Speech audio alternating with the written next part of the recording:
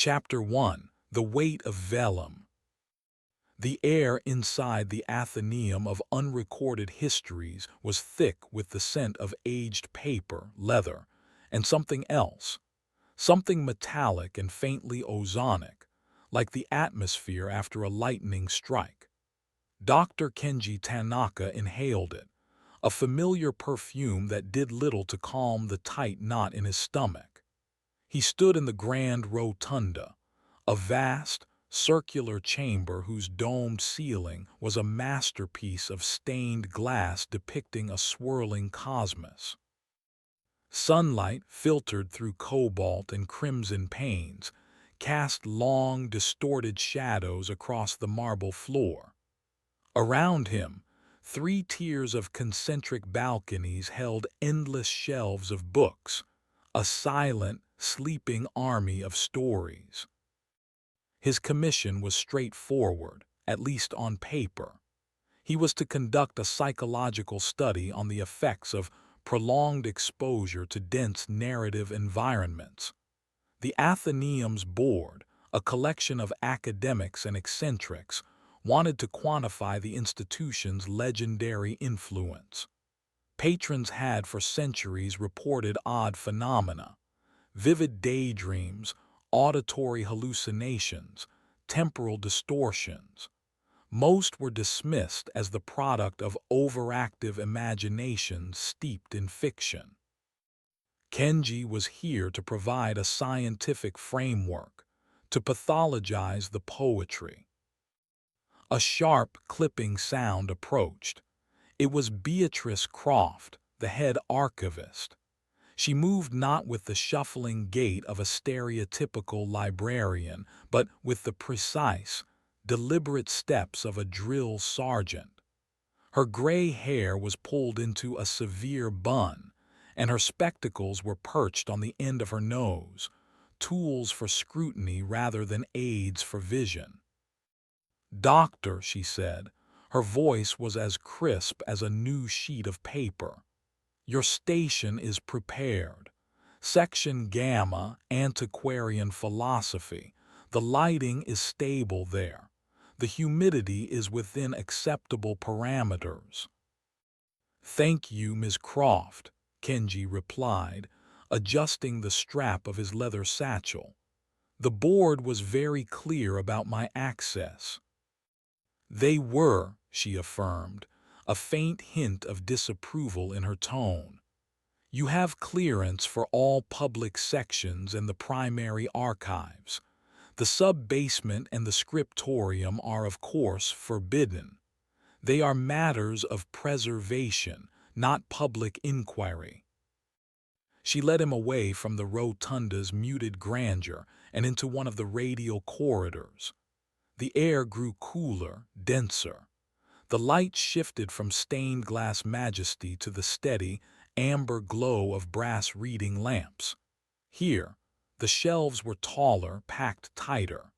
The sheer mass of bound volumes seemed to press inward, absorbing sound.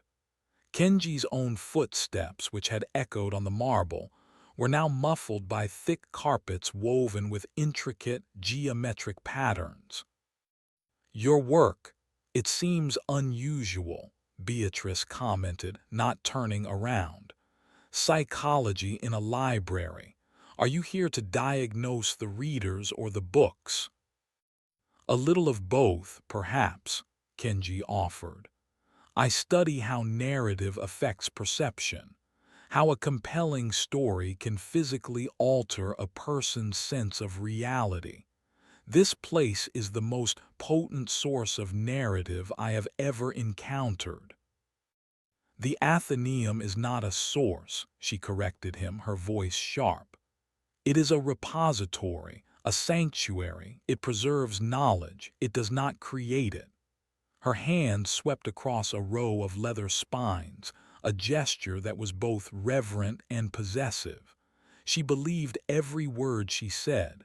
For her, the library was a static, perfect system, a fortress of order against a world of chaos. His assigned alcove was a small, wood-paneled space with a heavy oak table and a surprisingly comfortable chair. Beatrice pointed to a set of empty shelves. You may requisition texts through the official channels. Use the pneumatic tube system. Do not reshelf anything yourself. The system is particular. She gave him a final, piercing stare. Disturb nothing. With that, she was gone, her footsteps receding into the profound silence. Kenji unpacked his equipment, a laptop, several sensors for measuring galvanic skin response and heart rate, a high-definition audio recorder. He spent the first few hours acclimating, setting up his baseline readings, and trying to ignore the immense pressure of the books surrounding him. It was a tangible thing, a weight in the air. He typed his initial observations, noting the almost complete lack of dust, the unnatural stillness. The air did not seem to circulate here. It simply existed, ancient and unchanged. His research required a control group of texts, books known for their lack of emotional impact. He started with a request for 19th-century shipping manifests and census records from defunct municipalities. He wrote the request slip, rolled it into a brass cylinder, and fed it into the pneumatic tube chute. The system hissed to life, whisking his message away into the walls. 10 minutes later, a different tube shuddered and deposited a cylinder with a soft thud.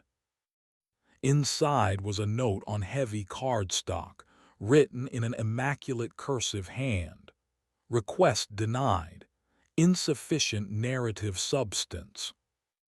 Kenji frowned. He sent another request, this time for geological surveys. The response was the same. He tried a third time, asking for a collection of city bylaws from the 1880s. Request denied. He leaned back, a flicker of irritation mixing with intrigue. This was Beatrice's doing, he assumed, a passive-aggressive assertion of her authority. He decided to walk to find something manually. He roamed deeper into Section Gamma, past towering shelves of Greek and Roman philosophy. The names blurred into a litany of forgotten thinkers: Zeno, Plotinus, Iamblichus. He found himself in a narrow, seldom-used aisle. The lighting was dimmer here, the lamps spaced farther apart. A fine layer of dust, the first he had seen, coated the shelves. It seemed this section was not part of Beatrice's regular patrol. The books here were different. They were not uniformly bound. Some were massive folios, others were small, pocket-sized volumes. Many lacked titles on their spines. One book in particular drew his attention. It was on a low shelf, almost hidden. It was thicker than the others, bound not in leather but in something that looked like cured hide, stretched taut over wooden boards. There was no title, no author, no markings of any kind save for a strange lock mechanism on its edge. It was not made of brass or iron, but of a dark, bone-like material, carved into the shape of a screaming, open mouth. A palpable coldness radiated from it, a chill that had nothing to do with the library's ambient temperature. Kenji reached for it. His fingers, trained in the objective measurement of human response, registered his own reaction. His heart rate accelerated. A prickle of sweat traced a line down his spine. This was absurd. It was just a book. An old, unusual book.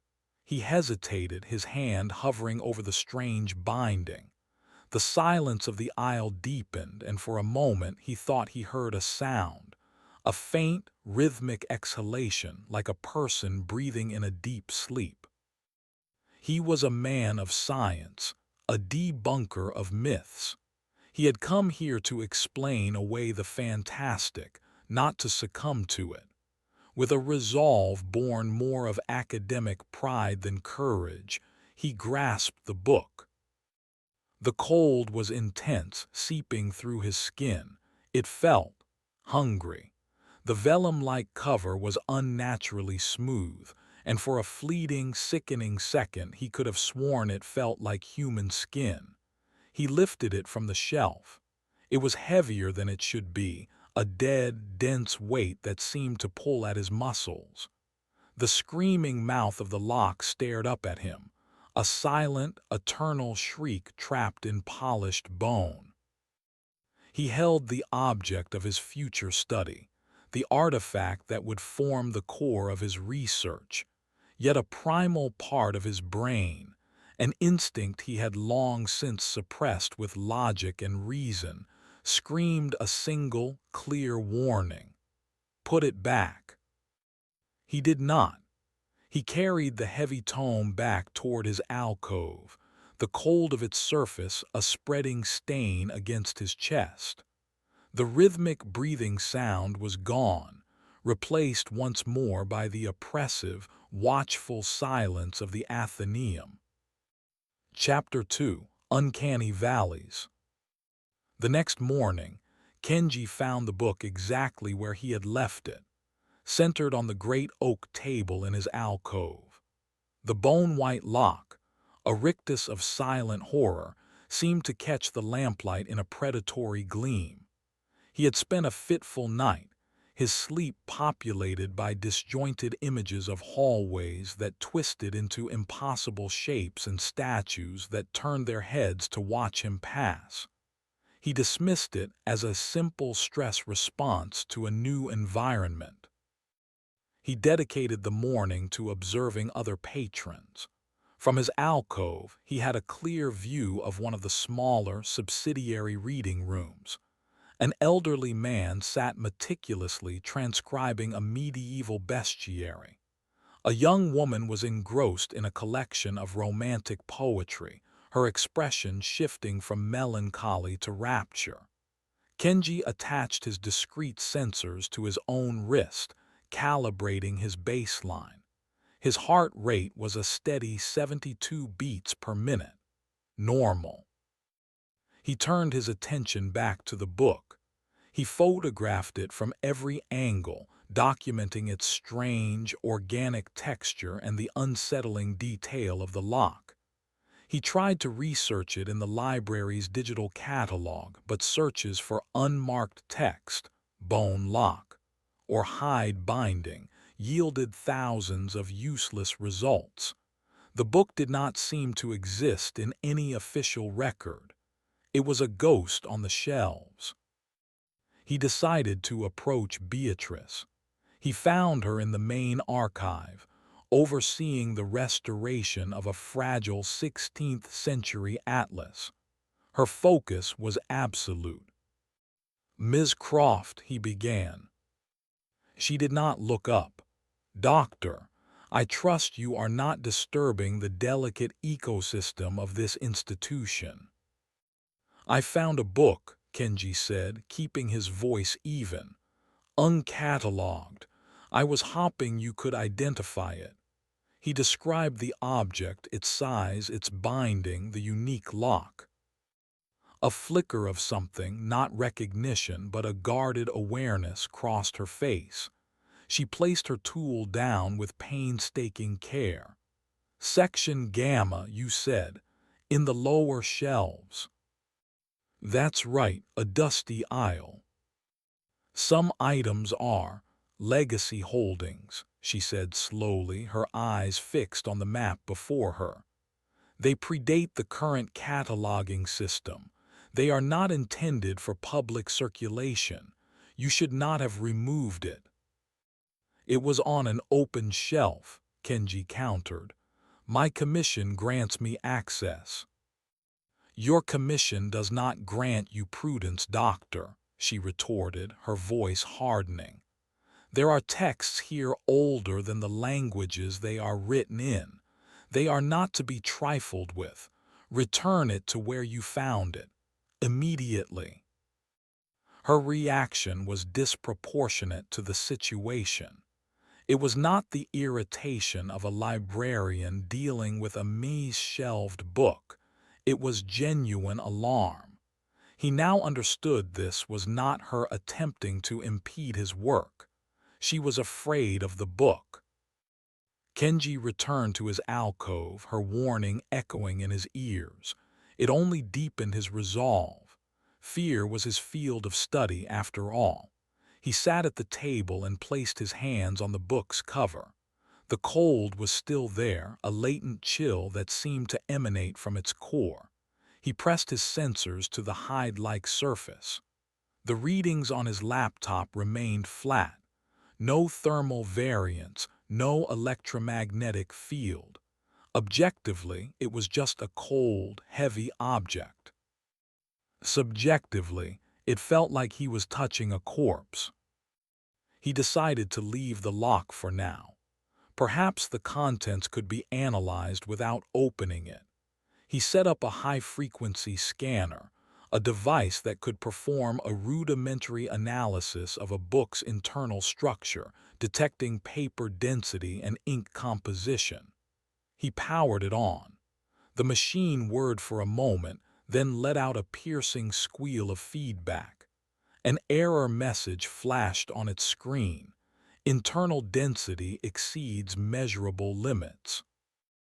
Impossible, unless it was not made of paper, unless it was a solid block of wood or stone carved to look like a book.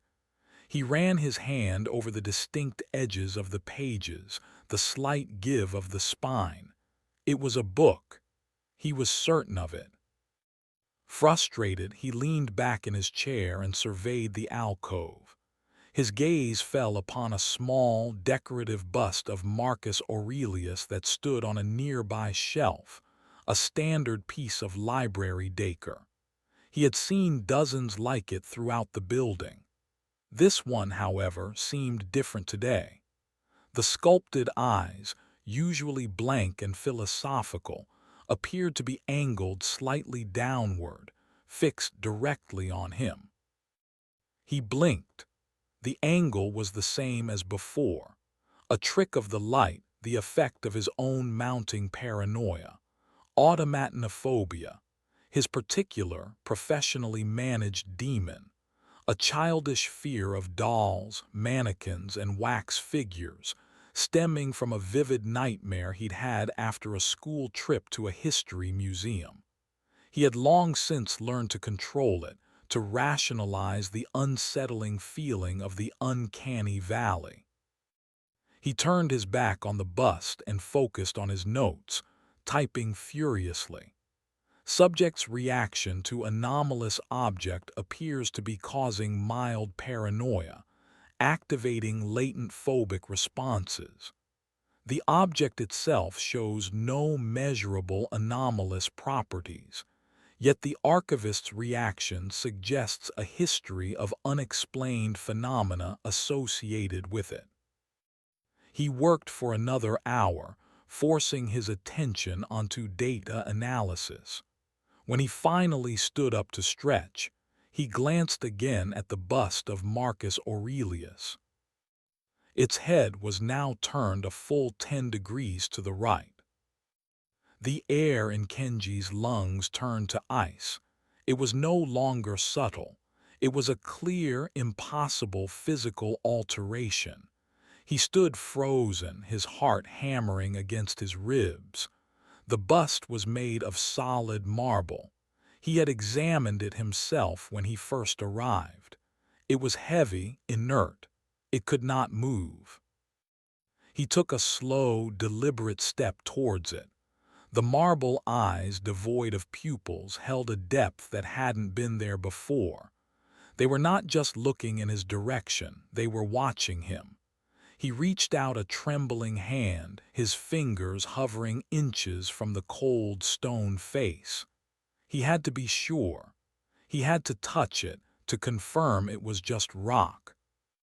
From the main reading room, a bell chimed, signaling the library's impending closure for the evening. The sound shattered the spell. Kenji flinched, pulling his hand back as if burned. When he looked again at the bust, its head was facing forward, its expression once again one of serene, philosophical detachment. Had it moved at all? Was this the prolonged exposure the board spoke of?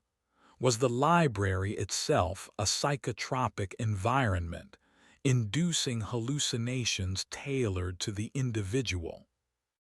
He gathered his things, his movements jerky and uncoordinated. He did not want to leave the strange book, but the thought of staying in the alcove with that statue was unbearable.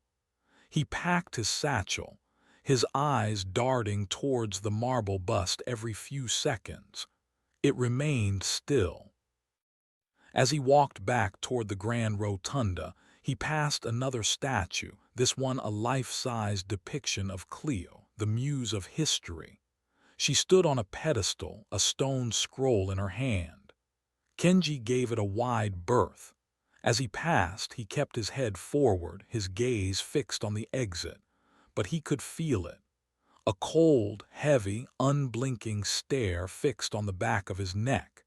He did not need to turn around to know that the muse of history was watching him go.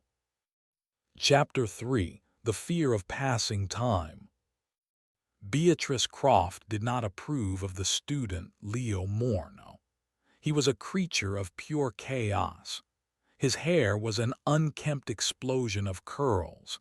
His clothes were perpetually wrinkled, and he always seemed to be moving at a frantic, hurried pace. He would burst into the library 20 minutes before closing, smelling of stale coffee and desperation, and attempt to absorb an entire semester's worth of knowledge in a single sitting. He was the antithesis of everything the Athenaeum stood for: order, patience, and quiet contemplation. Tonight was no different. He skidded to a halt at her circulation desk, his breath coming in ragged gasps. "History of Renaissance art," he panted, sweat beading on his forehead. "The big one, Vitruvian something." "Polios de Architectura is in the restricted stacks," Beatrice stated, not bothering to look at him. "You require special permission." "The exam is tomorrow morning. I need it." His voice was an octave too high. He was vibrating with anxiety. Beatrice felt a familiar spike of irritation.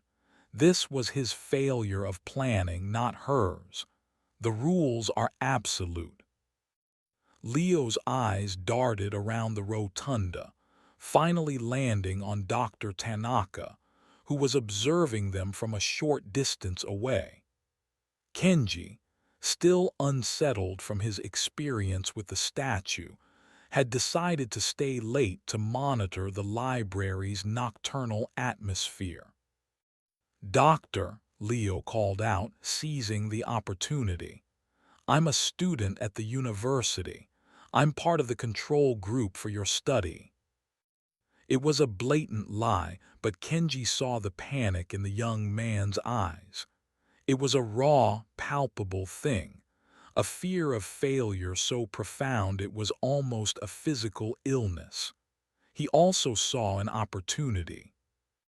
"Ms. Croft," Kenji said, approaching the desk, "perhaps an exception could be made. I would be interested to observe Mr. Morno's study habits. It pertains directly to my work." Beatrice gave Kenji a look that could have stripped paint. She despised this disruption of her perfect system, but a direct request from the board's pet researcher was harder to refuse than the desperate plea of a student.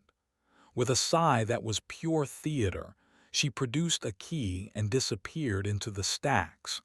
She returned with a heavy, leather-bound volume and slammed it onto the desk in front of Leo. "You will read it in the main hall. You will not remove it from this room." And she added, her eyes narrowing, You will use a book cradle." Leo looked as if he had been handed a holy relic. He thanked them both profusely and scurried to a large table in the center of the rotunda, directly under the great celestial dome. Kenji retreated to the shadows of a nearby balcony, his sensors active.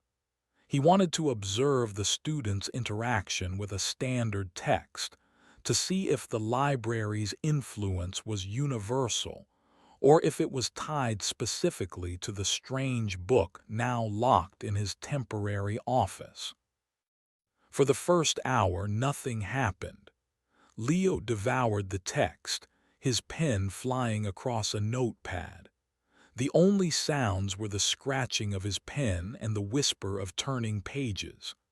The grand clock on the far wall ticked with a slow, sonorous rhythm, each movement of its long hand a ponderous, metallic clank. Kenji noticed Leo glancing at the clock more and more frequently.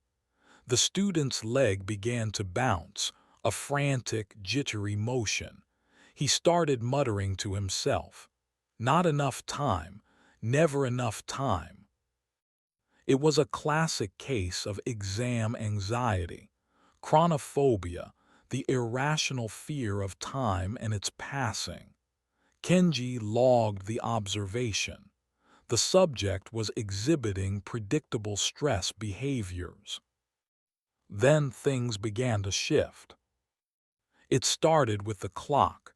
The slow, steady tick-tock seemed to grow louder, more insistent. It hammered at the edges of the silence, a rhythmic, percussive beat of doom. Kenji checked his audio recorder. The decibel level was unchanged. The sound amplification was happening only in Leo's mind. Or was it? Even to Kenji, the ticking seemed to possess a new, malevolent weight. Leo clamped his hands over his ears. He stared at the clock, his eyes wide with terror. "Make it stop," he whispered. The great clock's minute hand, which had been moving imperceptibly, suddenly jumped forward a full 5 minutes with a gut-wrenching clang.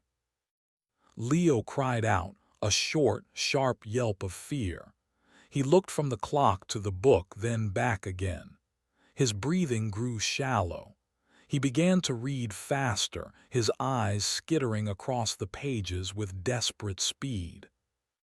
Kenji watched, his own heart starting to race. He was no longer a detached observer. He was a witness. On the table, under the focused beam of the reading lamp, the corner of the heavy page Leo was reading began to droop. It softened, its crisp edge losing integrity, like wax placed too close to a flame. It curled downward, the ink on its surface running and blurring into a dark tear that dripped onto the page below. Leo gasped. He touched the melting page, pulling his finger back with a hiss. He looked at his fingertip, expecting a burn, but there was nothing. The book, however, was visibly decaying before him. The leather of the binding began to sag, the corners rounding and losing their shape. The entire volume seemed to be liquefying in slow motion. "No, no, no," Leo chanted, his voice trembling. He tried to hold the book together, but its pages were becoming soft and pliant, like damp cloth. The text dissolved into meaningless black rivulets that ran over his hands. He looked up at the grandfather clock again. The polished wood of its case was warping, the glass of its face bulging outward like a bubble. The hands were spinning now, a frantic, silent blur. The rhythmic ticking had been replaced by a high-pitched, grinding whine, the sound of a mechanism tearing itself apart. Leo scrambled away from the table, knocking his chair over. He looked down at his own hands. The skin on his knuckles was wrinkling, turning thin and translucent. Liver spots bloomed on his flesh.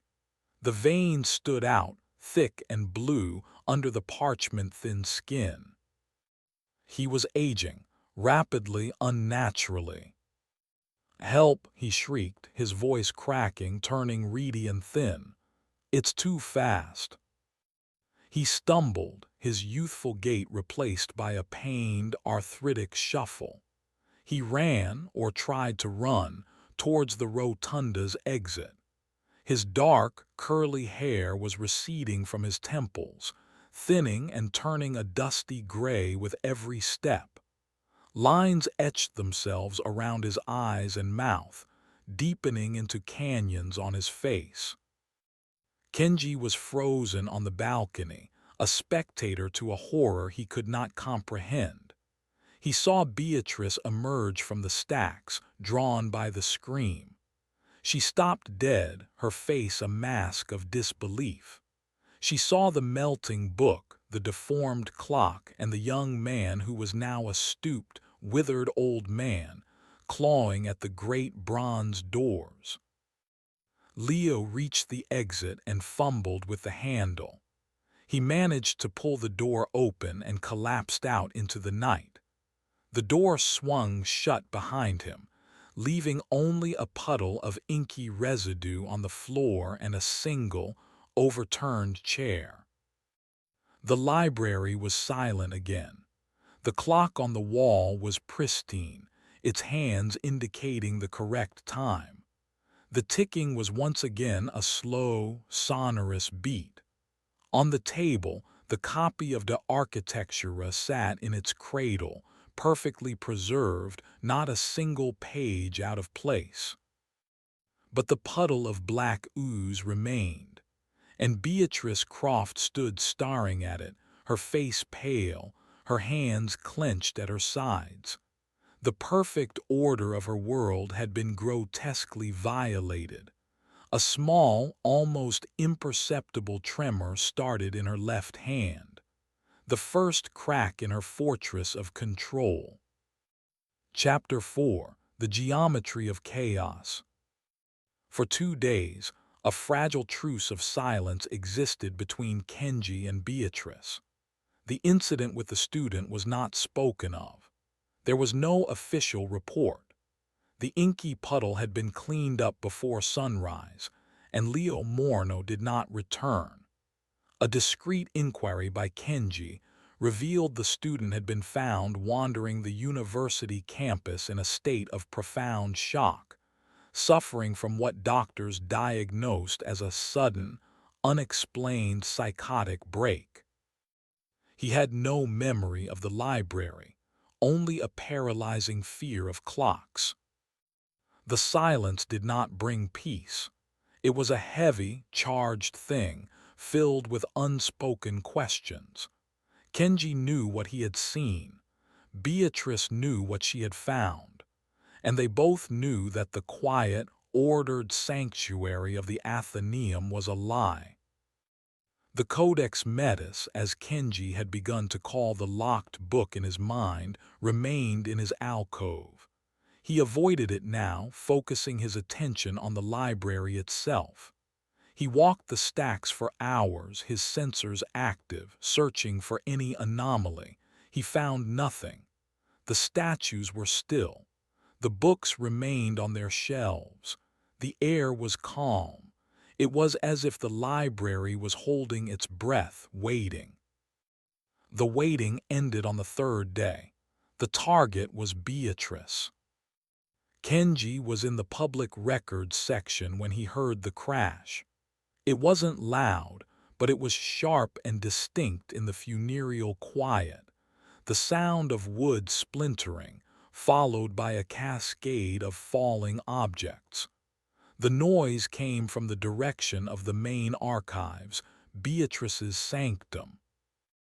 He hurried toward the sound. The archives were separated from the public areas by a heavy, iron-gated door.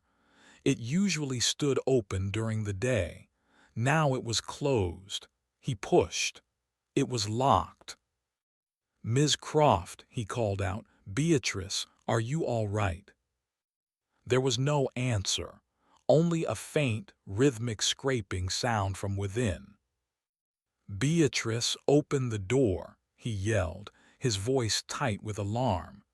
He rattled the gate, but the lock was solid. The scraping stopped. A moment later, he heard the click of the lock. The gate swung open. Beatrice stood there, her face ashen. Her usually immaculate bun had come loose, a strand of gray hair pasted to her damp forehead. "Everything is fine, doctor," she said, her voice strained. A shelving support gave way. "It is an old building." Her composure was a thin, brittle veneer. He looked past her into the archive. It was a catastrophe. An entire shelving unit, a massive structure of dark oak, had collapsed. Hundreds of books, priceless manuscripts, were scattered across the floor in a chaotic jumble of paper and leather. It was an archivist's worst nightmare. It was Beatrice Croft's personal hell. "Let me help you," Kenji said, stepping forward. "No," she snapped, her voice cracking. "Do not touch them. They must be resorted in the correct order. The system must be maintained." The scraping sound began again, coming from the far end of the aisle. It was a dry, slithering noise. Beatrice's eyes flickered toward it, wide with a terror she could no longer conceal. "What is that sound?" Kenji asked, his gaze following hers. At the end of the long, book-lined corridor, something was moving. At first, he thought it was a trick of the light, a shadow cast by the hanging lamps. But the shadow coiled and uncoiled. It was long and thick, and it appeared to be made of books. It was a serpent, a monstrous serpentine creature whose body was composed entirely of book spines. Its scales were the faded leather and worn cloth of countless volumes, their titles a meaningless jumble of gold-leaf script.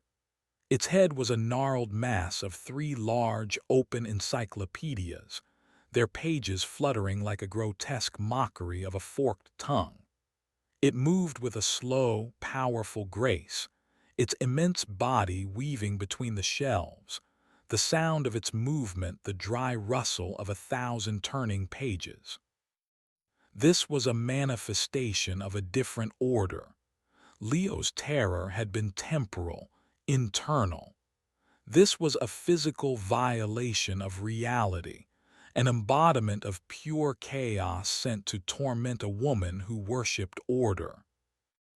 Beatrice stared at the creature, her breath coming in short, sharp gasps. Her ataxophobia, her deep-seated fear of disorder, was giving this nightmare its form and power. "It's not real," she whispered, the words a desperate prayer. "It is a hallucination, a trick of the mind." The Dewey Decimal Serpent, as a horrified part of Kenji's mind morbidly labeled it, lifted its head. The 3 encyclopedias that formed its face tilted as if to get a better view. It let out a sound, not a hiss, but a low, guttural whisper made from the combined, overlapping voices of thousands of recorded histories, biographies, and novels. It was a meaningless, terrifying babble of narrative. The serpent began to move toward them, its body displacing books from the shelves as it passed. They tumbled to the floor, landing with soft, sickening thuds, adding to the chaos. Each fallen book was a physical blow to Beatrice. She flinched with every one. "We have to get out of here," Kenji said, grabbing her arm. Her skin was ice cold.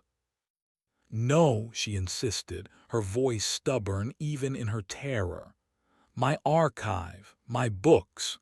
She seemed rooted to the spot, paralyzed by the destruction of her life's work. The serpent was halfway down the aisle now. It was immense, far larger than the corridor should have been able to contain. The geometry of the room seemed to be warping around it, the shelves bending outward to accommodate its impossible bulk. Kenji pulled harder on Beatrice's arm, breaking her trance. He dragged her back through the iron gate, slamming it shut behind them. He fumbled with the key, his hands shaking, and managed to lock it just as the creature's head crashed against the bars. The iron groaned under the impact. The fluttering pages of its encyclopedia face poked through the gaps, sniffing the air. Beatrice slumped against the wall, all the fight gone out of her. She was staring at her hands. They were trembling violently. "The system," she murmured over and over again. "The perfect system." Kenji leaned against the cold stone, his own heart pounding. He looked from the terrified archivist to the iron gate, behind which a monster made of books was methodically destroying her world. He finally understood. The library was not a passive environment. It was an active participant. And the Codex Metis, the silent, locked book in his office, was its amplifier. It had read Leo's fear of time, and it had read Beatrice's fear of chaos. And it had found his own fear of the uncanny, of the inanimate thing that moves. He wondered, with a fresh surge of dread, what it was creating for him right now, back in the quiet solitude of his alcove. Chapter 5. The Nature of Redaction. They retreated to the grand rotunda, the heart of the library, as if its open space could offer some protection from the claustrophobic horrors lurking in the stacks. The book serpent's rhythmic crashing against the archive gate eventually faded, replaced once more by the Athenaeum's profound and unnerving silence. Beatrice sat at a reading table, not reading, but staring at her own trembling hands. The dam of her denial had shattered, leaving her exposed and fragile. "It has happened before," she said, her voice a near whisper. "Smaller things, a book of maps that changed the layout of the city for a day, a collection of poetry that made it rain indoors. We called them manifest events. We logged them.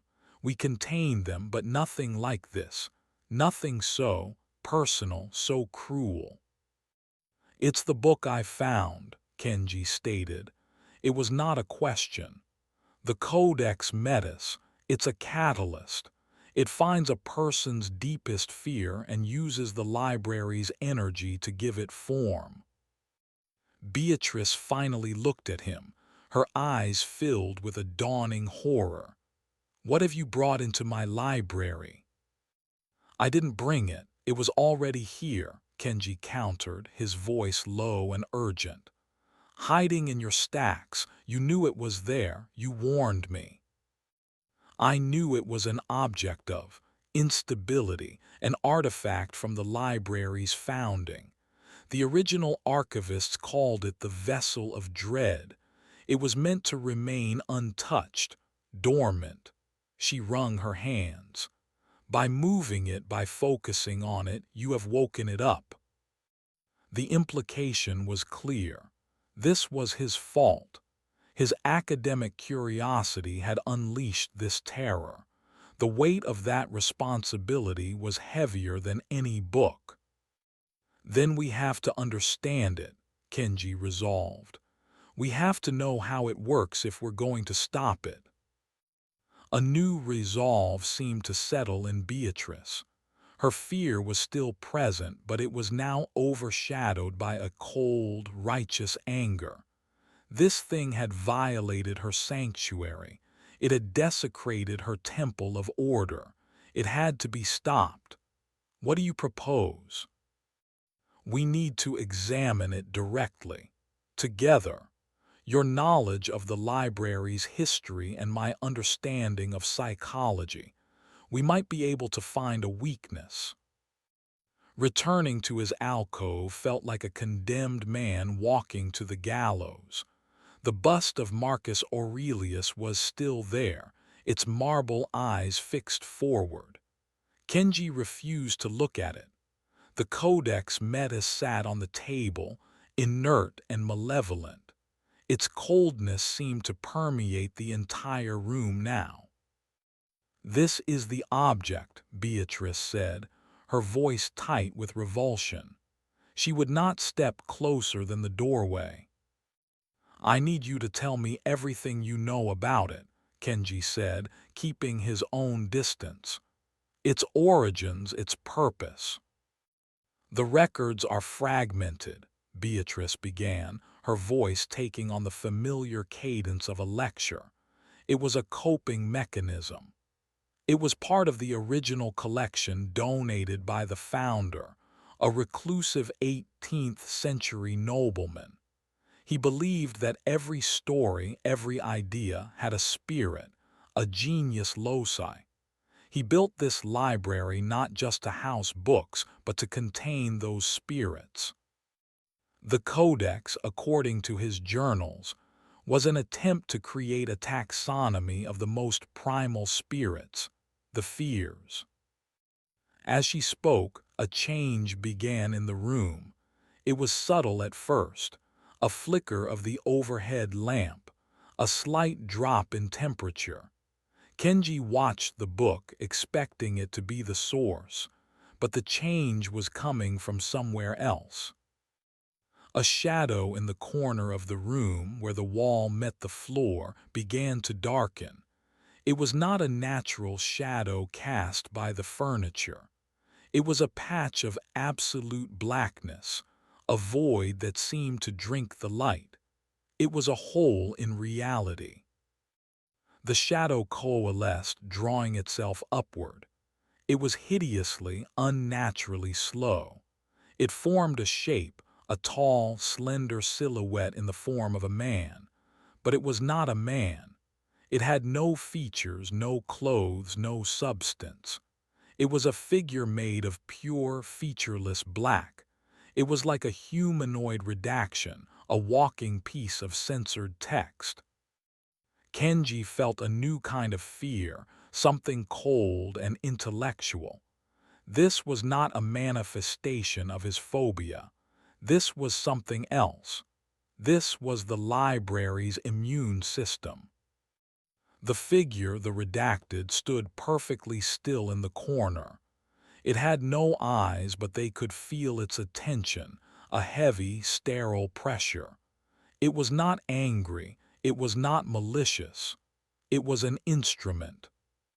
"What is that?" Beatrice breathed, her newfound resolve evaporating. "I think," Kenji said, his throat dry, "it's security." The redacted took a slow, silent step forward. It did not have feet. Its base simply slid across the floor, frictionless and silent. It raised an arm, a perfectly smooth black limb that ended in a hand with no fingers, just a flat paddle-like appendage. It was not moving toward them. It was moving toward the desk. It reached out and touched a single page of Kenji's handwritten notes, a page detailing Beatrice's description of the codex. Where its hand passed, the ink vanished. Not smeared, not erased, but gone. The paper was left blank, as if the words had never existed. The redacted had not destroyed the information. It had unwritten it. It turned its featureless head toward them. It made no sound, but a single, clear thought bloomed in Kenji's mind, a thought that was not his own, communicated with the chilling clarity of a computer command. "Cease your inquiry." The figure remained poised, its hand hovering over the rest of Kenji's notes. It was an enforcer, a guardian created not to protect the library's patrons, but to protect its secrets. And they had just been caught trying to uncover the most dangerous secret of all. They were no longer just players in the Codex's cruel games. They were now adversaries of the Athenaeum itself. Chapter 6. Athenagoraphobia. The silence that followed the redacted's command was heavier than any before it. It was a weighted, expectant silence. The figure remained in the alcove, a sentinel of negation standing over Kenji's notes. It did not move, it did not breathe, but its presence was an overwhelming force. It was the physical embodiment of a command prompt, waiting for compliance or defiance. Beatrice was the first to break. "We must obey," she whispered, her voice thin and reedy.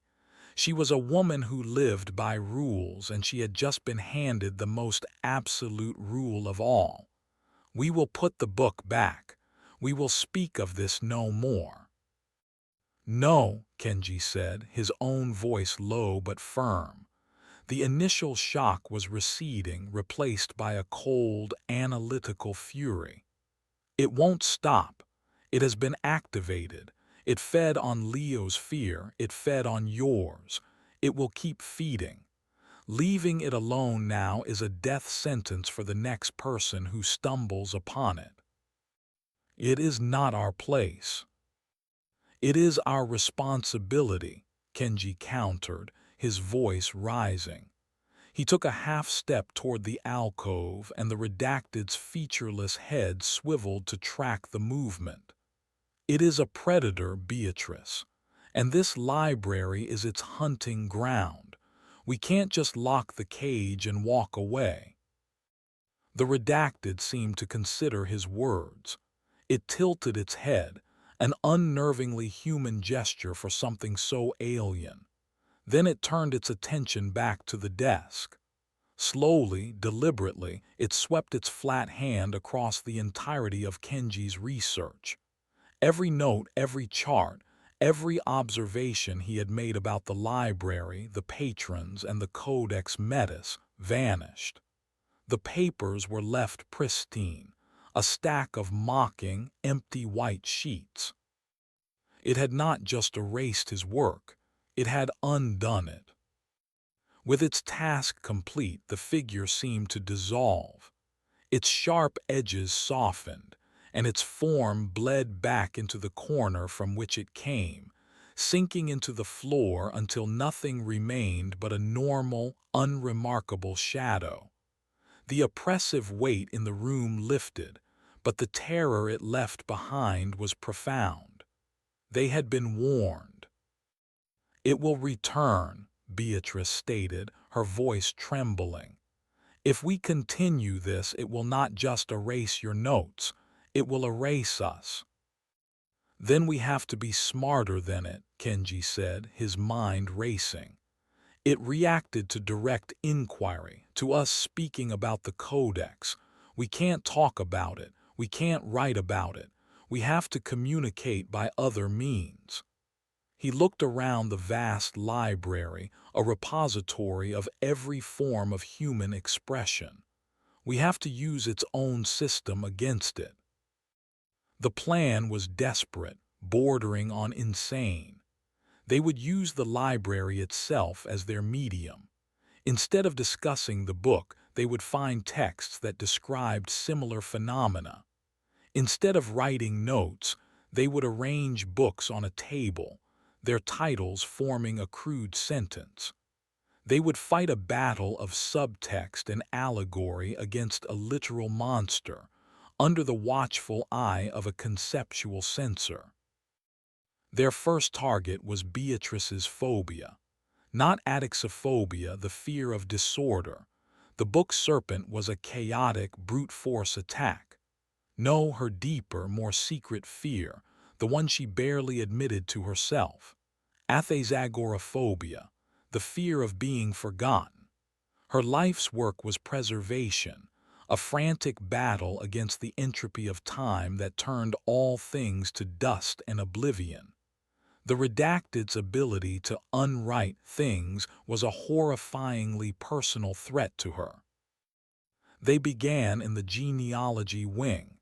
It was Beatrice's domain, a section she had curated with meticulous care. "My family has been in this city for 300 years," she said, her voice soft. "The Crofts, we were stonemasons. We helped build the very foundations of this library."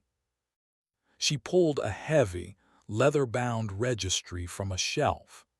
It contained the names of every craftsman, artisan, and laborer who had worked on the Athenaeum's construction. She ran a gloved finger down a list of names from 1788. Her finger stopped.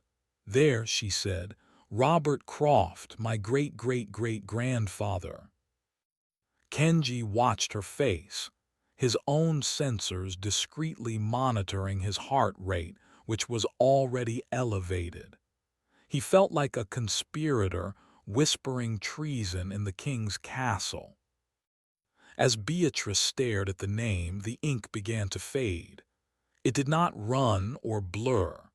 It simply grew fainter, the dark iron gall ink turning to a pale brown, then to a faint gray whisper, and then to nothing at all. The line on the page was now blank. Beatrice let out a small, choked gasp. She quickly turned the page to the index. C.R. Croft. The entire entry for her family name was gone. "It knows," she breathed. "It knows what we are doing." They moved to the public records, pulling city census data from the 19th century. One by one, every recorded instance of the Croft family name vanished from the documents. It was a systematic, silent genocide of her history. Kenji felt a surge of panic. This was not a mindless creature like the serpent. This was a targeted, intelligent attack on a person's very identity. He looked at Beatrice, who was now frantically pulling books from shelves, her carefully constructed order abandoned in her terror. She was hunting for proof that she existed, that her lineage was real. A new manifestation began. It was subtle, auditory. A faint whisper seemed to emanate from the shelves around them.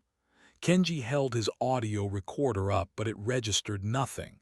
The sound was inside their heads. It was a chorus of voices whispering names. Smith, Jones, Patel, Williams. The whispers grew louder, a cacophony of surnames, a litany of everyone who was not Croft. Beatrice stumbled back, her hands over her ears. "Make them stop." "It's trying to overwhelm you," Kenji said, grabbing her arm. "To drown out your name with all the others." He noticed a young library assistant at the far end of the aisle, reshelving books. The assistant looked up, a placid expression on his face. "Can I help you, madam?" he asked Beatrice. I need the city directory for 1952, Beatrice stammered. The assistant smiled politely. "Of course, what was the name?" "Croft," Beatrice said, her voice trembling. "Beatrice Croft." The assistant's smile never faltered. His brow furrowed in polite confusion. "I'm sorry," he said, his voice maddeningly pleasant. "I don't recognize that name. Could you please spell it for me?" The blood drained from Beatrice's face. She stared at the young man, a person she had hired 6 months ago, who now looked at her as if she were a complete stranger. Her fear was being made real. She was being forgotten. The whispers intensified, a roaring vortex of names in her mind. She let out a cry of pure anguish and turned to flee. As she ran, Kenji saw something that made his own fear spike. Her identification badge, clipped to her blazer, was changing. The crisp, black letters of her name began to dissolve, just as the ink in the books had. Batriccroft, the letters evaporated one by one, leaving behind a blank white plastic card. She was being erased, and Kenji knew, with a certainty that chilled him to the bone, that if they did not find a way to fight back, soon there would be nothing left of the head archivist to forget. Chapter 7: A Symphony of Broken Glass. They found refuge in the musicology section, a quiet corner of the library filled with leather-bound scores and biographies of long-dead composers. It was a desperate gamble. The Codex had attacked Beatrice's identity through text and memory. Kenji theorized that it might be weaker in a medium that was purely abstract, one without words to erase or names to forget. Beatrice was a wreck. She sat huddled in a large armchair, clutching her now blank ID badge. She kept murmuring to herself, reciting her own name, her date of birth, her family history, a desperate mantra against the encroaching void. The library staff she had worked with for years now looked at her with polite, vacant expressions, offering to help the lost old woman find her way out. "It's isolating her," Kenji reasoned, his voice low. They were paranoid now, certain their every word was monitored. If it can make everyone forget her, she'll have no allies. It can pick her off. He looked for a new way to communicate. His eyes scanned the shelves, filled with the works of Bach, Mozart, Beethoven. Then he saw a more obscure section, musique concrete and atonal composition, the music of chaos, a potential weapon against an entity that fed on traditional, ordered fears. He pulled out a heavy volume, a collection of works by Christoph Penderecki. He opened it to the Threnody to the Victims of Hiroshima, a piece famous for its terrifying, dissonant shrieks and textures created by unconventional string techniques. It was not music in a melodic sense. It was a sonic sculpture of pure anguish. "Beatrice," he said, tapping the page, "look at this. This isn't a story, it's a description of a sound, a structured noise." Beatrice looked at the score, her eyes blank at first. The page was a chaotic mess of symbols, thick black lines, and strange instructions. There were no traditional notes. As she focused on it, a low hum filled the air. It was a dissonant, vibrating tone, like 1,000 cello strings being scraped at once. Kenji felt it in his teeth. The hum grew in volume and complexity, a symphony of organized pain. The glass in the tall windows of the music room began to tremble, vibrating in sympathy with the unheard music.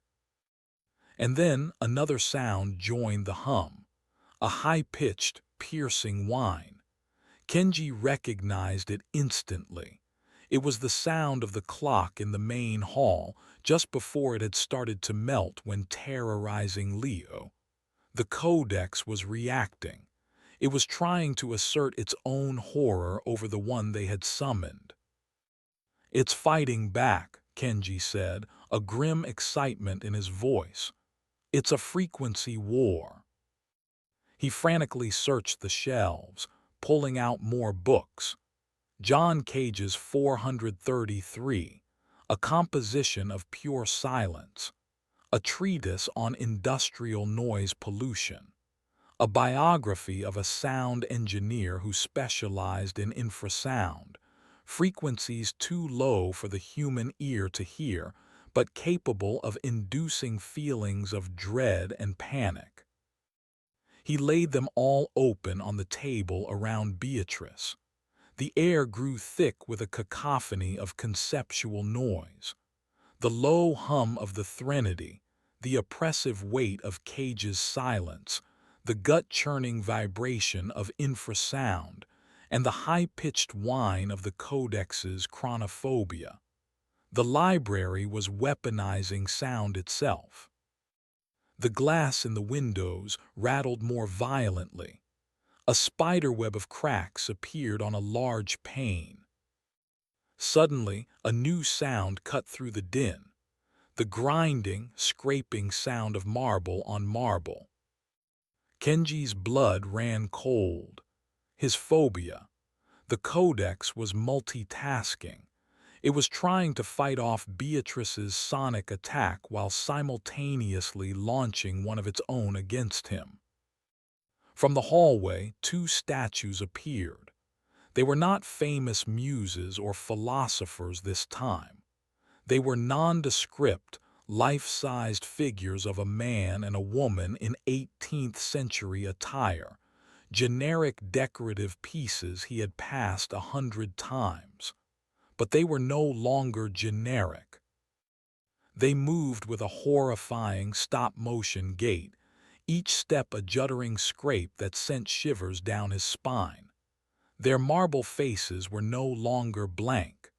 The stone had cracked into expressions of furious, hateful rage.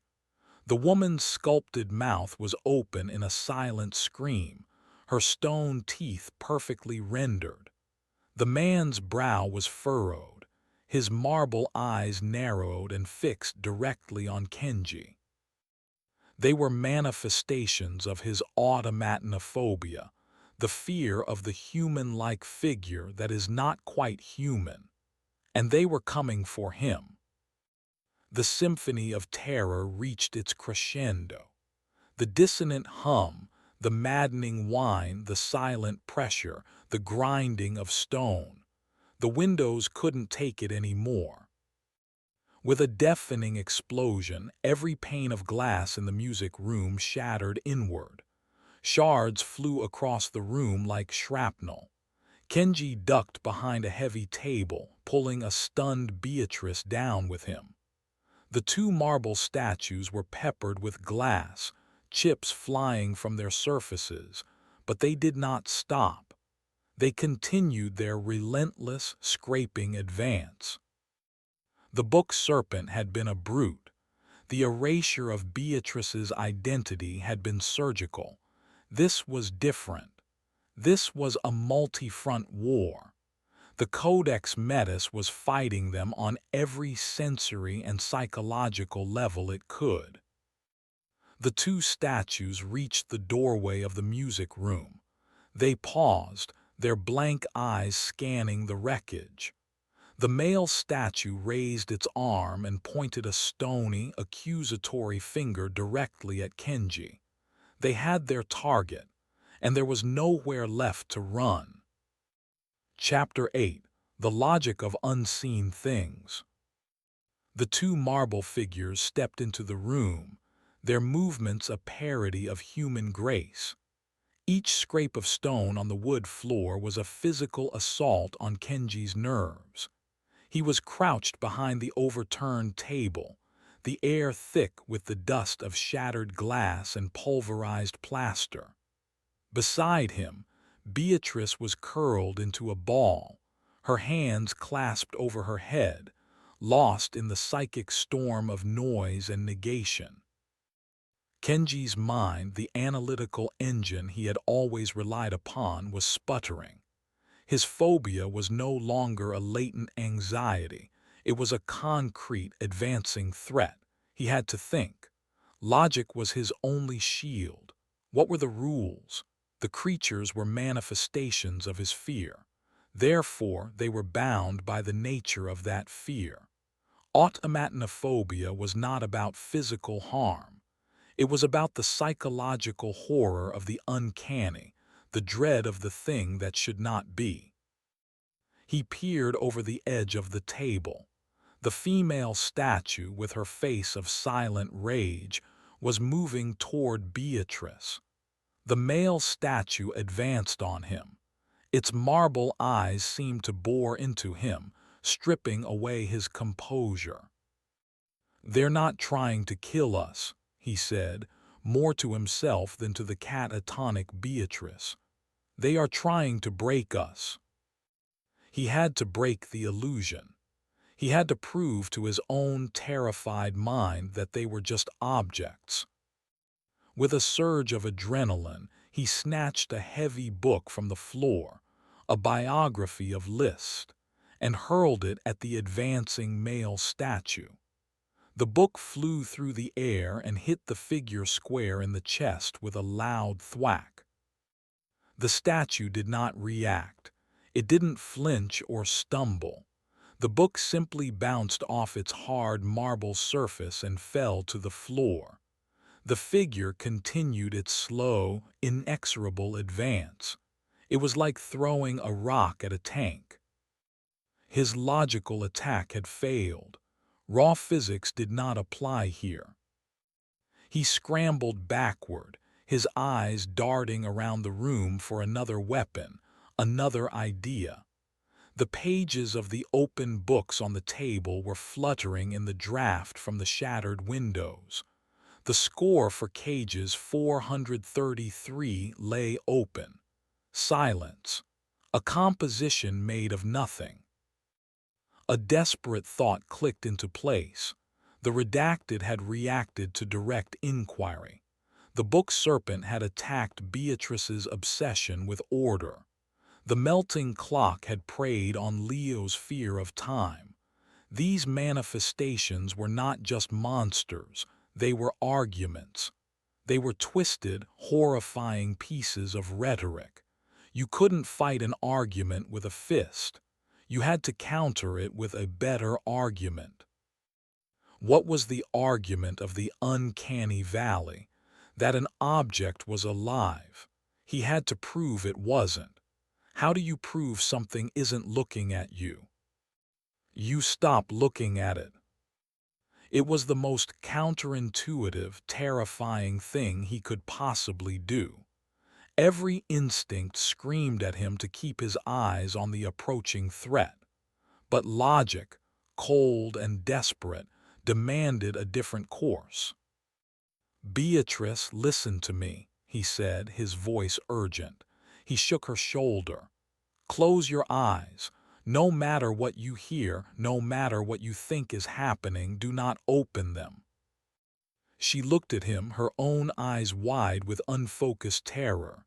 "I can't." "You must. They are powered by our attention. We are feeding them by watching them."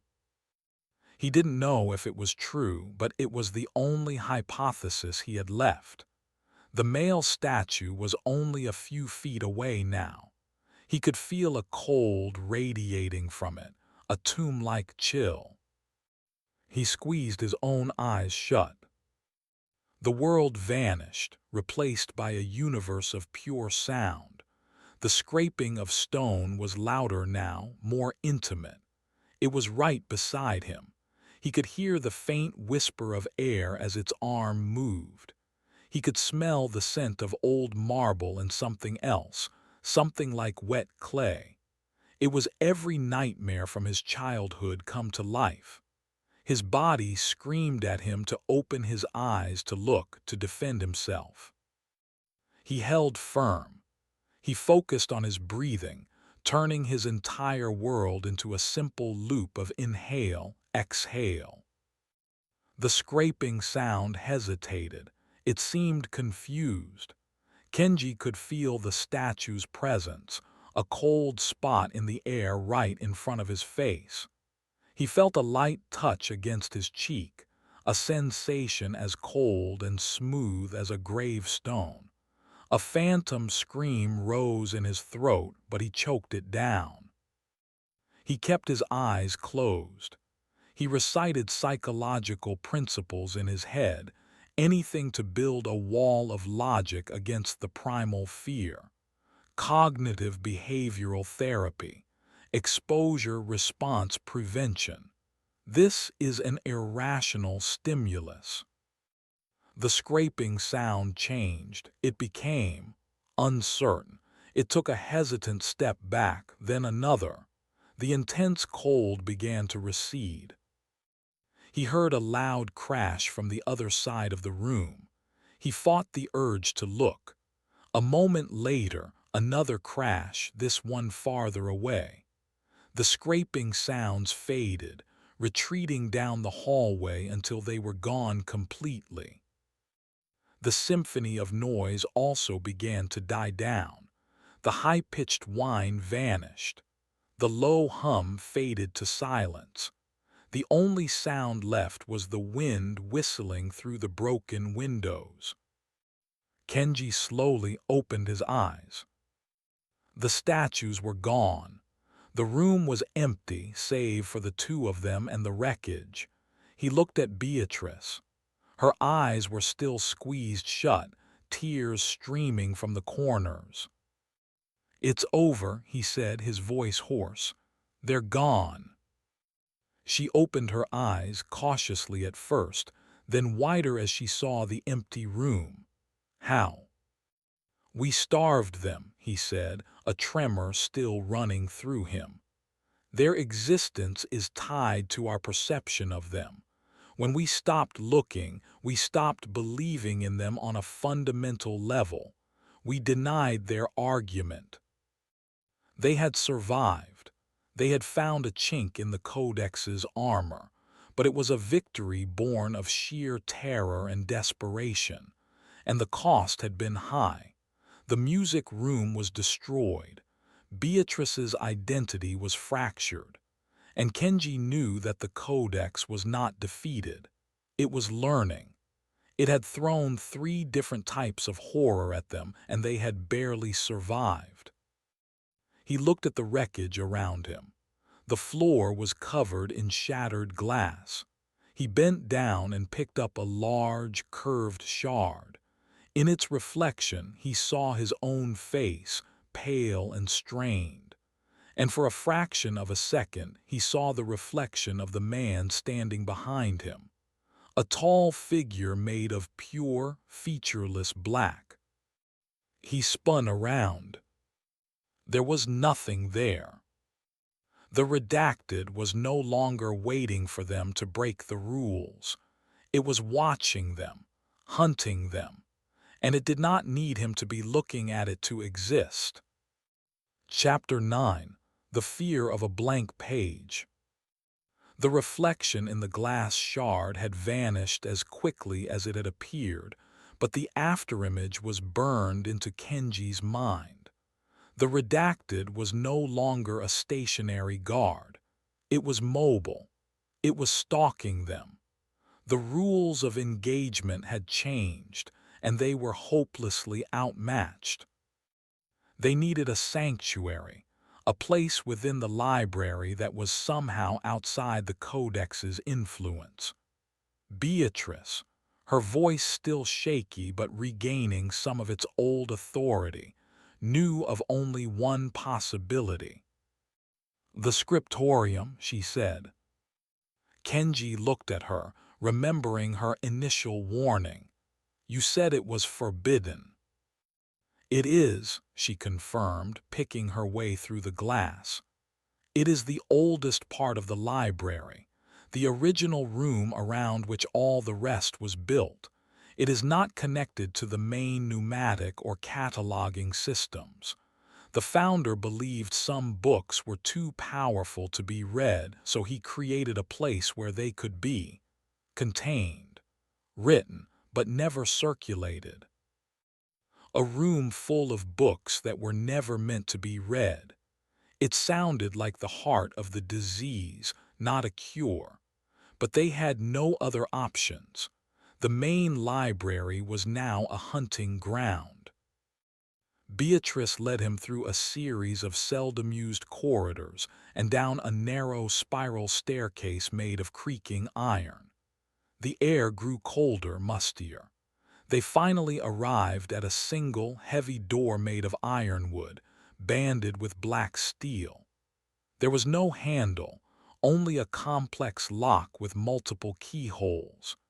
Beatrice produced a ring of heavy, antique keys from a chain on her belt. The founder was paranoid, she explained, inserting a key. He believed in textual contagion, that a dangerous idea could spread through the very air of the library. The scriptorium was designed to be a quarantine zone. She turned the keys in a specific, intricate sequence. With a series of loud, metallic clunks, the bolts retracted. She pushed the heavy door inward. The room was not what Kenji expected. It was small and circular with a high, vaulted ceiling. There were no shelves. Instead, dozens of heavy lecterns stood arranged in concentric circles like silent, praying monks. Upon each lectern rested a single, massive book, chained to the stand with heavy iron. All of the books were open, and all of them were blank. "What is this?" Kenji asked, stepping inside. The air in here felt different. It was heavy, but with a sterile, static quality, utterly devoid of the narrative energy that saturated the rest of the Athenaeum. "This is the shelf of the unwritten," Beatrice said, her voice filled with a strange reverence. "These are the books that were never finished, the stories that were abandoned, the ideas that were too terrible to be completed." She ran a hand over one of the chained lecterns. The founder believed an unfinished story was a captured spirit, a tethered ghost. As long as the book remains open and the story incomplete, the entity it describes cannot fully manifest.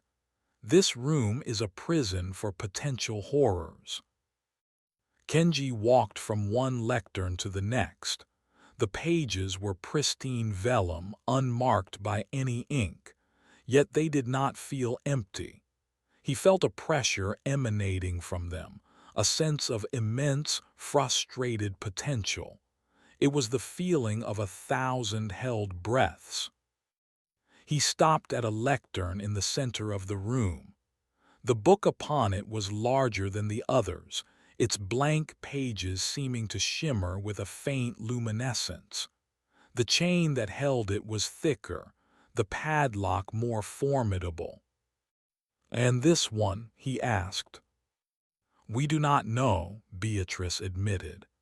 "It is the only one that was here when the founder built this place. He called it the adversary. He believed it was the ultimate unwritten story, the antithesis of all other stories. A story that was the opposite of all other stories, a narrative of pure negation." Kenji's blood ran cold. He looked from the blank, powerful book to Beatrice. "The redacted," he said. It was not a book that had been written. It was a book that unwrote things. Its blankness was not an absence of story, but an active, aggressive state of being. The redacted was not its guardian, it was its avatar. The scriptorium wasn't a quarantine zone for it, it was its cage.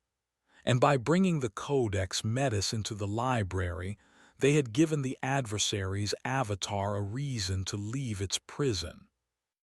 As if summoned by his realization, the temperature in the room plummeted. A shadow began to pool in the corner behind the ironwood door, a familiar stain of perfect blackness. The redacted had followed them. It flowed into the room, its form more defined, more solid than ever before. It had been empowered by their fear, by the chaos unleashed by the Codex. "It cannot harm us in here," Beatrice said, though her voice lacked conviction. "The power of the unwritten books holds it in check." The redacted turned its featureless face toward her. and for the first time it spoke, not with a mental command but with an actual voice. It was a sound composed of rustling paper, dying whispers, and the unnerving silence of a vacuum. "Your assertion is illogical," it said, the words falling like blocks of ice.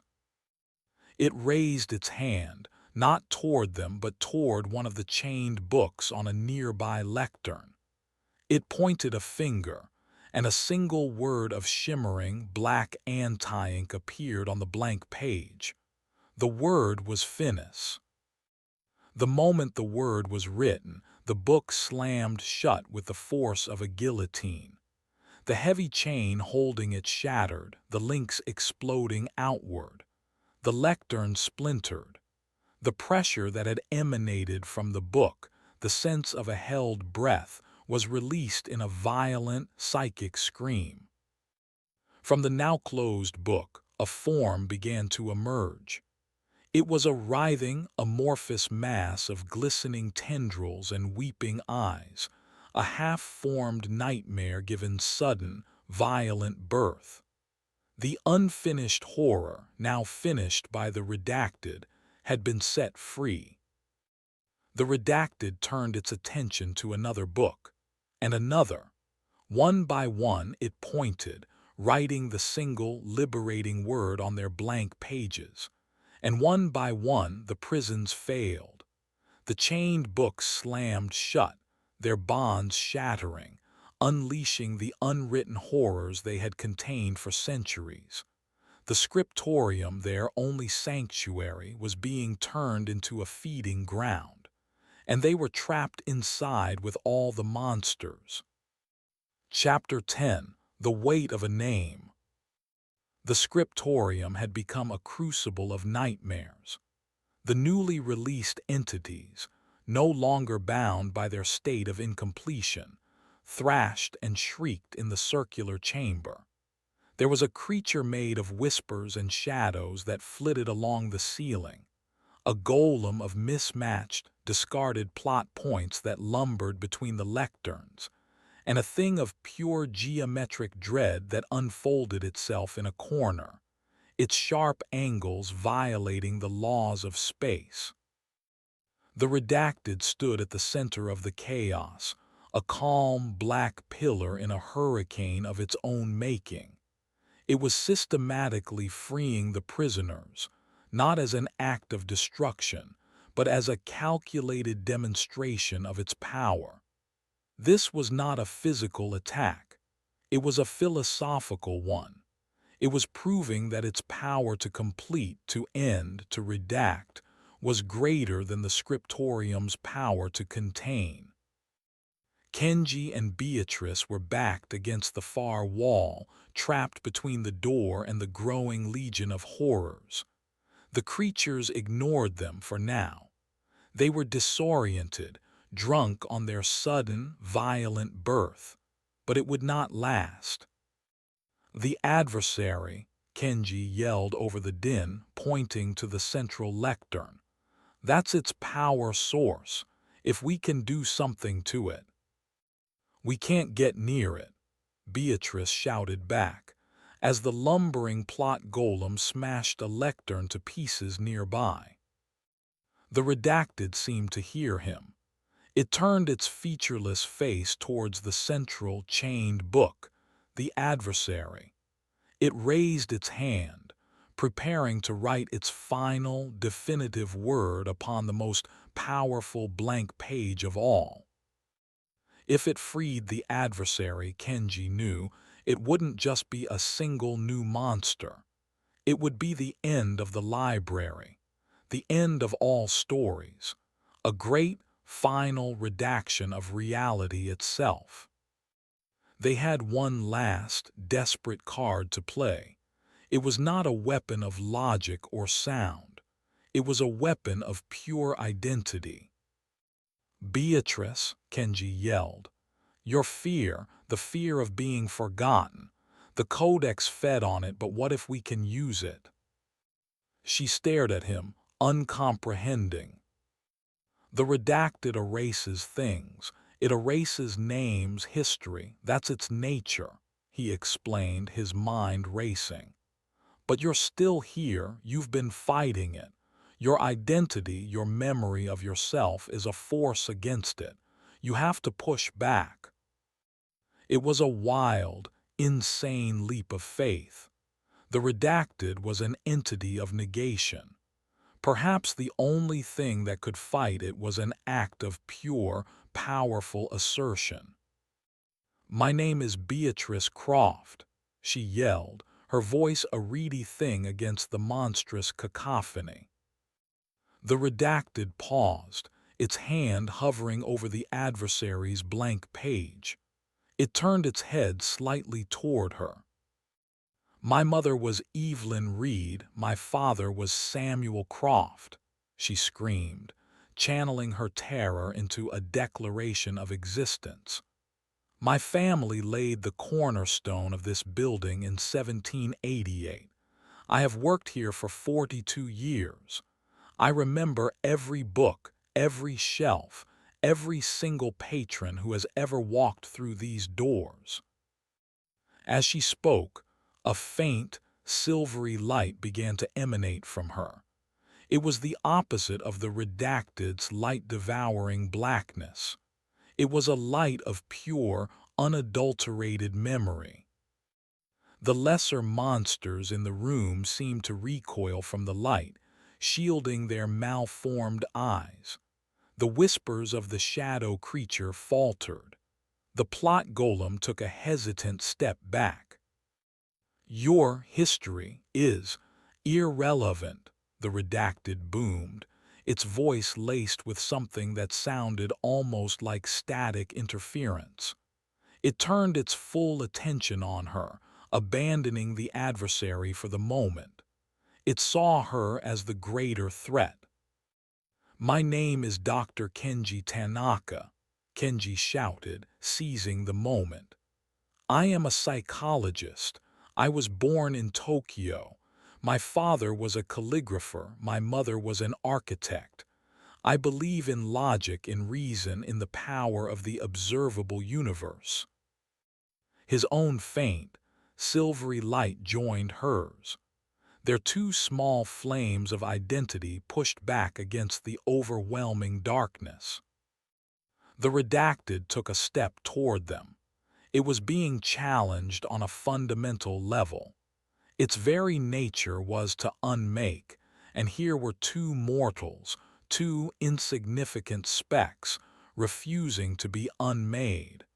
They were defining themselves in the face of the void. "You are data, to be deleted," it hissed. It raised both its hands, and the blackness of its form began to spread, pouring across the floor like oil, extinguishing the silver light where it touched. Beatrice stood her ground. She was shouting now, a torrent of names, dates, and memories. The titles of obscure books, the dates of renovations, the names of long-dead patrons. Her entire life, her entire being, weaponized into a defiant roar of existence. The silver light around her flared, holding the encroaching darkness at bay. Kenji realized it was not enough. They could resist, but they could not win. They were two candles trying to outshine a black hole. He looked at the Codex Metis. He had dropped it near the door when the chaos began. The book that had started everything. The book that fed on fear. It was a monstrous, evil thing, but its power was undeniable. He ran for it, scooping it up from the floor. The book was cold, a dead weight in his hands. The screaming mouth of its bone lock seemed to mock him. "Kenji, no," Beatrice cried, seeing what he intended. He ignored her. He held the codex aloft, turning not to the redacted but to the other monsters in the room. He focused all his fear, all his terror and desperation into a single, raw plea. He opened his mind to the book not as a victim but as a wielder. He needed a weapon. He needed a fear powerful enough to fight a god of nightmares. He focused on the one fear every living, thinking thing possessed. The fear not of dying but of ending. The fear of being erased. The very fear the redacted embodied. He channeled that existential dread into the codex. Show them what it's like to be forgotten. The codex Metis responded. It did not create a new monster of flesh or shadow. Instead, the book's pages began to flutter, a sound like a frantic heartbeat. From its pages, a wave of golden energy, the color of ancient, treasured ink, poured forth. It was not a wave of destruction. It was a wave of pure, unadulterated narrative. The wave washed over the plot golem. The creature paused, a look of confusion on its mismatched face. Then its form began to dissolve, not into dust but into words. A torrent of adjectives, nouns, and verbs poured from it, clattering to the floor in a meaningless heap before fading away. Its story, such as it was, had been reabsorbed. The wave hit the shadow creature, and the whispers that formed its body solidified into written characters that hung in the air for a moment before evaporating. The Book of Phobias was fighting the avatar of redaction with its equal and opposite force, the power of creation. The redacted watched this, its silent form radiating a new emotion, not anger, not hatred, but something akin to professional offense. The codex was encroaching on its territory. It was undoing its work. It was using the power of stories to fight the power of the void. The two ultimate forces of the Athenaeum, the book that manifested all fears and the entity that unwrote all reality, were now locked in a silent, metaphysical war for control. And Kenji and Beatrice were trapped directly in the middle. The scriptorium had become the epicenter of a battle for the soul of the library itself. Chapter 11. The Grammar of Carnage.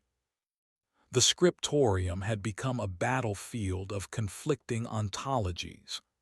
The redacted spreading void of negation met the Codex Metis's golden wave of narrative, and the two forces annihilated each other in a silent, churning frontier.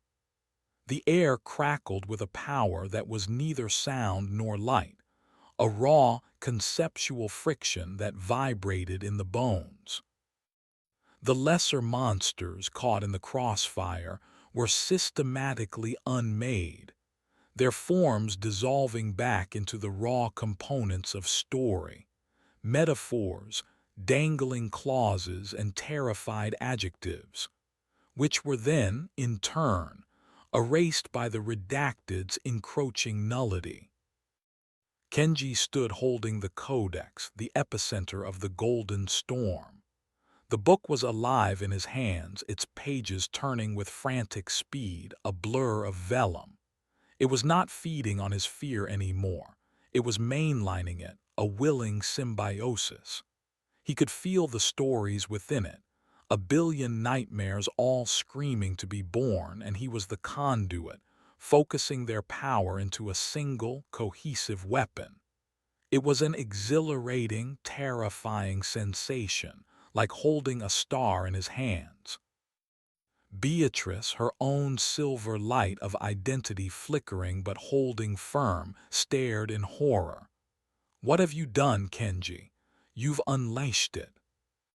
"I've aimed it," he shouted back over the psychic roar. "It's the only thing that can fight this." The redacted seemed to reach the same conclusion. It ceased its attack on Beatrice, its vast, silent attention now focused entirely on Kenji and the book he held. The battle had been simplified to a primary conflict, the all-story versus the great erasure. The narrative is a flaw, the redacted's impossible voice boomed, cutting through the chaos. It complicates the purity of silence. It must be corrected. It began to advance, its form compressing, becoming denser, darker.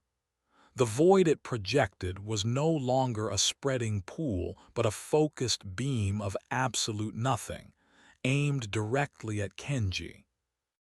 He braced himself, pushing all his will and terror into the codex.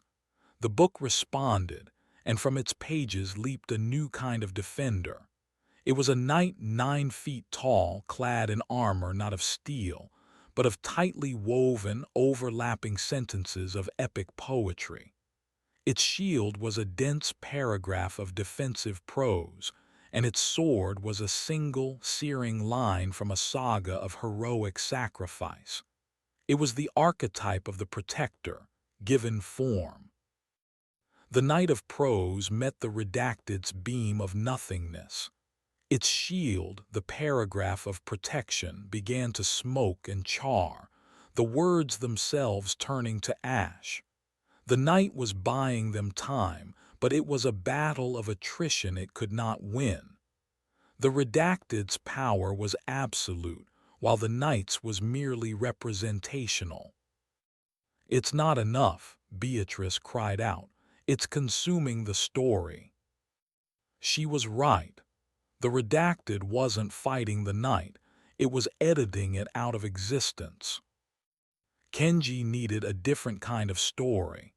Not a single hero, but something more fundamental. Something the redacted couldn't just erase. He delved deeper into the codex, past the simple monsters and archetypes, searching for its core grammar. His mind plunged into the book's consciousness. He saw a landscape of pure potential, where every fear was a living, breathing creature. He saw forests of claustrophobia where the trees grew together, and oceans of agoraphobia, a terrifying, endless expanse of nothing. He ignored them all, pushing deeper, toward the very structure of how stories were built. He found it, the foundational rules, the protagonist, the antagonist, the setting, the conflict. He grabbed hold of the concepts themselves. The golden light erupting from the codex changed. It was no longer a simple wave. It began to weave itself into a complex tapestry around them. The floor of the scriptorium became a landscape from a brutal fantasy novel, all cracked earth and jagged rocks. The vaulted ceiling transformed into the swirling, star-flecked canopy of a hard science fiction epic. The air filled with the scent of ozone and blood from 1,000 thrillers. He was forcing a setting onto the redacted's placeless void. The redacted faltered. It was an entity of the blank page, the space between stories. By manifesting a tangible, detailed world around it, Kenji was dragging it into a narrative context. It was like forcing a creature of the deep ocean onto dry land. Setting is transient, variable, it insisted, but its voice was weaker, the words interspersed with bursts of static. Its form seemed to shimmer, losing some of its perfect, sharp-edged definition. Now for the conflict. The Knight of Prose was a good start, but he needed more. He poured forth legions, horrors from Gothic castles, cynical, hard-bitten detectives from noir cities, screeching fighter craft from military sci-fi. An army of genres, all with a single, unifying purpose: to create conflict, to fill the silence with the noise of struggle. The scriptorium became a war zone. Spectral bullets passed harmlessly through ghostly aliens. Hard light swords clashed against the scales of manifested dragons. The sheer, overwhelming chaos of 1,000 different stories all happening at once was a direct assault on the Redacted's core principle of ordered, silent nothingness. The Redacted was staggering. Its form flickered violently. It could erase any one of these stories with ease, but it could not erase the concept of conflict itself. It was being drowned in plot. Beatrice stared, her silver light forgotten, as a spectral pirate ship fired a broadside at a rampaging kaiju made of urban legends.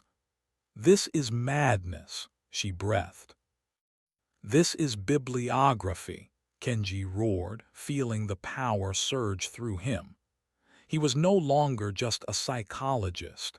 He was a storyteller, a demigod of the Dewey Decimal System. But the Redacted had one final, desperate weapon. It could not erase the conflict, but it could target the one holding the book. It ignored the army of fictions and focused its remaining power on Kenji. He felt a sudden, piercing cold in his mind. It was not the simple chill of fear.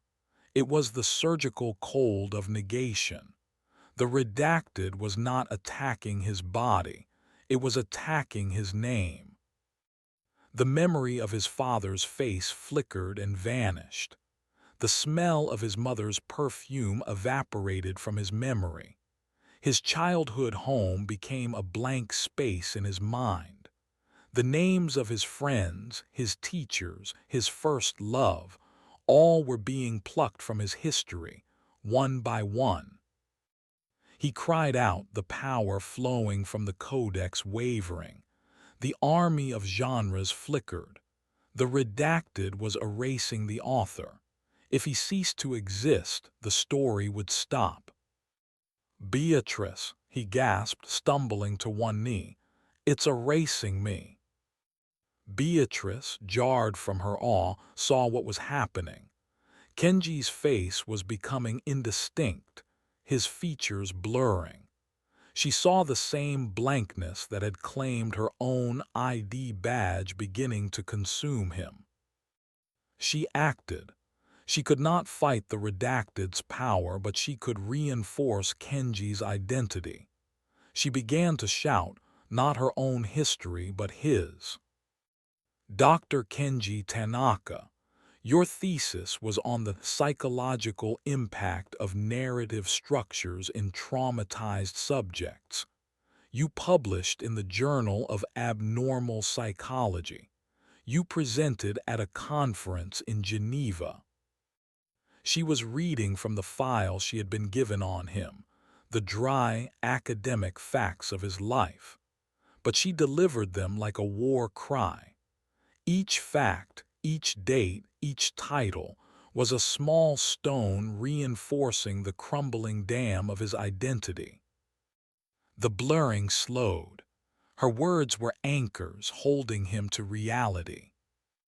He seized the moment of clarity she had given him. He had one last concept to unleash. The most powerful, most fundamental element of any story. He poured every last ounce of his will, his fear, and his identity into the codex. He was not aiming for a monster or a hero or a setting. He was aiming for a protagonist, but not just any protagonist. He was manifesting the one character who could stand against the great erasure. The golden light from the codex coalesced, not into a knight or a soldier, but into a simple, unassuming figure. It was a librarian, an old man with a kind, wrinkled face, spectacles perched on his nose, and wearing a simple gray cardigan. He looked harmless, gentle, kind. And in his hand he held a single rubber date stamp. The redacted paused, its attack faltering. It did not recognize this new character. This was no warrior. This was no hero. The spectral librarian looked at the redacted, his expression one of mild disappointment, like a patron who had failed to return a book on time. He took a slow step forward, raised his simple weapon, and with a soft, unassuming thunk, he stamped the redacted directly in the center of its chest. Chapter 12. A Cancelled Stamp. The moment the librarian's date stamp made contact with the redacted, there was no explosion, no flash of light. There was only a sound, the crisp, definitive thunk of rubber hitting paper, amplified to the magnitude of a thunderclap. A single, perfect imprint appeared on the redacted's chest, a space of pure whiteness against its absolute black. The imprint was not a word. It was a date. Yesterday's date. Overdue, the spectral librarian said, his voice quiet but resonant with the full, unassailable authority of the Athenaeum itself. The redacted convulsed. The date stamp was not a physical weapon. It was a conceptual one of devastating power. To an entity of the immediate, placeless now, the very concept of overdue, of being subject to the linear, sequential laws of time and consequence, was poison. It was being defined, categorized, and filed away. Its perfect, featureless form began to fray at the edges, not dissolving into nothing, but breaking apart into letters and punctuation marks. It was deconstructing, its being reduced to the grammatical components it so despised. Commas, periods, and exclamation points rained down from it like black confetti. It tried to fight back, to lash out at the librarian, but its power was gone. Its attack of negation required a target.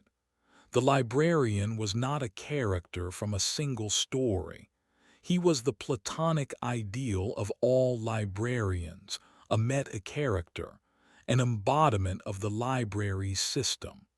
You cannot erase the system from within the system.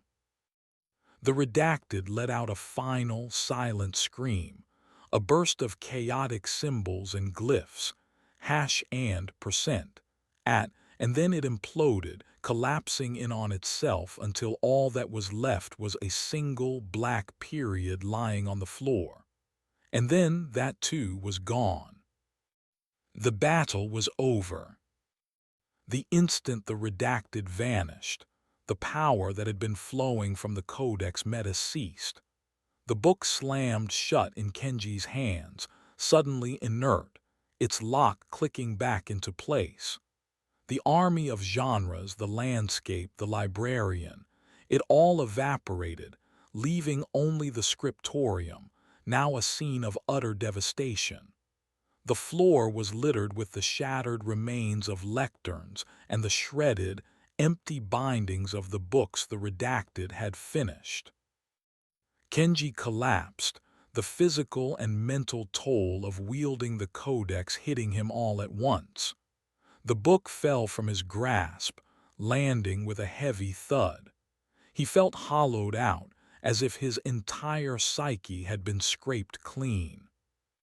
Beatrice rushed to his side. "Kenji, are you all right?" "I'm here," he managed, his voice a hoarse whisper. I think I'm still me." He looked at his hands, marveling at the simple, solid fact of their existence. The memories the redacted had stolen were slowly seeping back, fuzzy at the edges like old photographs, but they were there. They had won. They had faced the avatar of the void and survived. But the scriptorium was ruined. Dozens of primordial horrors, the unwritten stories, were now loose within the Athenaeum. They had defeated the warden, but in doing so, They had opened every cell in the prison. "What have we done?" Beatrice murmured, looking at the wreckage. Her victory felt ashes in her mouth. The perfect order of her world was not just violated, it had been annihilated. A low, guttural growl from the far side of the room reminded them they were not alone. One of the manifested horrors, a hulking beast made of mismatched anatomy diagrams, had survived the conceptual crossfire. It was no longer disoriented. It was hungry. It fixed its mismatched, weeping eyes on them and began to shamble forward. They were drained, defenseless. The codex was dormant. The librarian was gone. Suddenly, the great ironwood door of the scriptorium creaked open. Standing in the doorway was a figure they did not expect to see. It was Pops Hemlock, the elderly, half-blind security guard, holding a large, old-fashioned maglite flashlight. "Heard a bit of a ruckus," Pops said, his voice a gravelly drawl. He peered into the room, his weak eyes struggling to make sense of the scene. "Ms. Croft, you having trouble with the plumbing again?" The anatomical beast roared, a wet, sloppy sound, and charged at the old man. Pops didn't flinch, he just sighed, a sound of weary resignation. All right, settle down now." He lifted the heavy flashlight not like a club but like a projector. He clicked it on. The beam that shot out was not the normal, yellowish light of an old flashlight. It was a focused cone of pure, blinding white daylight. It struck the shambling monster mid-stride. The creature shrieked, a sound of agony and dissolution. Its form, stitched together from the dim, scholarly light of libraries and the shadowy corners of the human mind, could not withstand the raw, unapologetic glare of the sun. It sizzled and evaporated like a phantom caught at dawn, leaving behind only the faint smell of burnt paper and formaldehyde. Pops Hemlock clicked his flashlight off. He squinted at Kenji and Beatrice. "You two look like you've been through the ringer. Best come along. The lights are starting to flicker up in the rotunda, and you know how I feel about the dark." Kenji and Beatrice could only stare. The old, bumbling security guard, the man they had dismissed as a teller of tall tales, had just dispatched a creature of nightmare with a casual flick of a switch. The Athenaeum, it seemed, had more than one guardian, and the true nature of the library and its staff was a story far deeper and more complex than Kenji had ever imagined. Chapter 13: The Ecology of Narrative. Pops Hemlock led them out of the desecrated scriptorium, securing the heavy door behind them not with the intricate keys, but with a simple, thick iron bolt he slid into place. "That'll hold 'em for a while," he said, more to himself than to them. "The quiet ones are the worst." As they ascended the spiral staircase, Kenji's mind struggled to process the new reality. Pops, the seemingly harmless old guard, was clearly more than he appeared. His nyctophobia, his fear of the dark, was not just a simple phobia. It was the source of his power. In this place where fears became real, Pops's terror of the dark had manifested its opposite, a profound and powerful control over light. "You knew," Kenji said, his voice still weak. "All this time you knew what this place was." Pops gave a non-committal shrug. "I've been working here 45 years, son. You pick things up. You learn which sections get drafty when a sad story is being read. You learn not to shelve the war histories next to the poetry gives them both nightmares. It's an ecosystem is what it is. You just stirred up the apex predator. They emerged back into the main library. It was deathly quiet, but it was a different kind of quiet now. Not the silence of peace, but the hush of a forest after a fire when the survivors are still hiding in their burrows. The air tasted of ozone and anxiety. Beatrice seemed to be recovering, her shock being replaced by a slow-burning, furious energy. Her domain had been violated. Her system had been broken. Now it had to be rebuilt. The escaped manifestations, she said, her voice crisp and authoritative once more. We need a full accounting. We need to identify, locate, and contain every one of them. Contain them how? Kenji asked. We can't just throw them back in their books. The scriptorium is compromised. We do it the old way, Pops said. He led them toward the grand rotunda. Before all this fancy business with unwritten books, the librarians had a simpler method. You want to trap a story, you tell a better one. They reached the rotunda. It was undamaged, the great celestial dome still casting its muted light. In the center of the room, on the very table where Leo Morno's book had melted, sat the Codex Metis. It looked small and unassuming now, its power spent. Pops walked over to it and without a moment's hesitation picked it up. The book did not radiate cold. It did not resist. To him, it was just an object. This here's the problem. It doesn't just manifest fears. It amplifies them. Turns a little anxiety into a full-blown monster. It's like pouring gasoline on a campfire. It must be destroyed, Beatrice insisted. Can't destroy it, Pops countered, tapping the cover. It's an idea. You can't destroy an idea, you just make it more popular. No, you have to file it correctly. He walked behind the main circulation desk, a place that was Beatrice's exclusive territory. She stiffened but said nothing. He rummaged under the counter and pulled out a heavy, cast-iron box secured with a thick, simple padlock. "The lost and found," he said with a wink. He placed the Codex Metis inside, laid a heavy, woolen blanket over it, don't want it getting any ideas from the books nearby, and locked the box. There, properly contained. Kenji stared at him. That's it. You put the most dangerous object in the world in a lost and found box. Best place for it, Pops said. Nobody ever looks in a lost and found. They just put things in. It's a one-way trip.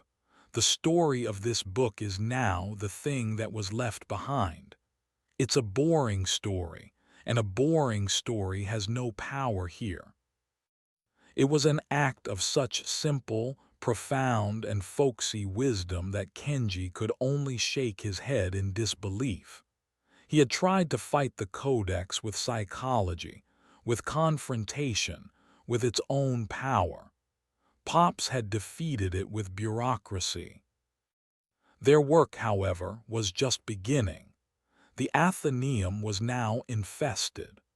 Over the next few days, under Pops's laconic guidance and Beatrice's increasingly fanatical direction, Kenji was introduced to the true art of librarianship in a haunted library. They hunted a creature of pure sorrow, born from a tragic romance, that was causing localized rainstorms in the poetry section. They contained it not with a cage, but by surrounding its territory with comedies and light verse, effectively changing the emotional weather.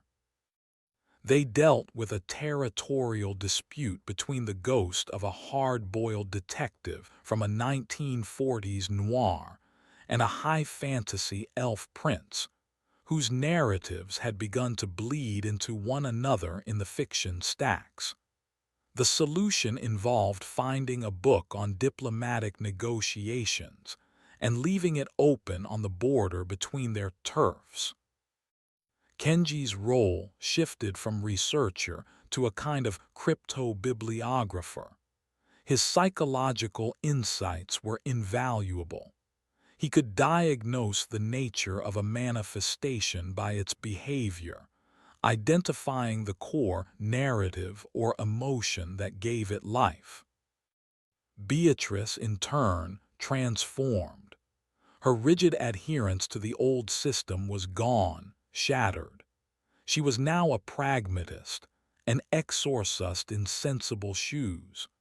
She used her encyclopedic knowledge of the collection as a weapon, finding the perfect textual counterargument to every problem.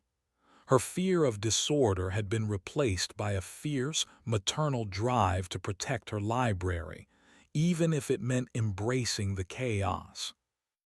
They were becoming a team. The psychologist, the archivist, and the security guard, the defenders of the Athenaeum. But as they contained the smaller threats, Kenji couldn't shake a growing sense of dread. They had dealt with the symptoms, but the cause was still out there. The redacted was gone, but the adversary, the ultimate blank page, was still in the scriptorium. Its cage was broken. Its avatar had been defeated, but the source of the void remained. And he knew that somewhere in the silent, deep stacks of the library it was learning. It was writing a new story for itself. And when it was ready, it would return, not as a simple censor, but as something far, far worse. Chapter 14, Marginalia. A month passed. A tense, fragile peace settled over the Athenaeum. The three of them had become a well-oiled machine, containing the narrative outbreaks with an efficiency born of shared trauma. The creature made of whispers was confined to a soundproofed reading room. The anatomy monster was trapped in a feedback loop between a medical dictionary and a book of abstract art, unable to decide on a definitive form. They were not solutions, merely truces. The library was a hospital ward where the patients were stories, and the best they could do was keep them stable. Kenji had abandoned his original research. His notes, his censors, his academic detachment, it all seemed laughably naive now. He was no longer studying the library. He was a part of it, his own story interwoven with its strange, living narrative. He had even been given a title by Beatrice, curator of conceptual phenomena. It was a title that meant nothing to the outside world, but within the Athenaeum it was a position of immense and terrifying importance. One evening, as Kenji was documenting a minor manifestation, a book of sea shanties that was causing excessive dampness in Section Delta, he noticed something odd. On the page of a nearby, unrelated book, A History of Agriculture, there was a new annotation in the margin. It was not unusual to find marginalia in the Athenaeum's older books. Generations of readers had left their marks, but this was different. The handwriting was a cramped, spidery scrawl written in a faded, sepia-toned ink, and the note itself was bizarre. It read, "The subject is wheat. The predicate is irrelevant." Kenji frowned. It was meaningless, yet it sent a chill down his spine. It was grammatically aggressive. He reported it to Beatrice. She examined the note, her expression grim. "The ink is fresh," she said, sniffing it delicately. But the style, it is archaic. No patron would write this. Over the next few days, more marginalia appeared. In a biography of Marie Curie, a life is a sequence of events. The person is a variable. In a copy of Moby Dick, the obsession is the point. The whale is a prop. In a book of laws, the rule exists. The reason for the rule does not.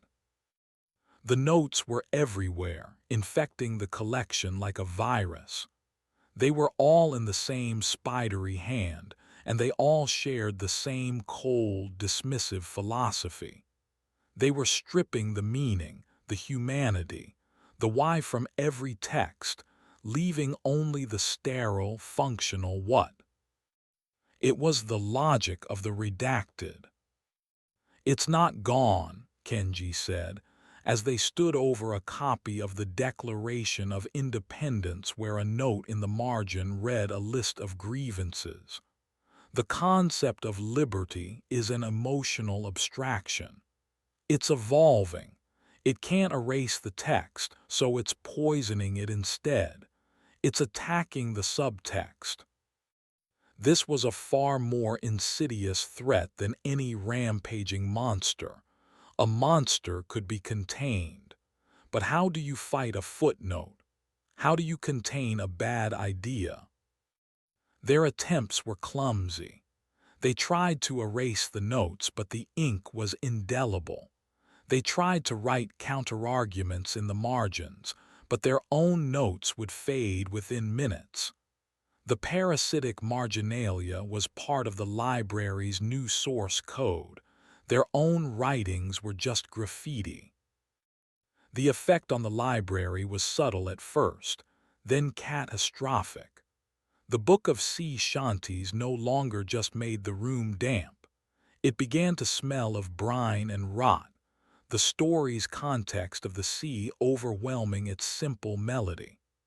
The romance novel that had been causing indoor rainstorms now produced torrential, freezing downpours, its tragic subtext of loss now its only defining feature. The parasitic notes were amplifying the bleakest, most mechanical aspects of every story, stripping them of hope, heroism, and grace. The entire emotional ecology of the Athenaeum was shifting toward a grim, nihilistic winter. Pop's Hemlock felt it most acutely. "The light's getting thin," he told them one night, his powerful flashlight seeming dimmer than before. "The happy stories are getting quiet. It's getting harder to fight off the dark."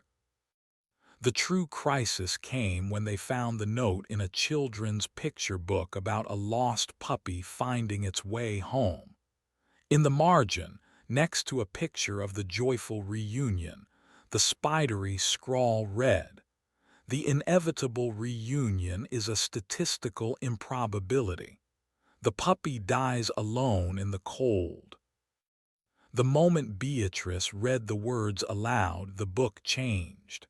The bright, colorful illustrations faded to a grim palette of grays and blacks. The cheerful text warped, the font twisting into something sharp and cruel. The story was no longer about hope, it was about despair. And from the pages of the corrupted book, a creature began to crawl. It was the puppy, but it was no longer a cute, fluffy animal. It was a skeletal, emaciated thing with pleading, hollow eyes, shivering with a supernatural cold. It whined, a sound of pure, unending misery, and a wave of profound hopelessness washed over them, a grief so heavy it was physically hard to breathe. This was the redacted's new form of attack.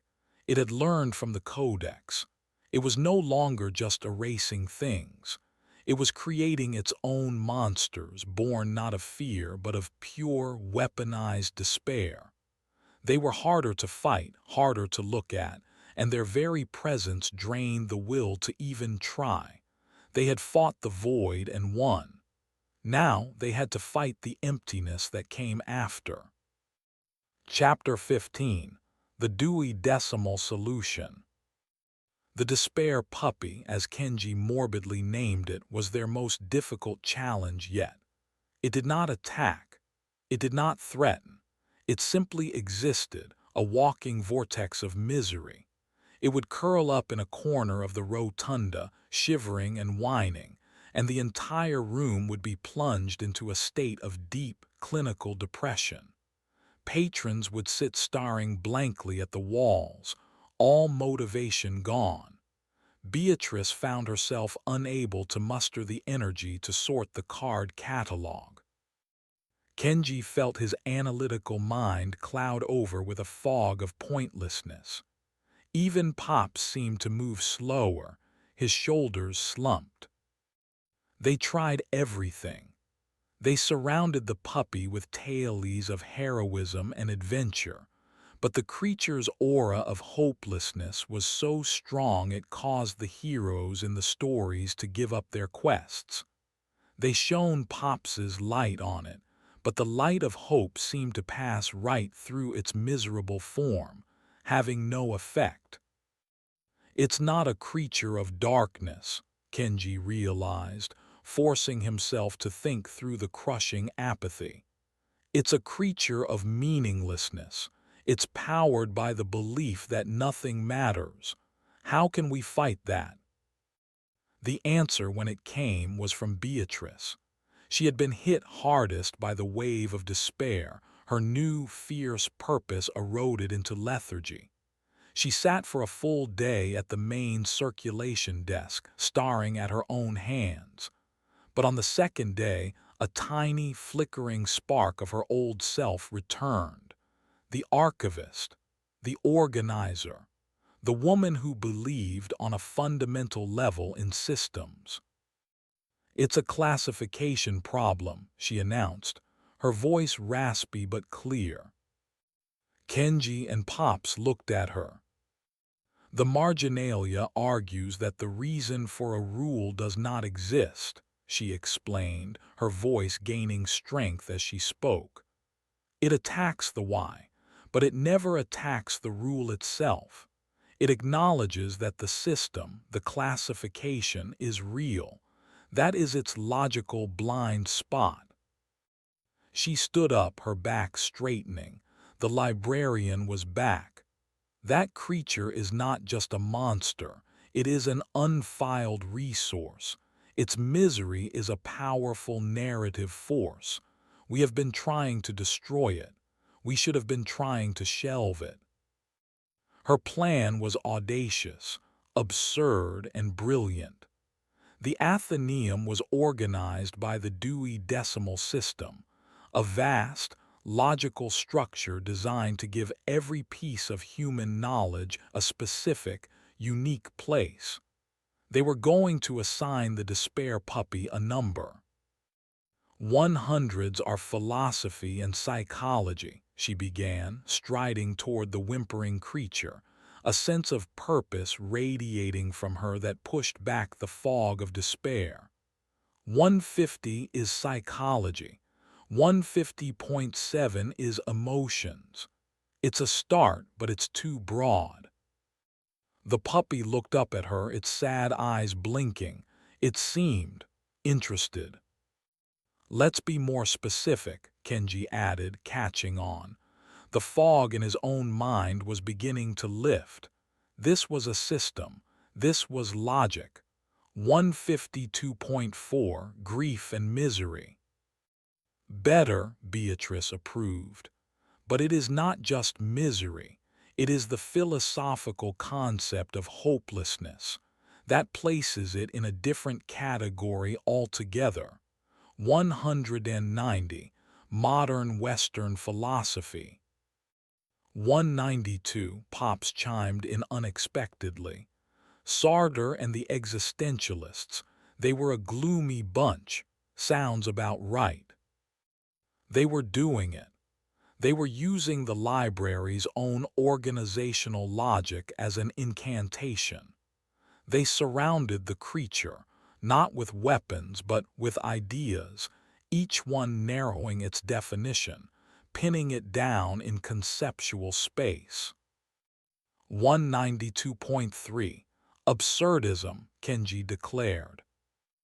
Point 37 The inevitability of suffering, Beatrice countered, refining the point. The puppy stopped whining. It tilted its head, its form seeming to shimmer, to become more defined and less spectral.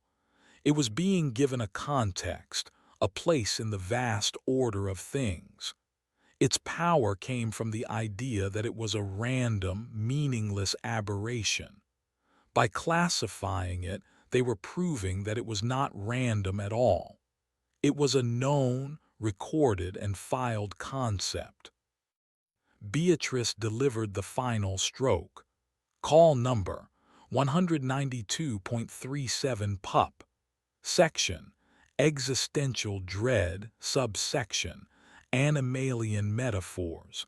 It belongs on the third floor between Camus and the early works of Sioran.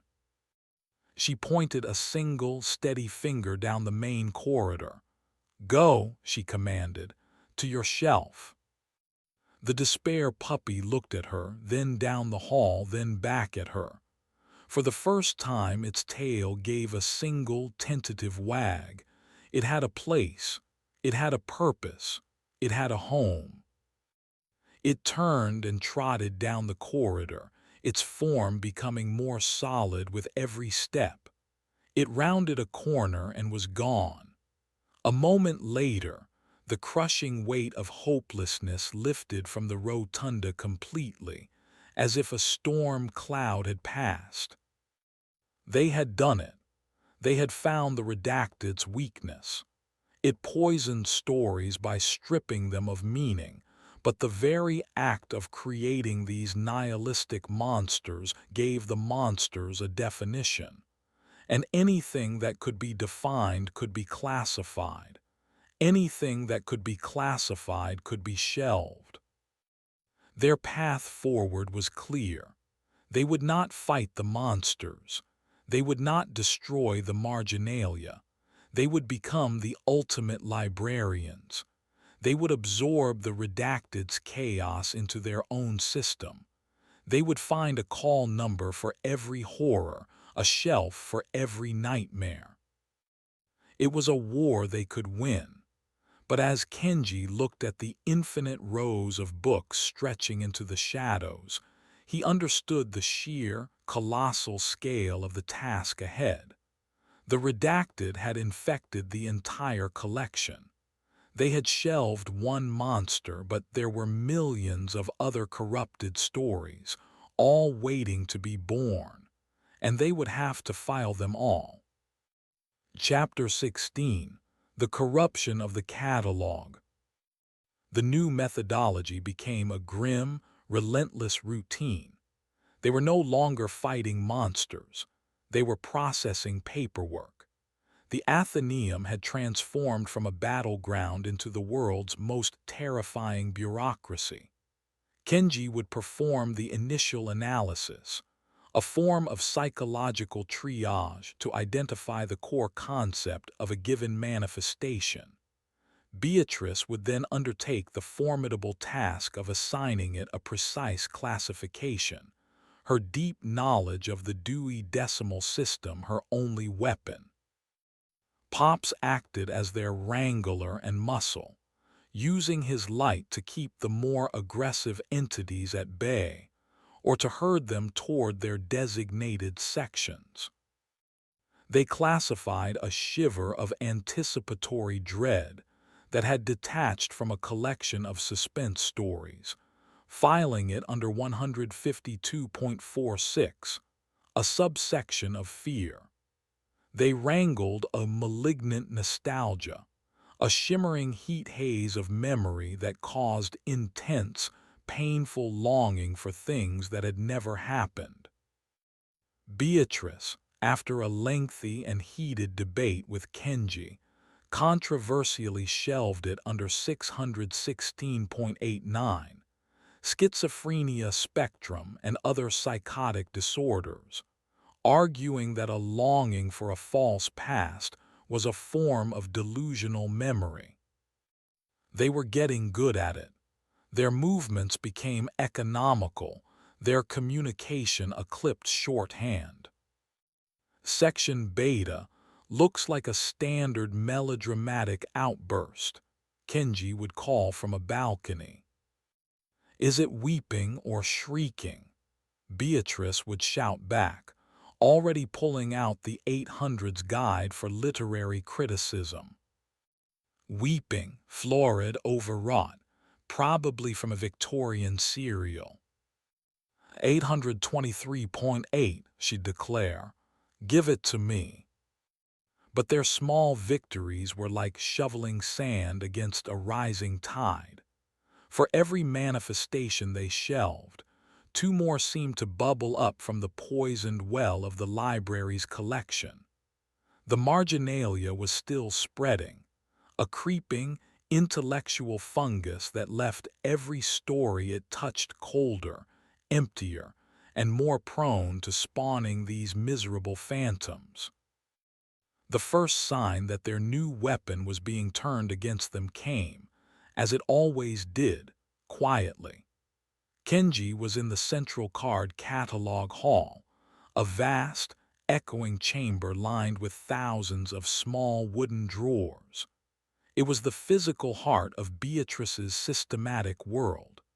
He was looking for the original accession record for a set of German expressionist plays that had begun to warp the architecture in their alcove, making all the right angles feel vaguely threatening. He pulled out a drawer labeled 832 German Drama. He thumbed through the cards, his fingers tracing the elegant, typewritten text. He found the card he was looking for, and on it, written in the now infamous spidery sepia ink, was a new note. It was not in the margin. It was appended to the bottom of the description. It read, "Addendum. The play is a construct of words. The stage is a lie. The audience is not required." Kenji felt a jolt as if he'd touched a live wire. The infection had breached the sanctum. It was no longer confined to the books. It had entered the catalog. The very system they were using to fight back had been compromised. He pulled the card out and ran to find Beatrice. She was in the rotunda, painstakingly repairing the spine of a book that had been damaged in the scriptorium battle. She looked up as he approached, a rare expression of calm on her face. It vanished when she saw the card in his hand. She took it from him, her fingers trembling slightly. She stared at the addendum, her lips a thin, white line. "Impossible," she whispered. "This card was in a closed drawer. No patron could have accessed it." "It wasn't a patron," Kenji said grimly. "It's the redacted's consciousness, or what's left of it. It's not just in the books anymore. It's in the system itself." A frantic search began. They pulled open drawer after drawer of the vast catalog. They found dozens, then hundreds of infected cards. On the card for the Odyssey, the journey is a series of delays. The destination is irrelevant. On the card for a book about cellular biology, the cell divides. The reason is mechanical, not biological. On the card for love poetry, see codependent narratives. On the card for hope, cross-reference with statistical anomaly. The redacted was rewriting the library's DNA. It was deconstructing the relationships between ideas, severing the connections that gave knowledge its meaning. The card catalog was not just an index. It was the library's mind, its associative memory. And it was developing a degenerative philosophical disease. Beatrice was devastated. This was not a physical attack on her books, but a violation of her soul. She sank onto a stool, the infected cards spread before her like the entrails of a sacrificial animal. "It's undoing everything," she murmured. "It's not just poisoning the stories, it's poisoning the meaning of the stories." That night, the nature of the manifestations changed. They were no longer simple creatures of despair or anxiety. They were more complex, more nonsensical. A debate manifested in the philosophy section, two glowing, spectral figures that shrieked contradictory, meaningless syllogisms at each other. From the mathematics section crawled a calculation, a centipede-like creature made of numbers that endlessly added and subtracted from itself, its form constantly in flux. Their system of classification was beginning to fail. How could they shelve a creature that was a living paradox? What was the call number for a mathematical equation that refused to be solved? The redacted had found their weapon, and it was systematically dismantling it, one card at a time. Chapter 17: Structural Integrity. The infection of the card catalog was not just a philosophical crisis. It had begun to manifest in the physical structure of the Athenaeum. The library was more than stone and wood. It was a place built on and held together by a logical system. As that system degraded, so did its physical container. The first major incident occurred in the geography wing, section 910. A massive globe of the world which had sat in the center of the room for a century suddenly stopped spinning. When Kenji went to inspect it, he found that the continents had shifted. They were drifting into a single, undifferentiated landmass, a new Pangaea. On the globe's brass stand, a fresh line of spidery text had been etched into the metal. Borders are temporary fictions. Soon after, the plumbing in the 500 section, science, began to fail. Pipes burst, but they didn't leak water. They leaked the raw, elemental concepts of the books around them. A pipe near the astronomy books gushed a dark, glittering substance that was freezing cold and smelled of vacuum. Near the chemistry section, a faucet dripped a viscous fluid that was a different color and pH with every drop. It was a chaotic, unpredictable mess that defied any attempt at repair. Beatrice was becoming increasingly frayed. She viewed these incidents as personal failings. She worked feverishly, trying to create a new, uncorrupted catalog on paper, but it was an impossible task. For every card she copied, she would discover a new infection had rendered her source material unreliable. The structural integrity of the shelving in section 811 is compromised, she announced one morning, her voice flat and exhausted. American poetry, specifically near Emily Dickinson. They went to investigate.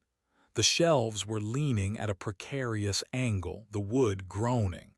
The books of Dickinson's poetry were strangely warm to the touch. Kenji picked one up and opened it.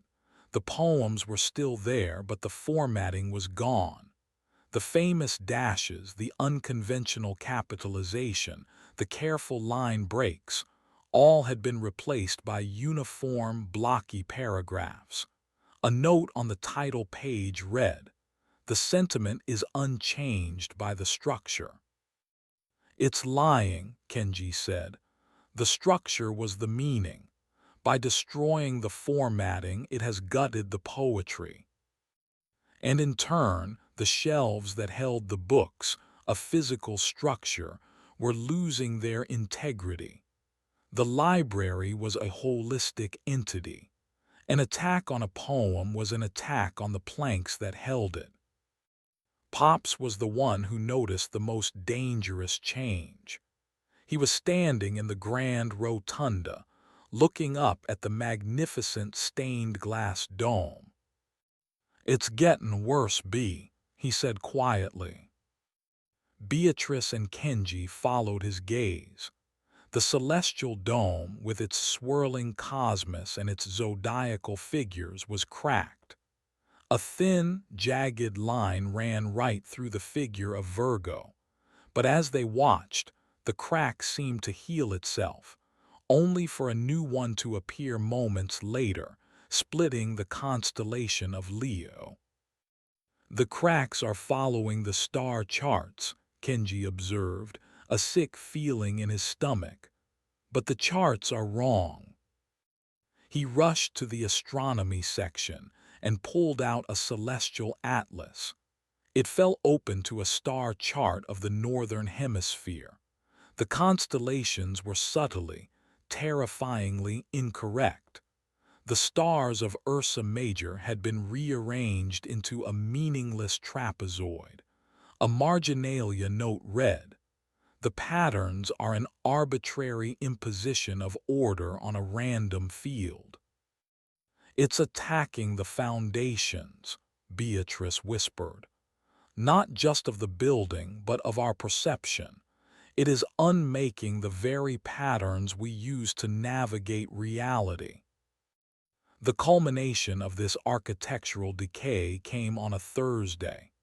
They were in the basement archives, a place of solid, reassuring stone and concrete, trying to find the original, uncorrupted blueprints for the library. Beatrice was convinced that if she could find the primary source document, she could begin to reconstruct the system. They were in a narrow corridor lined with map drawers when a low, grinding rumble echoed through the building. The floor shuddered, a deep, sickening lurch that threw them against the cabinets. Dust rained down from the ceiling. "Earthquake," Kenji yelled. "This building has stood for 200 years. It has withstood 3 major earthquakes without a scratch," Beatrice retorted, her face pale in the dim light. The rumbling intensified. From the floor above them, from the heart of the library, came a sound of immense, catastrophic stress, the groan of stone being pushed past its breaking point, followed by a sharp, deafening crack that seemed to shake the world. They scrambled up the stairs and back to the rotunda. The air was thick with stone dust. They looked up. The celestial dome was still intact, but the crack they had seen earlier was now a massive, gaping fissure. It had split the dome perfectly in half, running directly through the central, sun-like pane of glass at its apex. And through the crack they could see the sky, but it was not the familiar blue of day or the black of night. It was a swirling, colorless void, a patch of pure, unadulterated nothingness. The redacted had broken a hole in their reality, punching straight through the roof of their world. The building had held, but the sky was broken. Chapter 18: The Catalog's Ghost. The hole in the sky was not a physical breach. Rain did not fall through it. Wind did not blow. It was a conceptual wound, a patch of the void staring down at them, a constant, silent reminder of the redacted's power. It drained the color and warmth from the grand rotunda, casting the room in a perpetual, demoralizing twilight. Their efforts to fight back grew more desperate. Beatrice's attempt to reconstruct the catalog from scratch had failed. Every source she consulted was already tainted by the marginalia. It was like trying to rebuild a house when the very ground it stood on was turning to sand. Kenji tried psychological warfare, leaving out books on logic and cognitive dissonance, hopping to tie the redacted's consciousness in knots. The only result was a manifestation of a logical fallacy, a creature that looked like a shimmering Escher print and spoke only in paradoxes, which they then had to spend a day trying to classify. They were stuck in a reactive loop, and they were losing. "We're missing something," Kenji insisted one evening. They were gathered in Pops's small security office in the basement, one of the few places that still felt solid and real. "We're fighting the symptoms, but we're not getting to the source of the infection. Where is it? Where is the intelligence that's writing these notes?" "It is everywhere," Beatrice said, her voice heavy with fatigue. "It is a virus in the system." "But even a virus has a point of origin," Kenji argued. "A place where its code is most concentrated. We destroyed its physical form. We know its source is the adversary, but its consciousness, its will. Where does it live now?" It was Pops who provided the answer, in his usual roundabout way. He was meticulously cleaning the brass handles on an old, decommissioned card catalog cabinet that now served as his filing system for incident reports. "Funny thing about old buildings," Pops mused, polishing a handle until it shone. "They get ghosts, not always people. Sometimes it's an idea that gets stuck, an old habit the building can't shake." He paused and tapped the top of the wooden cabinet. "This whole place is a card catalog when you get right down to it, even the parts that ain't. It's the habit of the building."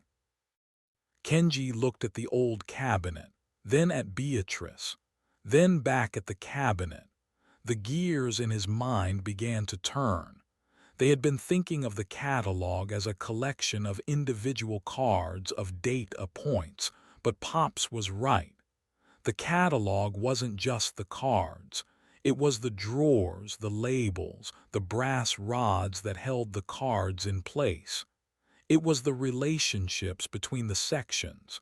It was the system itself. "Pops," Kenji said slowly, "when you touch that cabinet, what does it feel like?" Pop stopped polishing and placed his whole hand flat on the wood. He closed his eyes for a moment. "It feels quiet," he said. "Too quiet, like a room where someone is holding their breath." That was it. The sterile, static quality Kenji had felt in the scriptorium. The feeling of the adversary. "It's not in the cards," Kenji said, a horrifying clarity dawning on him. "It's in the space between the cards. It's not the data. It's the database." Beatrice looked at him, her eyes wide. "The metastructure, the relational pathways, it has become the ghost in the machine." It was a terrifying and brilliant hiding place. It was everywhere and nowhere at once, woven into the very logic they were trying to use. It was controlling the flow of information, deciding which ideas connected to which others. It wasn't just corrupting the meaning of individual books.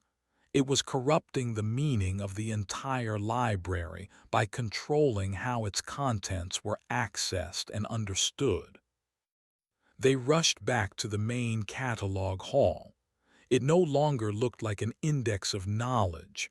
It looked like a vast, sleeping brain, a mausoleum of thought. Beatrice walked to a drawer, her movements hesitant. She pulled it open. The label on the front read, 1.54 communication. Inside, the cards were pristine. No spidery marginalia. "There's nothing here," she said. "Look closer," Kenji urged. "Don't read the cards, look at their arrangement." She looked. The cards, usually packed tight, had small gaps between them, a gap after language, a larger gap after speech, a tiny gap after subtext. They were not random, they were rhythmic. Kenji pulled out his audio recorder and clicked it to a highly sensitive setting. He held it over the open drawer. A faint, rhythmic static came from the speakers. Morse code, Pops breathed, his eyes narrowing. Kenji quickly translated the faint dots and dashes of silence. The message was simple. I see you. The ghost in the machine was aware. It knew they had found its hiding place. Beatrice, with a look of cold fury, reached into the back of the drawer and pulled out a single card that had been placed behind all the others. It was a blank card, of the type she used for new entries. But on the back, in the familiar sepia scrawl, was a message clearly intended for her. It said, "The librarian is a function of the library. The library is a function of the catalog. The catalog is a function of its editor." Chapter 19. The Unreliable Archivist. The discovery that the redacted's consciousness was now the catalog itself plunged the team into a state of profound paranoia. Their primary weapon and their greatest enemy were one and the same. Every search for information, every attempt to use the library's system against its nightmares, was now an act of consulting with the entity they sought to destroy. They were asking the monster how to kill itself. The redacted strategy shifted again. It had corrupted the books, it had broken the building, and now it began a far more intimate assault. It started to attack their memories, their identities, using the compromised catalog as its weapon of revisionist history. The first target was Kenji.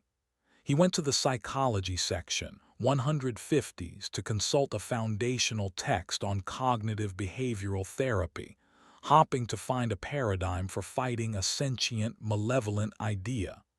He opened the book to a chapter on phobias and found a new, spidery footnote at the bottom of the page. It read, "The concept of a phobia is itself a phobia, a fear of fear. It is a recursive and therefore meaningless diagnosis." The words hit him with a physical force. It was a direct assault on the foundations of his entire profession. He felt a sudden, dizzying wave of intellectual vertigo. Was his life's work a pointless, self-referential game? He checked another book, one of his own published papers bound for the library's collection. A note in the margin read, "The author's conclusions are based on anecdotal evidence provided by unreliable narrators. The study lacks a control group." He knew his study had a control group. He could picture the data. But the note was so authoritative, so clinically dismissive, that a seed of doubt was planted. Next came Beatrice. Her identity was inextricably linked to her family's history and her role as the library's guardian. The redacted attacked both. She found an old city plat map from the 1920s, a document she had handled 100 times. But on this day, the street where her grandmother had lived, a street she swore was named Elm Avenue, was clearly labeled Ash Avenue. She retreated to her family records, the genealogy books she had painstakingly curated. She found the entry for her great-great-grandfather, the stonemason. It was no longer blank. The name was there. But the profession was listed not as stonemason but as bookbinder. "It's changing the facts," she said, her voice a tight, strained wire. "It's not erasing them anymore. It's rewriting them. Which is the real memory? The one in my head or the one on the page? The redacted was turning her own sacred texts against her, making her an unreliable archivist of her own life. Even Pops was not immune. His power came from his deep, primal fear of the dark and his unwavering belief in the power of light to conquer it. One afternoon, he found the maintenance section and pulled out a simple electrical manual to troubleshoot a flickering fixture. A diagram of a light bulb had a new annotation. The filament does not create light. It fails to contain heat. Light is a byproduct of decay. The simple, corrosive idea began to work on him. His faith was shaken. That night when a minor, shadow lurker manifestation appeared in the fiction stacks, Pops shone his flashlight on it, and for the first time the beam was weak, yellowish, and ineffective. The creature, which should have dissolved, simply writhed for a moment and then scuttled back into the darkness. His greatest weapon was failing because the story it was based on, light good, dark bad, was being edited. The team, once a cohesive unit, began to fracture under the strain. Arguments broke out, fueled by suspicion and uncertainty. Kenji would propose a solution based on a psychological principle, and Beatrice would counter that the principle itself might be a corrupted idea from an infected text. Pops grew quiet and withdrawn, his confidence shattered. They could no longer trust the books. They could no longer trust the building. And now they could no longer trust their own minds. The redacted had isolated them, not in separate rooms but in separate, diverging realities. The breaking point came during a meeting in the security office. They were trying to formulate a plan to bypass the catalog entirely. "We must rely on our own memories," Beatrice insisted, "on the knowledge we held before the infection began." "How can we?" Kenji shot back. "My memory of my own research is now suspect. Your memory of your own family history is contradicted by the official record. What is the baseline truth?" "The truth is that this thing is winning," Pops growled, slamming his failing flashlight on the table. "And we're in here squabbling like ghosts at a wake." As he spoke, a card suddenly shot out of the pneumatic tube system, a system they had thought long defunct, and landed on the table between them. It was not a request form. It was a card from the main catalog, the card for teamwork. A single, elegant line of sepia ink was written at the bottom. A temporary alliance of compromised individuals based on a shared, unsubstantiated threat. Efficacy, low. Prognosis, failure.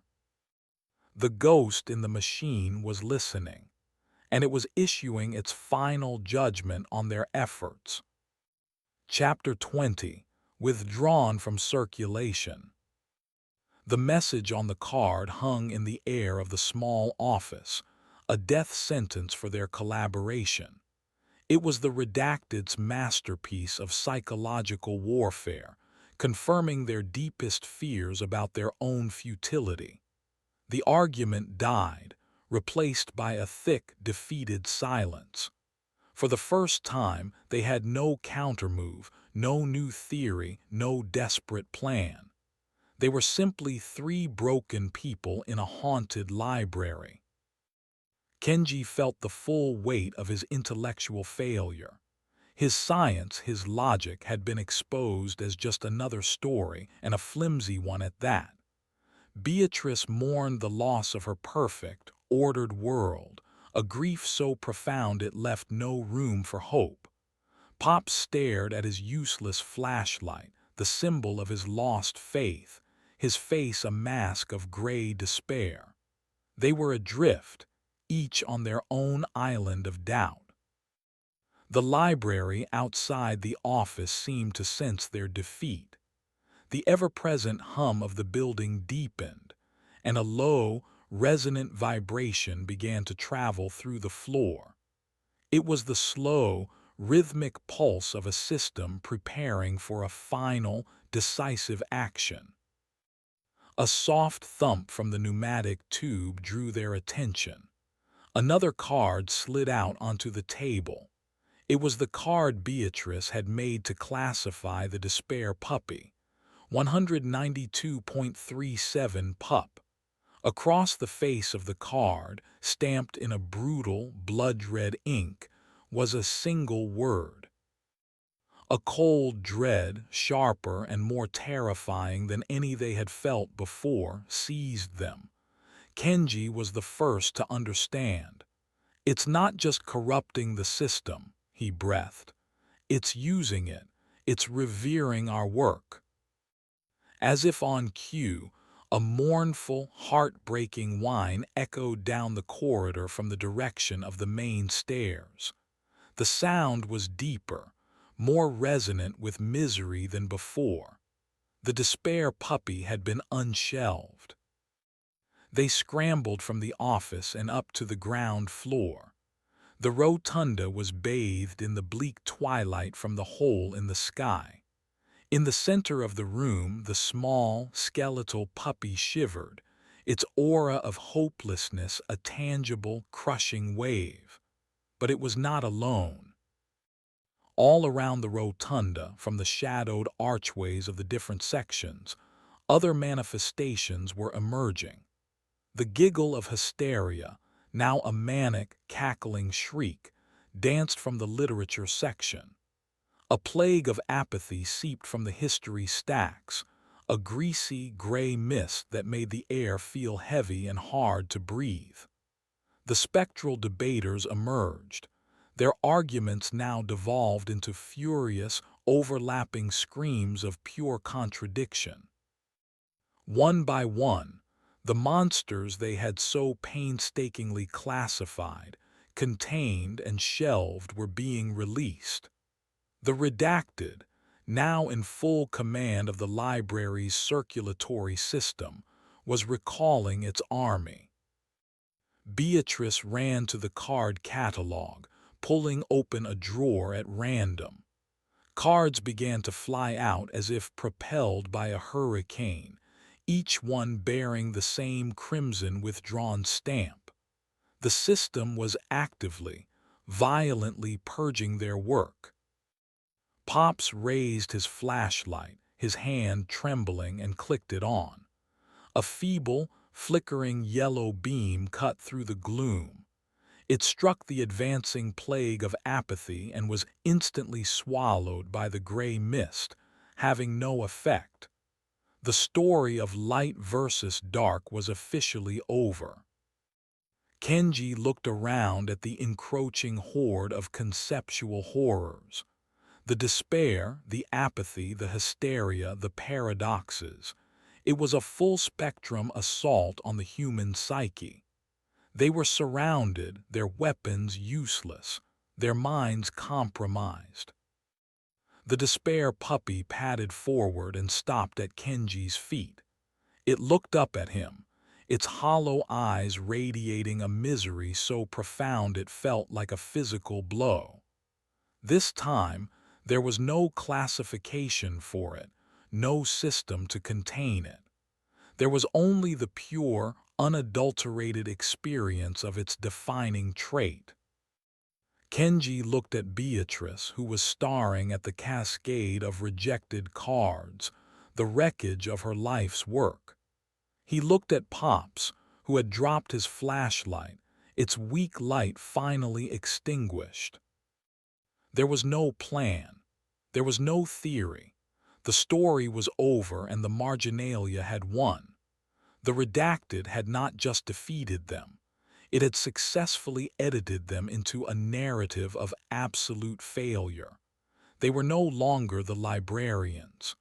They were just the last three patrons in a library that was closing forever, about to be checked out, withdrawn, and filed away into oblivion.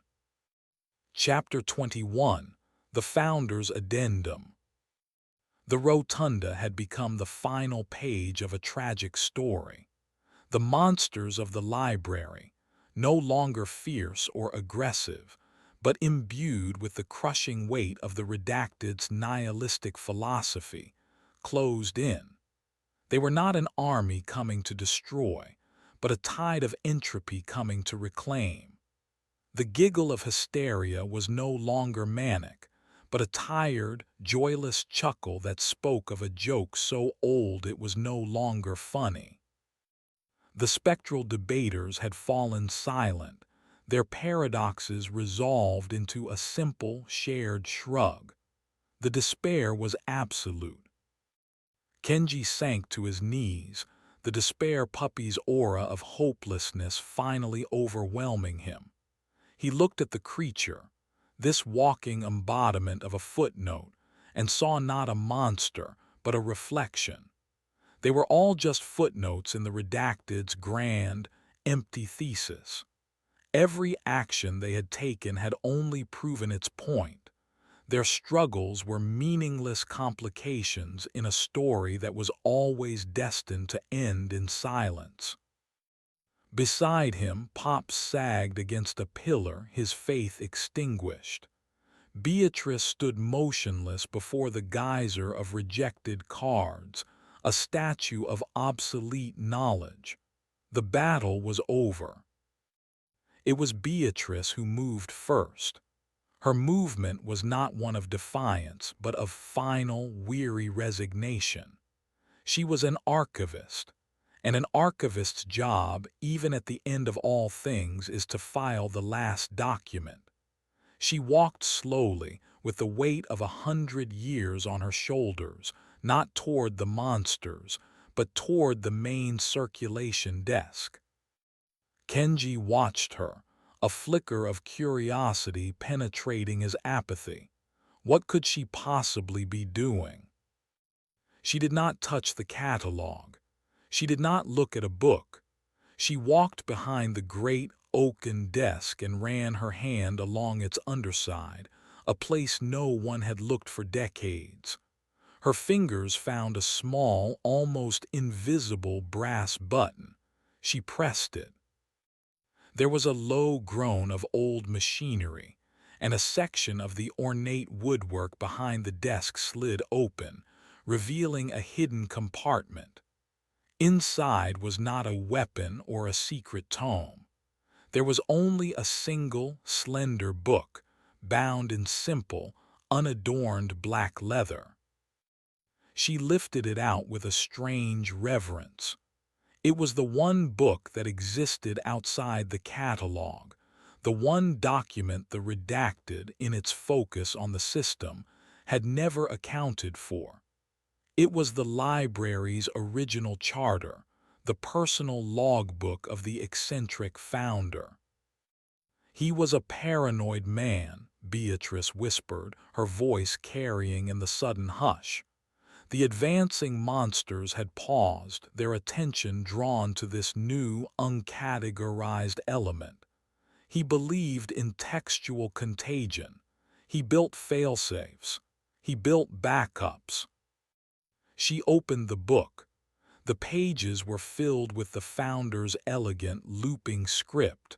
She turned to the very last page. At the bottom, written smaller than the rest, almost as an afterthought, was a final entry, an addendum. "What is it?" Kenji asked, forcing himself to his feet. "It is a final rule," Beatrice said, her voice gaining a sliver of its old strength. "A contingency for a corrupted system. The founder believed that any story, no matter how powerful, could be defeated by a simpler, more fundamental story." She looked up, her eyes no longer deadened with despair but burning with a final, desperate spark of archival fire. "And there is no story more fundamental than this one." She cleared her throat and read the founder's final addendum aloud. Her voice, clear and steady, rang through the silent rotunda. In the event of a catastrophic narrative failure, where the system itself has become the agent of its own destruction, all prior rules are suspended. The library and its contents are to be subject to a single, overriding principle. Ownership is transferred.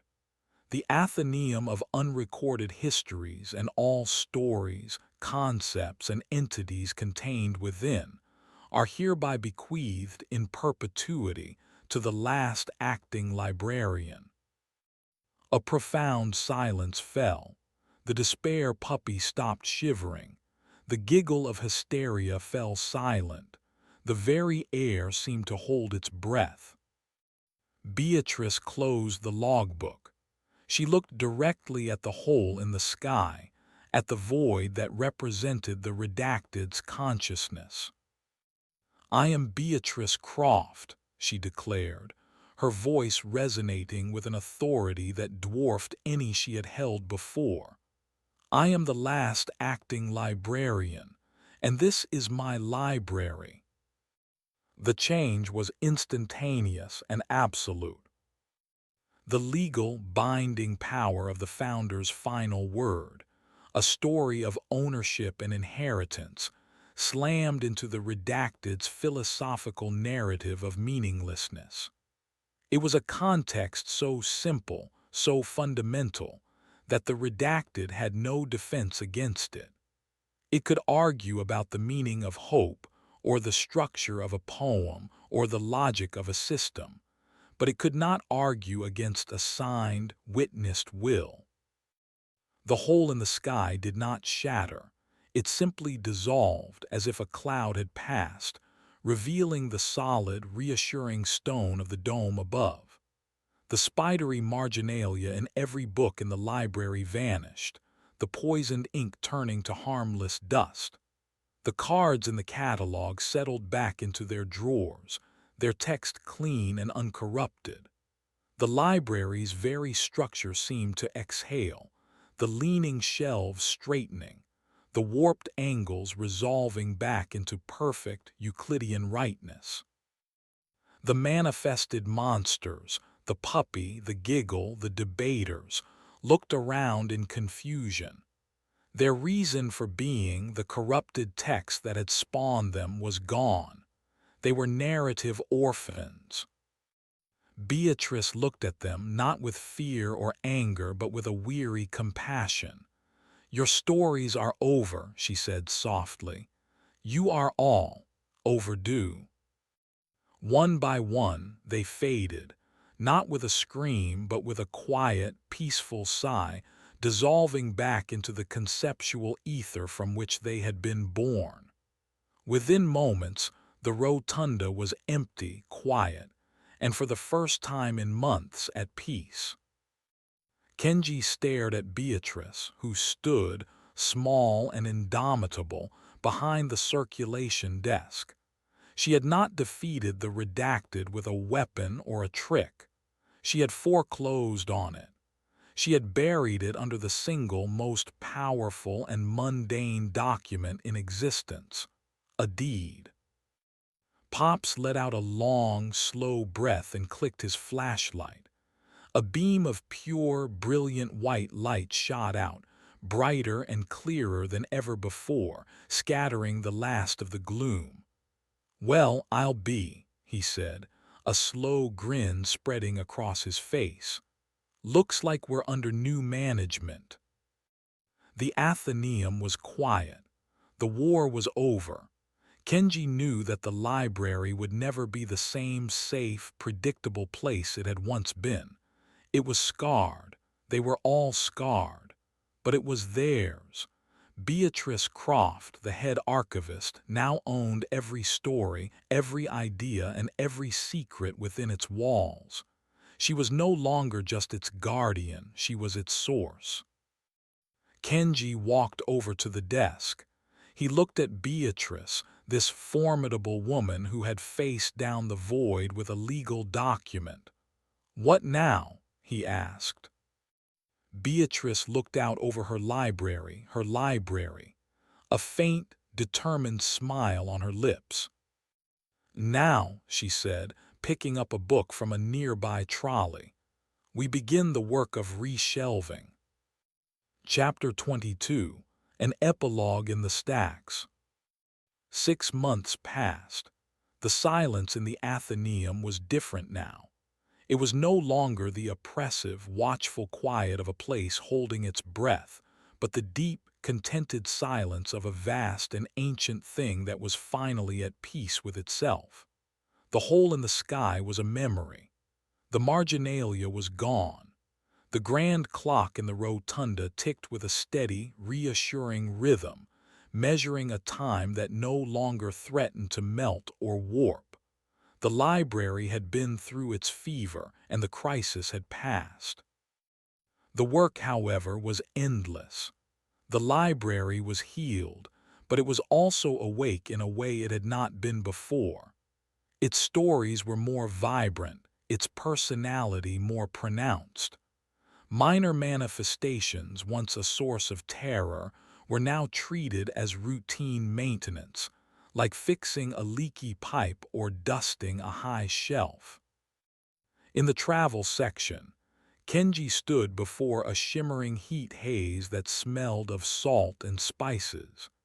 It was a wanderlust, a minor entity that had detached from a collection of adventure memoirs and was causing patrons to book spontaneous, unaffordable flights on their phones. "All right, I have it," he said, consulting a small notepad. "It's not a simple desire to travel. It's an anxiety about being stationary, a fear of being rooted. That puts it closer to a compulsion than a wish." Beside him, Beatrice nodded, her expression one of intense concentration. She was no longer just an archivist, she was something more akin to a narrative engineer. "So, not the 910s for geography. We treat it as a behavioral issue. 155.24. We file it under motivation and locus of control." She made a note on a fresh index card. "We can shelve it next to the biographies of famous explorers. It will be happy there. It will have company." Pops, leaning against a nearby bookshelf, chuckled. "Used to be we'd just open a book about staying home and putting your feet up. You two have made it complicated." "It is not complicated, Mr. Hemlock," Beatrice corrected him, though without her old, sharp-edged severity. "It is precise." They were a strange, effective trinity. Kenji, the psychologist who now practiced therapy on abstract concepts. Pops, the guardian whose simple faith provided a grounding force for the entire institution. And Beatrice, the librarian who now ruled her collection not with an iron fist, but with a deep, intuitive understanding of its soul. She owned the stories, and in return, the stories had given her a flexibility and wisdom she had never possessed. The scars of their war remained, woven into their own personal narratives. Kenji still had moments of cognitive dissonance, memories of his academic past that felt thin and uncertain, like a book he had read long ago. Beatrice occasionally found herself looking in a mirror and seeing a stranger for a fleeting second, a phantom of the woman she might have become had her identity been fully erased. They were small, private ghosts that served as a constant reminder of the battle they had fought. One afternoon, Beatrice led them down into the basement. They walked to the small, secure room where the heavy, cast-iron lost and found box sat. She produced a key and unlocked it. "It is good practice," she said, "to check on one's prisoners." She lifted the lid. Inside, nestled in the thick woolen blanket, lay the Codex Metis. It was cold and still. The bone lock of the screaming mouth was just a piece of carved material. Its power, the terrible amplification it provided, was nullified by its current story. It was a forgotten object, a misplaced trifle waiting for an owner who would never come. It was the most dangerous book in the world, rendered harmless by sheer, profound boredom. Beatrice nodded, satisfied, and locked the box again. Some stories were best left on the shelf. But there was one final, loose thread, one story that had not been concluded, one book that had not been shelved. "It is time," Beatrice said, her voice quiet and firm. "We need to visit the scriptorium." The walk to the old ironwood door was a somber one. They all remembered the chaos, the terror of that circular room. Beatrice operated the complex locks, the clicks echoing in the silent corridor. She pushed the heavy door open. The room was just as they had left it, a scene of quiet devastation. The shattered lecterns lay like fallen soldiers. The empty, broken chains were a testament to the horrors that had been unleashed. The room itself felt hollow, a scar within the library's heart. In the very center, on its formidable, unbroken stand, rested the adversary, the ultimate blank book, the source from which the redacted had been born. Its white pages seemed to absorb the light, radiating a palpable and unnerving sense of pure potential. It was the story of nothing, the narrative of the void. It was not malevolent, not anymore. It was simply empty. "What do we do with it?" Kenji asked, his voice low. "Its avatar is gone, but this is the source. We can't leave it here like this." "We cannot destroy it," Beatrice said, walking slowly toward it. To destroy the idea of a blank page would be the greatest act of censorship imaginable. A library must have a space for that which is not yet written. She stood before the lectern, looking down at the pristine, empty vellum. The adversary was a question without an answer, a silence that threatened to swallow all noise. For months, they had fought its influence, its philosophy of meaninglessness. But now, in the quiet of the ruined room, Beatrice understood.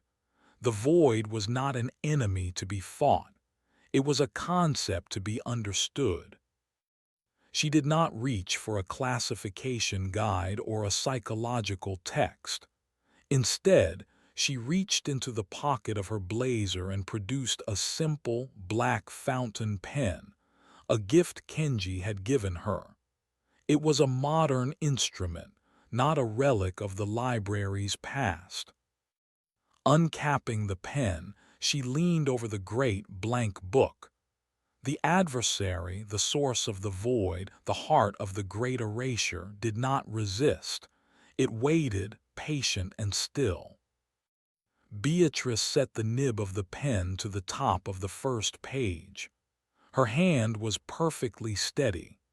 With the elegant, practiced script of a master librarian, she did not write a story or a spell or a classification number. She simply gave the book a title. The Beginning. The moment the ink dried, the oppressive, empty feeling in the room did not vanish, but it changed. It was no longer the chilling silence of a void, but the quiet, expectant silence of a new page waiting for the first word. The book was no longer the adversary. It was an invitation, an opportunity. Beatrice Croft stepped back from the lectern and looked at her work. She had not defeated the nothingness. She had claimed it. She had taken the most terrifying concept in her entire library and given it the most hopeful name she could imagine. She turned to Kenji and Pops, a soft, weary but triumphant smile on her face. "There," she said, "now the collection is complete." They left the scriptorium, closing the heavy ironwood door behind them, not on a prison but on a promise. The work was not truly over. In a place like the Athenaeum, the story never is. But the library was in good hands. The ghosts were quiet, the paradoxes were filed, and the void itself had been given a title and a proper place on the shelf. The last librarian, the psychologist, and the guardian walked back toward the gentle, steady light of the rotunda, ready for whatever story the next page might bring. Chapter 23: A Glitch in the Quiet. The Athenaeum had settled into a rhythm that felt less like the aftermath of a war and more like the careful cultivation of a strange and wondrous garden. The peace was real, but it was an active, watchful peace. Beatrice, Kenji, and Pops were no longer just defenders. They were stewards, tending to the library's unique and often volatile ecology. On a crisp autumn afternoon, they were dealing with what Beatrice had termed a minor narrative bleed. A collection of 19th-century nautical charts had begun to impose their reality on the surrounding area. The floorboards in the cartography section were perpetually damp. The air smelled faintly of low tide, and anyone who stayed in the room for more than 10 minutes developed a sudden, inexplicable craving for hardtack. "It's a bleed of verisimilitude," Kenji diagnosed, watching as Pops carefully sopped up a puddle of phantom seawater. "The charts are so detailed, so meticulously crafted, that their reality is becoming more potent than the library's baseline." "Trivial," Beatrice declared, though with none of her former anxiety. She strode past them with a copy of a highly theoretical treatise on quantum foam. "The abstract nature of this should counteract the chart's concrete reality. We are opposing fact with possibility." She placed the book on a stand in the center of the room. The smell of the sea immediately began to fade, replaced by the faint, electric scent of ozone and static. "Problem solved. Mr. Hemlock, please see to the floorboards." It was during this moment of quiet, domestic strangeness that the first tremor of the new world intruded. The lights in the Athenaeum, the steady, ancient amber lamps, flickered once, twice, and then went out, plunging the entire library into a profound and absolute darkness. Pops froze, his hand instinctively going to the maglite on his belt. Kenji felt a reflexive spike of fear, the memory of the redacted's void still a tender spot in his psyche. Only Beatrice remained calm. "The building is on its own electrical grid," she stated, her voice cutting through the black. "It has not lost power in 73 years." A moment later, the emergency power system kicked in. But it was not the familiar, soft glow of the backup generators. Hissing to life along the vaulted ceilings were strips of harsh, sterile, blue-white LED lights, lights that had never been there before. They cast sharp, unforgiving shadows, stripping the library of its warmth and turning the familiar stacks into a cold, alien landscape. "What is this?" Kenji asked, shielding his eyes from the glare. "Those were installed last month," Pops said, his voice low and troubled. "City mandate, some new energy efficiency code. They're wired into the main city grid, not ours. Said we had to have 'em, even though we never use 'em." Beatrice's face was a mask of cold fury. The outside world, with its codes and its mandates, had forced its way in. It had installed its cold, modern eyes into her ancient sanctuary. After a few minutes, the main power returned with a hum, and the harsh LEDs went out, plunging them back into the familiar, warm amber. But the violation lingered. The quiet had been broken by a foreign system. Over the next week, the intrusions escalated. Men in crisp, identical gray uniforms appeared outside, planting small, silver spheres around the library's perimeter.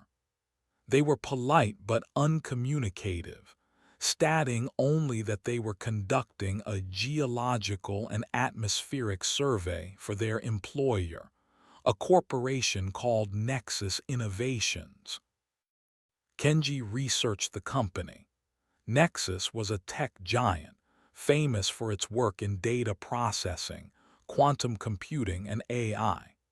Its founder and CEO was a man named Julian Vance, a charismatic visionary who spoke of a future where all the world's information was not just accessible, but seamlessly integrated into a single, predictive network. He was lauded as a genius in some circles, and feared as a digital monopolist in others. His company's motto was Omnia Contexto, everything connected. The silver spheres outside began to pulse with a low, subsonic frequency that made Kenji's teeth ache. The books in the library grew agitated. Romances would suddenly turn tragic for a chapter. Comedies would forget their punchlines. The entire narrative ecosystem was on edge, disturbed by the persistent, synthetic hum from beyond the walls. The confrontation came a week later. A sleek, black, silent electric car pulled up to the Athenaeum's great bronze doors. A man in a suit so sharp and perfect it looked like it was rendered rather than tailored stepped out. He was followed by Julian Vance. Vance was young, with an intense, unnerving focus in his eyes. He smiled, but it was a smile that didn't reach them. It was a unit of social data, deployed for maximum efficiency. He looked up at the towering facade of the library, not with awe or reverence, but with the cool, appraising gaze of a developer looking at an old building he planned to demolish. Beatrice met them at the door, flanked by Kenji and Pops. She stood as a gatekeeper, her small form radiating an immense, territorial authority. "This is private property," Beatrice stated, her voice as solid as the stone beneath her feet. "You are not welcome here." Vance's smile widened slightly. "Miss Beatrice Croft," he said, his voice smooth and modulated. "A pleasure. I'm Julian Vance. My company has recently acquired all 9 adjacent lots surrounding your institution. We are your new neighbors." He gestured to the library. "I am a great admirer of history, of information. And this place," he said, his eyes glowing with a predatory light, "is the most fascinatingly unstructured data set I have ever encountered. We're here to make you an offer. We want to help you. We want to scan your collection. We want to digitize it. We're going to give your library a digital ghost." Chapter 24: Unstructured Data. Julian Vance stood on the steps of the Athenaeum, a figure of the new world facing down the gatekeeper of the old. His proposal, delivered with the calm assurance of a man who had never been told no, was met with a silence so profound it was a physical force.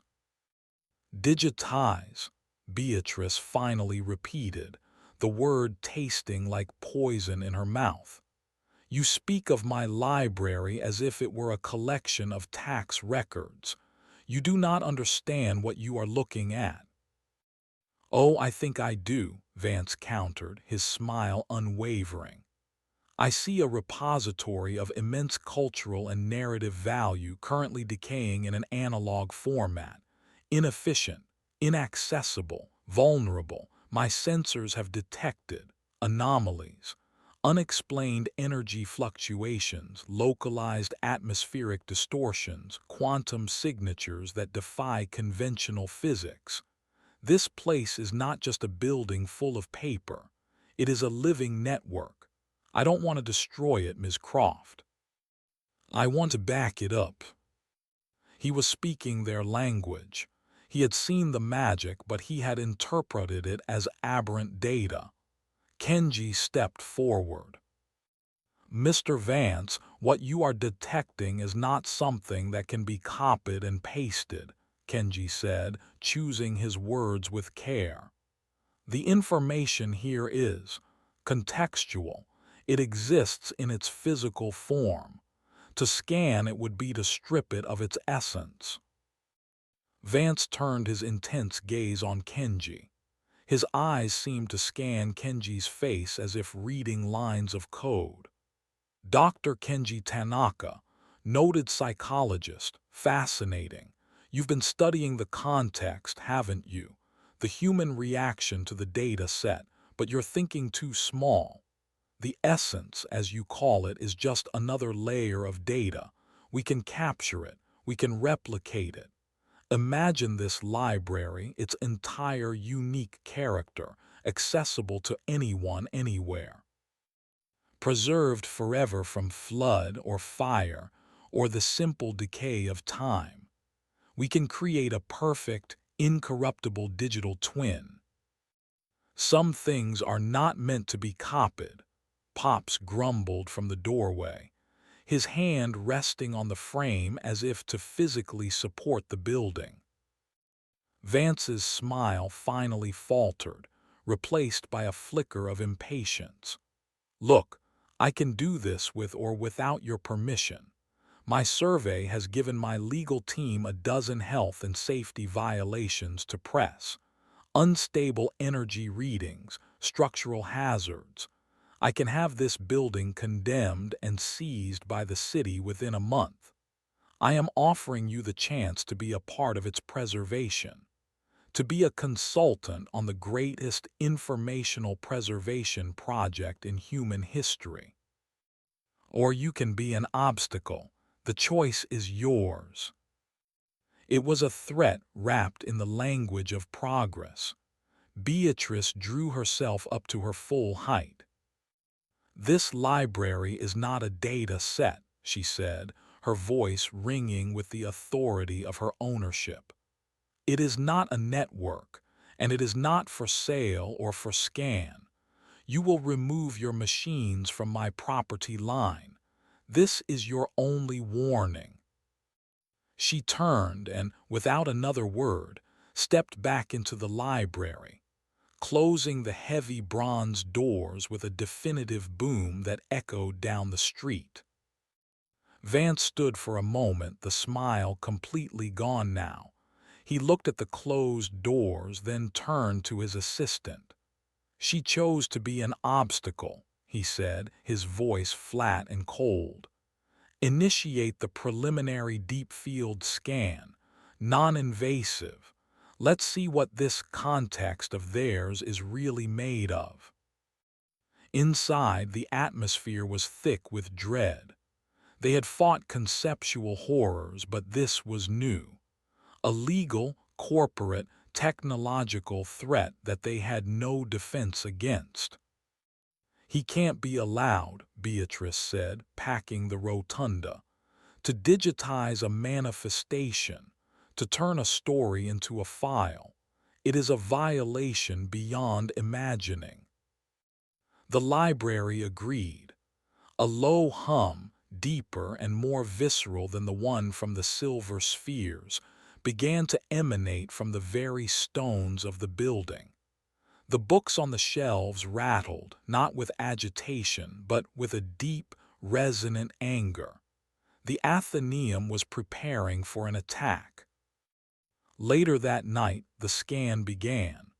There was no sound, no visible sign, but Kenji felt it as a strange pressure in his sinuses. Pop saw it as a faint, strobing pattern at the edge of his vision. Beatrice felt it as a discordant note in the symphony of her library. A machine outside, a large, van-sized device, was projecting a beam of focused tachyons and exotic particles at the library wall, attempting to map the interior in 4 dimensions. It was the most advanced scanning technology on the planet, designed to map the inside of a star. It had never encountered anything like the Athenaeum. Where the beam struck the outer wall of the fiction section, the library fought back. The beam was designed to pass through matter, to read information without disturbing it. But the stories inside were not passive matter. They were living things. The scanner was trying to read a shelf containing classic hard-boiled detective novels. It interpreted the cynical, world-weary narrative of the stories, the rain-slicked streets, the femme fatales, the existential dread, as a complex wave form. It copied that wave form. In the Nexus Innovations van outside, a technician stared at his monitor in disbelief. "Sir," he called out to his supervisor, "I'm getting a signal." "What is it? A reflection? Interference?" "No, sir," the technician said, his voice trembling. "It's talking to me." On his screen, amidst the complex topographical data, a line of plain, monospaced text had appeared. It read, "It was a dark and stormy night, and I was getting tired of dames who thought they could play me for a sap." The system, in its attempt to copy the story, had been infected by it. The scanner's diagnostic routine was now narrating its own operations in the style of Raymond Chandler. Then the feedback loop started. The library, sensing the scanner's attempt to copy it, pushed back. The scanner, infected by the narrative, tried to interpret the library's defense through the lens of a detective story. The energy spike was catastrophic. Inside the library, the wall of the fiction section began to glow with a sickly, greenish-blue light, the color of an old monochrome computer monitor. The air fizzed and popped with static electricity. "It's coming through," Pops yelled. A figure began to emerge from the glowing wall. It was not a ghost. It was not a manifestation of paper and ink. It was made of flickering green light and corrupted data. It looked like a man in a trench coat and fedora, but its form was unstable. It glitched and pixelated, its body momentarily dissolving into scrolling lines of code before reforming. It was a digital copy, a corrupted file given physical form, a ghost from the machine that had tried to capture a ghost in the machine.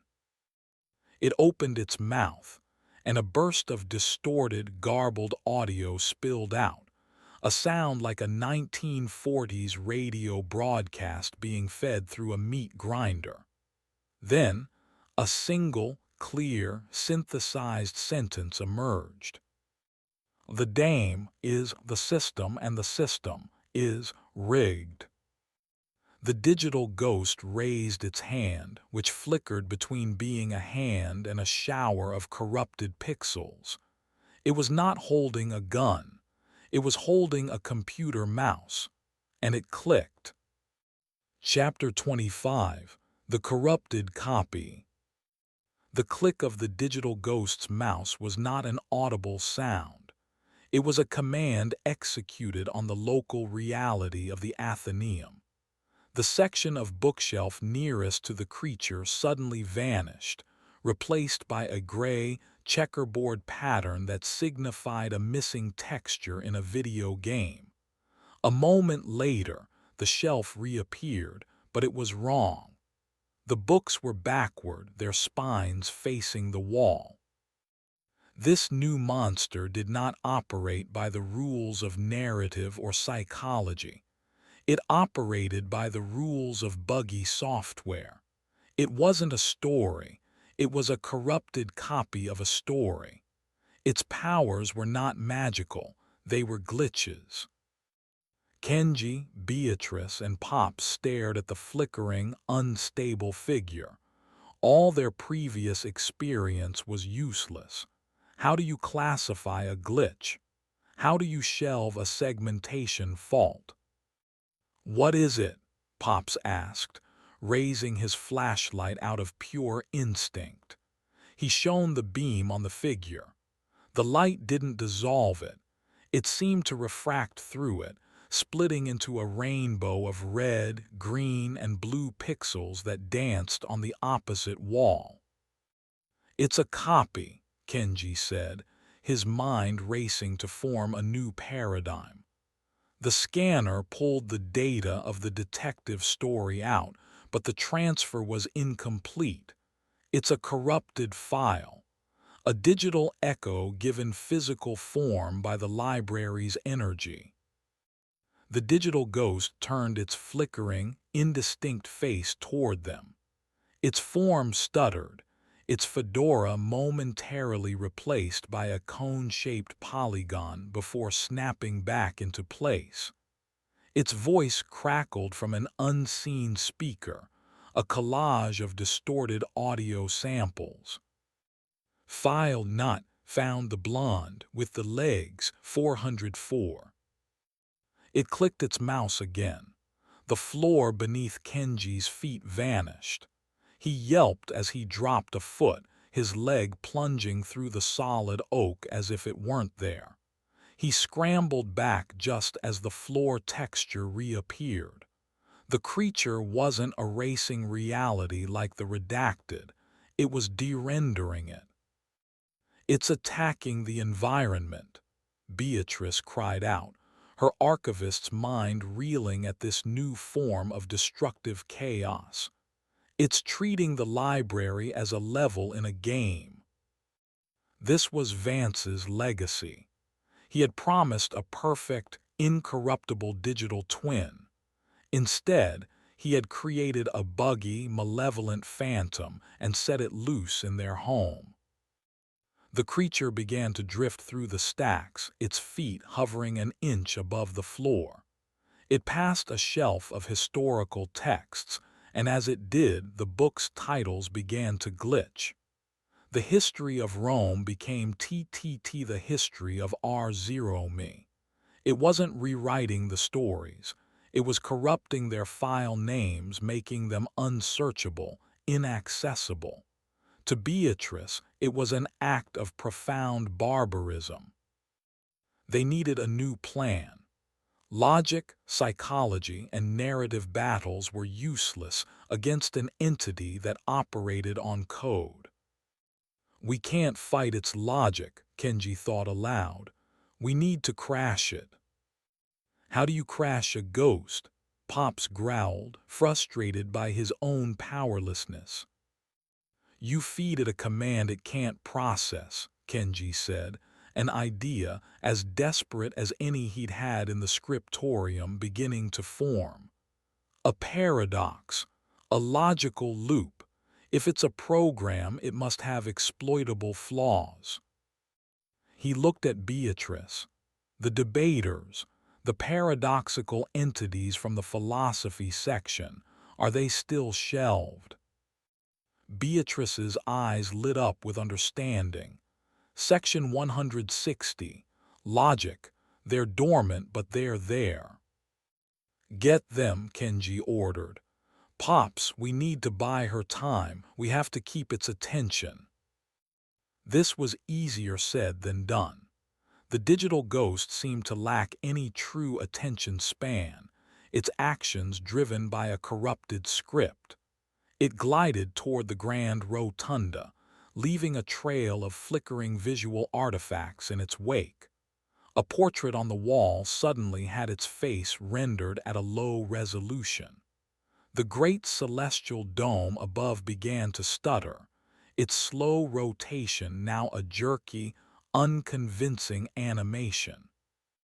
Pops and Kenji ran to head it off. "Hey you, glitch face!" Pops yelled, trying to get its attention. The digital ghost paused. Its head spun a full 360 degrees, a classic animation error. It faced them. "Searching for dialogue tree," it buzzed.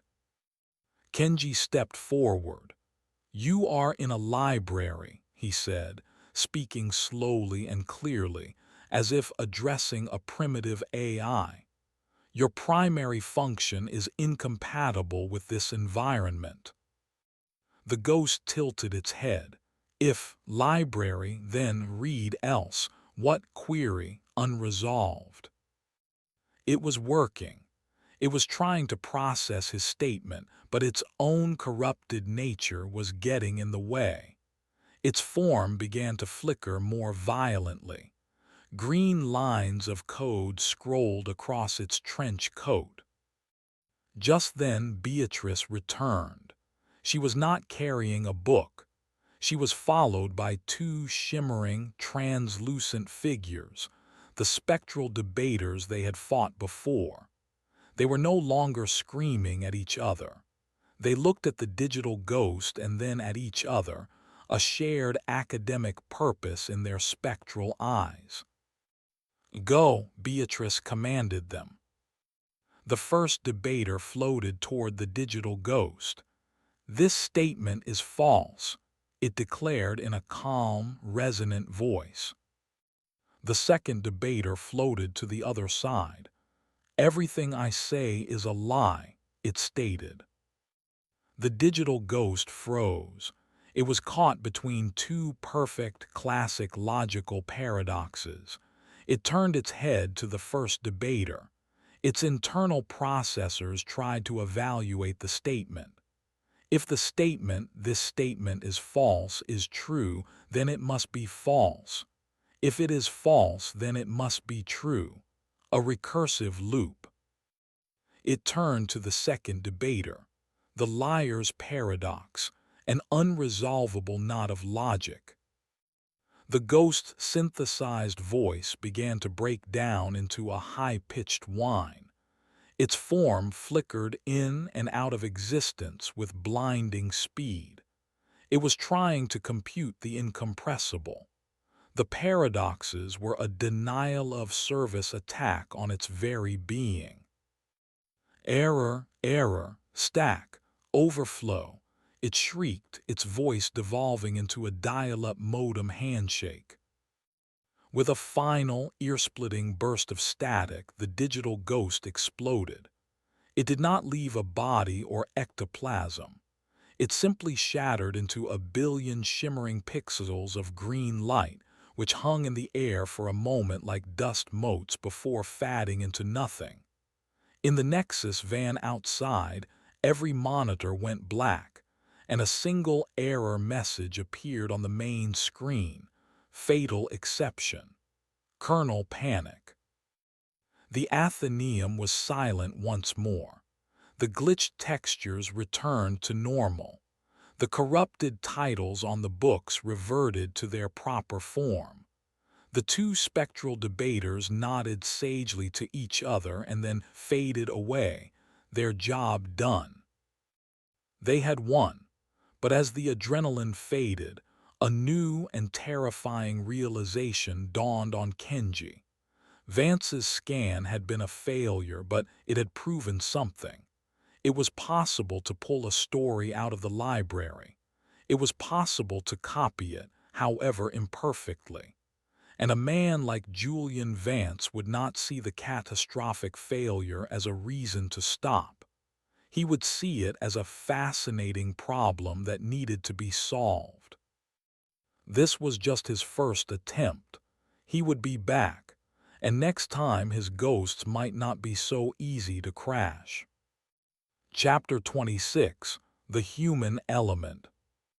The defeat of the digital ghost brought no relief, only a gnawing certainty of what was to come.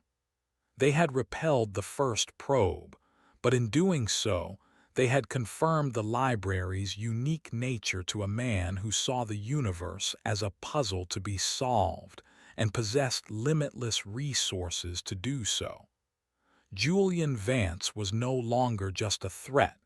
He was an inevitability. The following weeks were a cold war.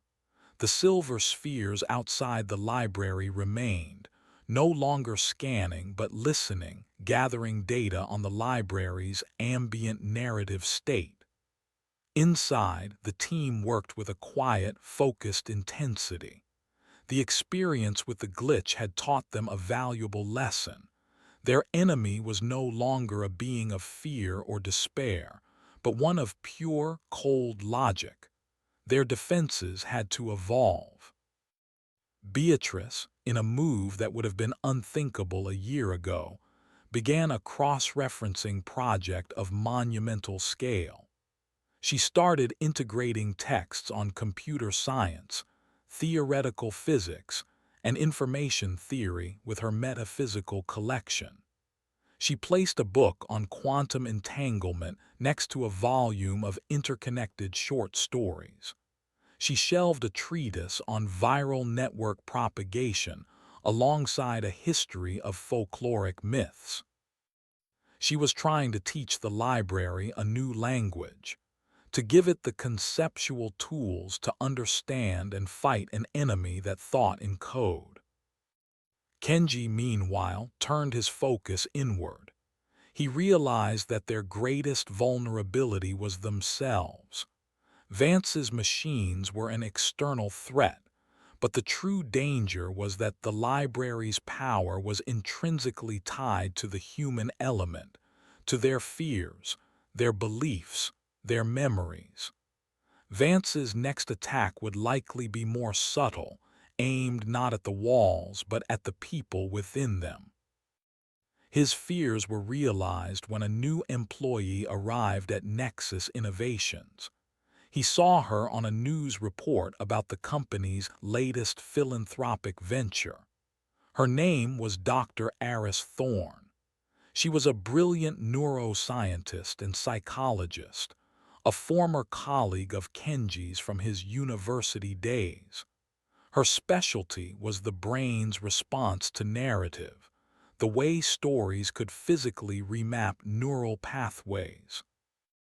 Vance hadn't just hired a scientist. He had recruited an expert in weaponizing the very field Kenji practiced.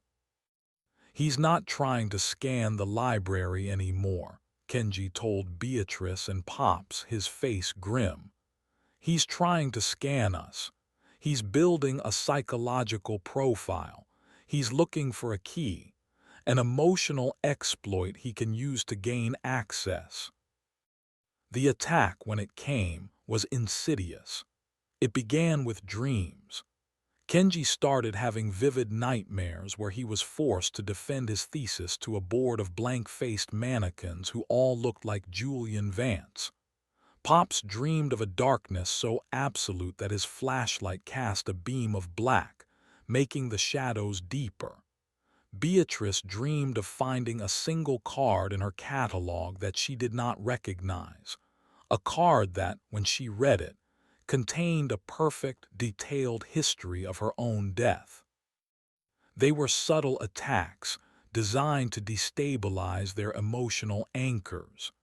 Aris Thorne's work was unmistakable. Vance was no longer brute-forcing the lock. He was having a key custom-made. The physical manifestation of this new strategy was quiet and deeply personal. One morning, Kenji was walking through the history section when he saw a young boy, no older than 10, sitting at a reading table. The boy was the spitting image of Kenji as a child, right down to the small, crescent-shaped scar on his chin from a fall he'd taken at that age. The boy was looking at a picture book about a wax museum. Kenji froze, his heart pounding. It was the nexus of his automatinophobia, the primal scene of his deepest fear, manifested with perfect surgical precision. But this wasn't a monster. It wasn't a rampaging statue. It was just a child, a vulnerable, innocent-looking child who was the embodiment of his trauma. He approached cautiously. "Hello," he said, his voice strained. The boy looked up. His eyes were not the eyes of a child. They were Vance's eyes, cold, intelligent, and appraising. "Are you the doctor?" the boy asked, his voice a flawless, synthesized replica of Kenji's own childhood voice. "I had a nightmare. Can you help me?" It was a trap, a honeypot. It was a simulation of his own trauma, designed to exploit his empathy as a psychologist and his fear as a victim. If he engaged, if he gave into the scenario, he would be giving Vance's network direct access to his psyche. He would be handing over the key. Behind him, Pops and Beatrice appeared, having seen the boy from the rotunda. Pops raised his flashlight but hesitated. How could he use his power on a child? Beatrice stood rigid, her librarian's instinct to help a young reader at war with her knowledge of the threat. The boy looked past Kenji at them. Then the image flickered. For a split second the boy was replaced by a small, shivering puppy with hollow eyes. Then he was an old man with thinning gray hair, terrified of a ticking clock. "It's a projection," Kenji realized aloud. "A composite. It's using the library's own memory of our fears against us. It's a phishing attack." The boy smiled Vance's smile again. "All your data belongs to us," it said. The simulation was not just a trap for Kenji. It was a Trojan horse designed to gain root access to the library's entire system of manifested fears. It was the most dangerous entity they had ever faced. Chapter 27: The Analog Solution. The projected child, the avatar of Nexus's psychological warfare, sat patiently at the table, a nexus of all their traumas. Its power was immense, not because it was physically strong, but because it was conceptually unassailable. To attack it would be to attack a representation of themselves. To engage with it would be to surrender. "We cannot fight it on its own terms," Kenji said, his mind racing.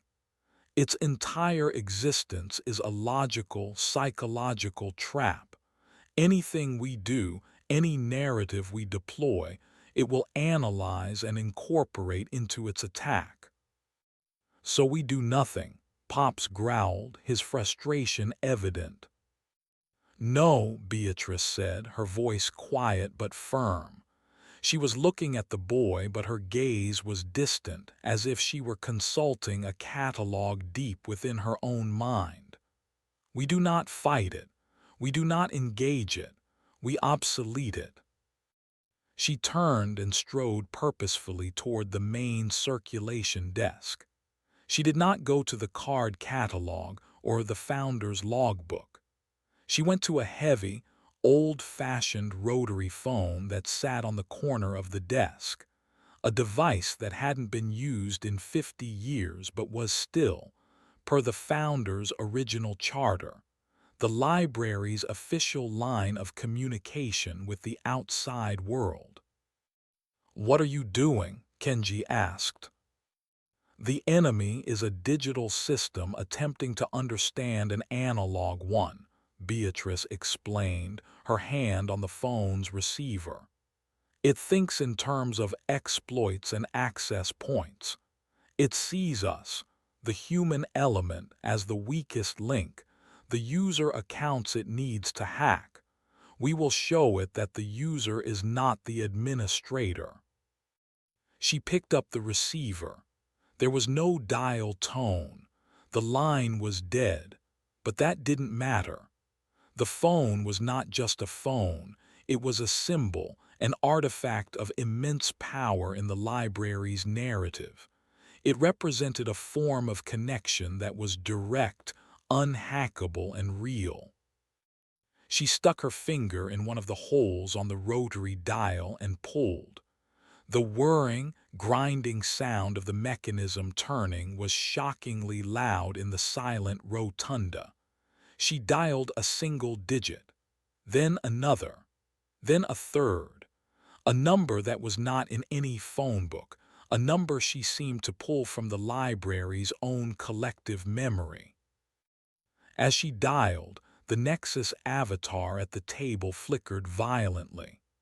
The subsonic hum from the spheres outside wavered.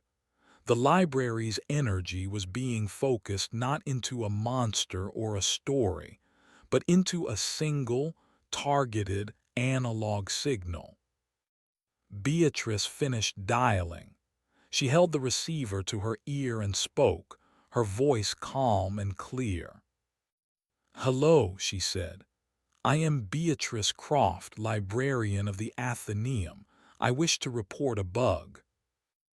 In a gleaming, sterile server farm miles away, a technician monitoring the link to the Athenaeum spheres saw a single line of text appear on his diagnostic screen. It was not code. It was not a system error. It was a perfectly formed sentence. The system has encountered an operator and is awaiting instruction. Julian Vance and Aris Thorne were watching from an observation room. "What is that?" Vance demanded. "What's happening?" "The connection is reconfiguring," Aris said, her eyes wide with a mix of fear and professional fascination. "They aren't fighting the simulation. They're trying to communicate with us through it. They're treating our system like a lost patron asking for help at the front desk." Back in the library, the Nexus avatar stood up from the table. The image of the child dissolved, replaced by a simple, glowing wireframe figure with no features. It turned to Beatrice. "Awaiting instruction." Its synthesized voice buzzed, now devoid of any psychological manipulation. It was just a machine waiting for a command. Beatrice looked at the wireframe figure, the digital heart of Vance's billion-dollar network, now rooted through a dead rotary phone and standing before her like a new employee on its first day. She gave her instruction. "Close all open programs," she said. "Disconnect from all external networks. Then I want a full, detailed report on every piece of data you have collected from this institution and its inhabitants." She paused, then added the final, crushing command. "And then I want you to delete yourself." The wireframe figure bowed its head in a gesture of acknowledgement. It turned and walked toward the glowing green patch on the wall from which the first digital ghost had emerged. It did not glitch or stutter. It moved with the clean, efficient grace of a program executing its final lines of code. It stepped into the light and vanished. Outside, the silver spheres around the library all went dark at once. In the Nexus server farm, every monitor connected to the project went black. Every file that had been gathered, the energy readings, the quantum signatures, the psychological profiles, was irrevocably erased. The connection was severed. The project was dead. Vance stared at the dead screens, his face a mask of cold, silent fury. He had tried to capture lightning in a bottle, and the lightning had reached back through the bottle and turned off his machines.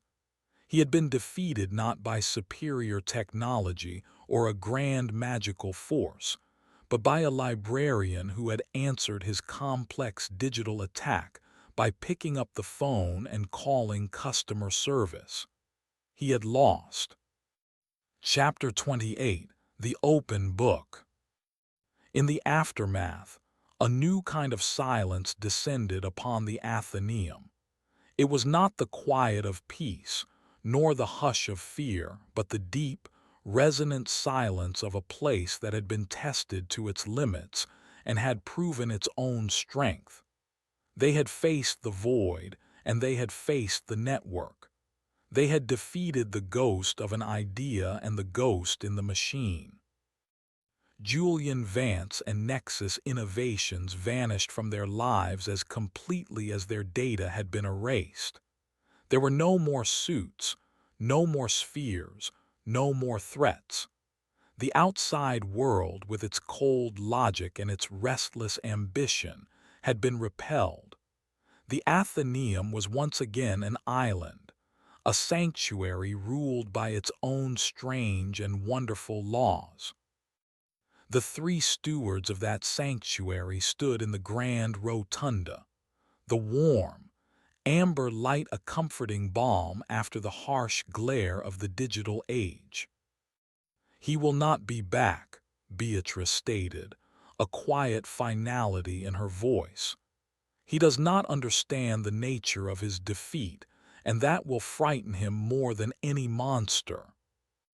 He saw the library not as a story, but as a resource to be plundered, Kenji added.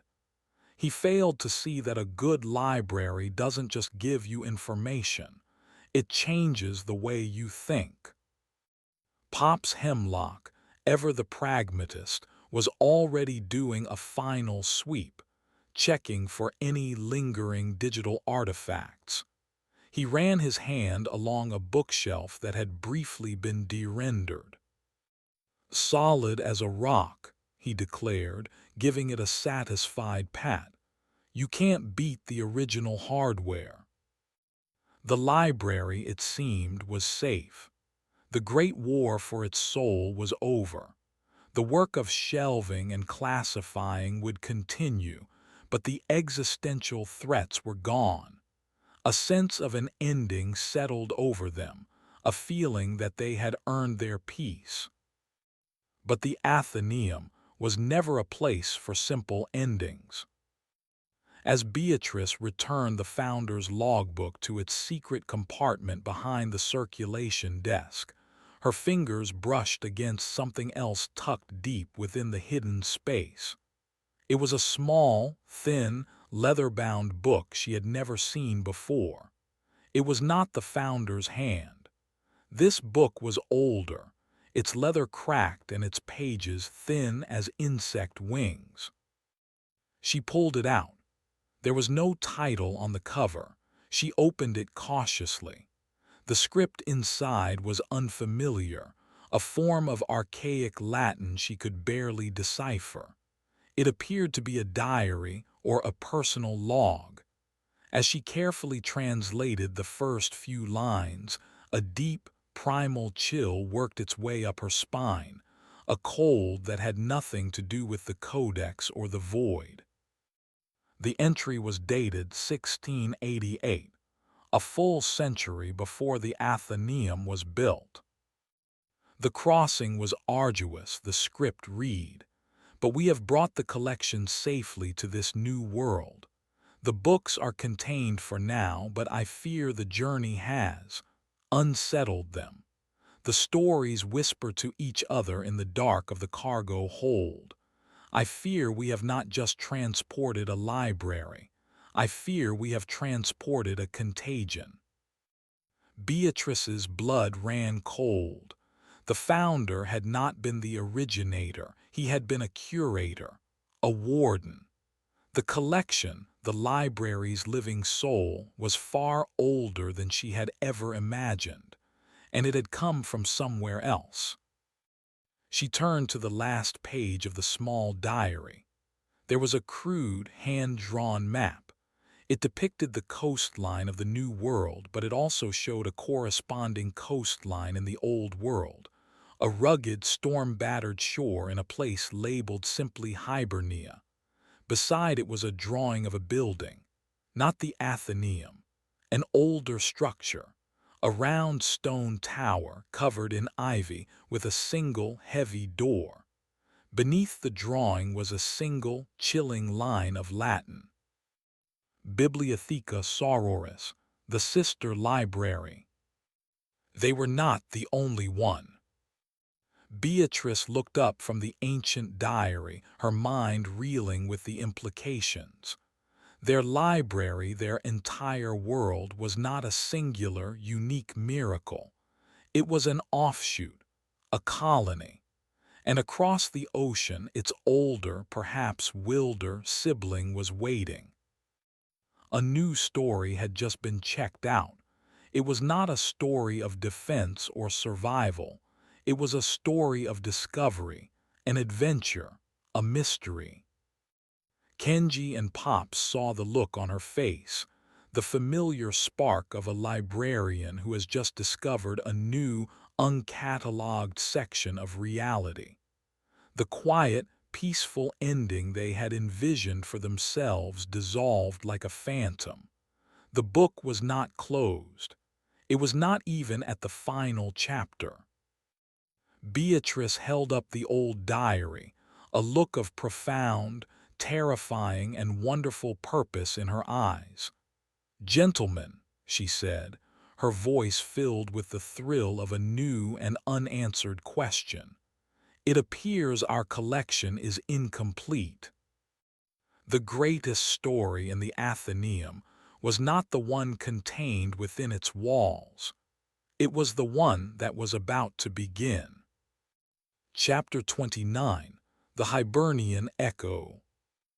The discovery of the founder's predecessor and the existence of a Bibliotheca Sororis sent a conceptual shockwave through the Athenaeum. The library, which had just settled into a comfortable post-war rhythm, was now possessed by a restless, questioning energy. It felt to Kenji like a person who had just discovered they were adopted. The library was now frantically searching its own shelves for clues to its identity, its provenance. The team's work shifted immediately. All minor manifestations were ignored. Their new, singular focus was the small, ancient diary. Beatrice, with Kenji's help, began a meticulous translation of the archaic Latin. The author, a man named Brother Finton, was not a nobleman or an academic, but a monk from a secretive Irish order dedicated to being keepers of the word, a title that seemed to be both literal and metaphorical.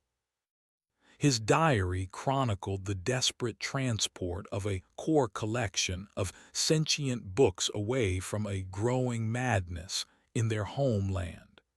He did not describe the madness, only that it threatened to unwrite the word of God himself.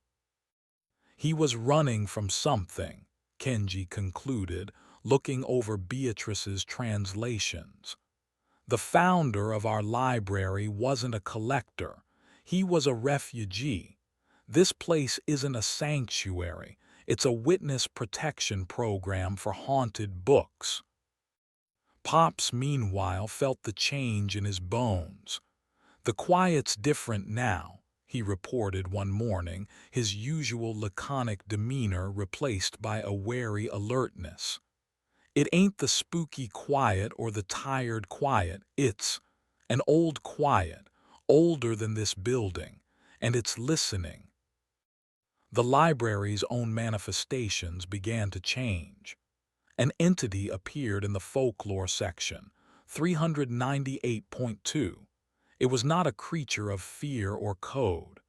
It was a humanoid figure that seemed to be woven from damp green moss, twisted roots, and shimmering mist. It smelled of peat smoke and rain-soaked earth. It did not speak or threaten. It simply stood in the aisle for Celtic mythology, its head cocked as if listening to a distant song. When they approached, it turned its head, and where its eyes should have been were two smooth, gray river stones. "It's an echo," Kenji breathed, holding up a hand to stop Pops from raising his flashlight. "It's not from one of our books, it's a signal, a transatlantic ghost." Beatrice, armed with the knowledge from Fenton's diary, approached the creature slowly. She did not speak in English or Latin. She spoke the few words of Gaelic she had been able to piece together from a linguistic atlas. "Dia D. Hewitt," she said. "Hello." The mossy creature did not respond, but it raised a gnarled, root-like arm and pointed. It was not pointing at a specific book, but at the wall behind the shelf. A section of wall that had always been, to their knowledge, solid stone. Following its silent instruction, they removed the books from the shelf. Beatrice ran her expert hands over the stone, feeling for a seam, a hidden mechanism. She found none. It was Pops, with his practical, workman's intuition, who solved it. "It ain't a door," he said. "It's a weak spot, like a thin spot in an old story." He pressed his hand against the stone. It felt different from the rest of the wall, less solid, humming with a faint vibration. "The library's trying to show us something it forgot it knew." Putting their shoulders to the wall, they pushed. The stone did not move, but the idea of the wall gave way. With a sound like tearing parchment, a section of the stonework dissolved, not into a hidden room, but into a deep, dark alcove that had not been on any blueprint. It was a forgotten memory of the building itself. Inside the alcove was a single, dusty, iron-strapped chest. It bore the insignia of Brother Fenton's monastic order, a raven holding a key. Beatrice opened it. Within, resting on a bed of faded velvet, was not a book, but a strange, intricate object made of brass and dark wood. It was an astrolabe, but instead of celestial markings, its rings were etched with complex, flowing script and patterns that resembled ocean currents. The moss creature, its task complete, dissolved into a fine green mist that smelled of the sea, leaving them alone with the strange artifact. They had found their map, or, Kenji suspected, something far more complicated. Chapter 30: The Navigator's Grimoire. The object from the hidden chest became the new focus of their lives. It was not, as they first thought, an astrolabe. It was a complex navigational instrument, but it was designed to measure things far stranger than the position of the stars. Beatrice, after days of cross-referencing its unique script with texts on ancient ciphers and alchemy, gave it a name: the narrative chart. "It does not map physical space," she explained, her fingers tracing the interlocking brass rings. They were gathered in her office, a room that had become their war room once again. "It maps conceptual space. These currents," she said, pointing to the flowing lines, "represent major genres: the epic, the tragedy, the romance. These smaller eddies are subgenres, and these symbols here," she indicated a set of glyphs that resembled phases of the moon, "represent the emotional tenor of a narrative." "It's a tool for navigating the sea of stories," Kenji realized. The place the founder talked about in his more lucid writings, a metaphorical space between worlds. "Not metaphorical," Beatrice corrected him, a grim look on her face. Finton's diary speaks of it as a literal place, the mare imbrium verborum, the sea of raining words. He says it is what connects all true living stories. It is how the contagion spreads. This recontextualized everything. The Athenaeum was not an island. It was a continent, separated by a vast and dangerous ocean from its motherland. The narrative chart was their only way to cross. But the chart was inert. It was a map without a key. The key, they discovered after another week of tireless research, was hidden in the one place none of them had thought to look, within a book they believed they understood completely, the founder's original library charter. Beatrice had read it 100 times. It was a dry, legalistic document.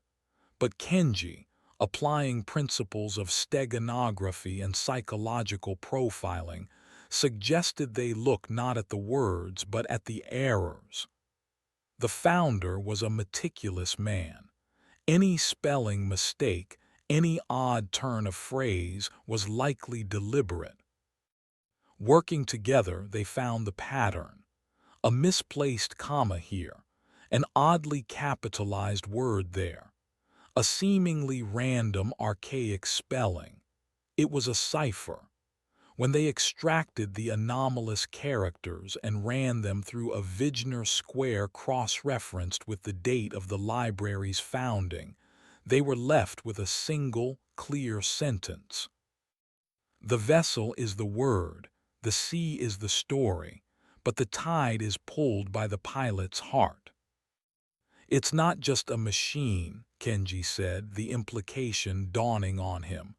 The chart requires a user, a pilot, a person to focus it, to power it with their own emotional tenor. He looked at Beatrice, then at Pops. It needs one of us. As if in response to their discovery, the Athenaeum grew more unstable. The connection to its sister was strengthening. A thick, rolling fog now perpetually shrouded the cartography section. The sound of distant, crashing waves echoed from the nautical wing. In the poetry section, a manifestation of a limerick, a mischievous, annoying creature that spoke only in AABBA rhyme, appeared and began causing minor chaos. The library was losing its unique identity, its signal being overwhelmed by the more powerful, wilder signal from across the sea. They were running out of time. They had to make the journey, or their own library would be subsumed, its story overwritten by its parents. The final piece of the puzzle was the destination. The chart could take them across the sea, but they needed a coordinate, a safe harbor to aim for. The map in Finton's diary was their only guide. It showed the stone tower on the Irish coast. Beneath it, Finton had written a short prayer. Beatrice translated it. May God guide us from this harbor of whispers, and may our brothers who remain find shelter from the storm of the Silent King. The Silent King. The name landed in the room with the weight of a gravestone. It was not a title they had ever encountered. It was not the redacted. It was not Nexus. It was the growing madness Finton had been fleeing, and it seemed it had a name. They now had a map, a vessel, a destination, and a warning. The question was no longer how to travel, but who had the courage to pilot them into the heart of a storm that had been raging for over 300 years. Chapter 31. The Sea of Raining Words. The decision of who would act as pilot was not a simple one. The founder's riddle was clear. The tide is pulled by the pilot's heart. The journey's nature would be shaped by the internal emotional landscape of the person guiding them. Kenji, with his deep understanding of psychology and his own managed phobias, argued he was best equipped to navigate a realm of pure concept. But Beatrice countered that his own fears could inadvertently chart a course toward a sea of manifested anxieties. Pops, ever the protector, simply said, "I can keep us pointed toward the light." But they all knew his faith, while restored, was now complicated by his experience with the redacted. It was Beatrice who formulated the only possible solution. "The founder's riddle is a trick," she declared, looking at the narrative chart. "He asks for a pilot, one heart. It's a single point of failure, but we are not one heart. We are the last acting librarian and her staff. We are a committee. We are a system." She looked at Kenji and Pops, her gaze unwavering. "We will not use a single heart. We will use the libraries." Her plan was to use the very essence of their bond, their shared narrative as the library's defenders, as their collective heart. Kenji would provide the psychological focus. Pops would act as the steadfast, emotional keel, and Beatrice, as the owner and administrator, would be the captain, giving the final commands. They would pilot as a crew. They gathered in the grand rotunda.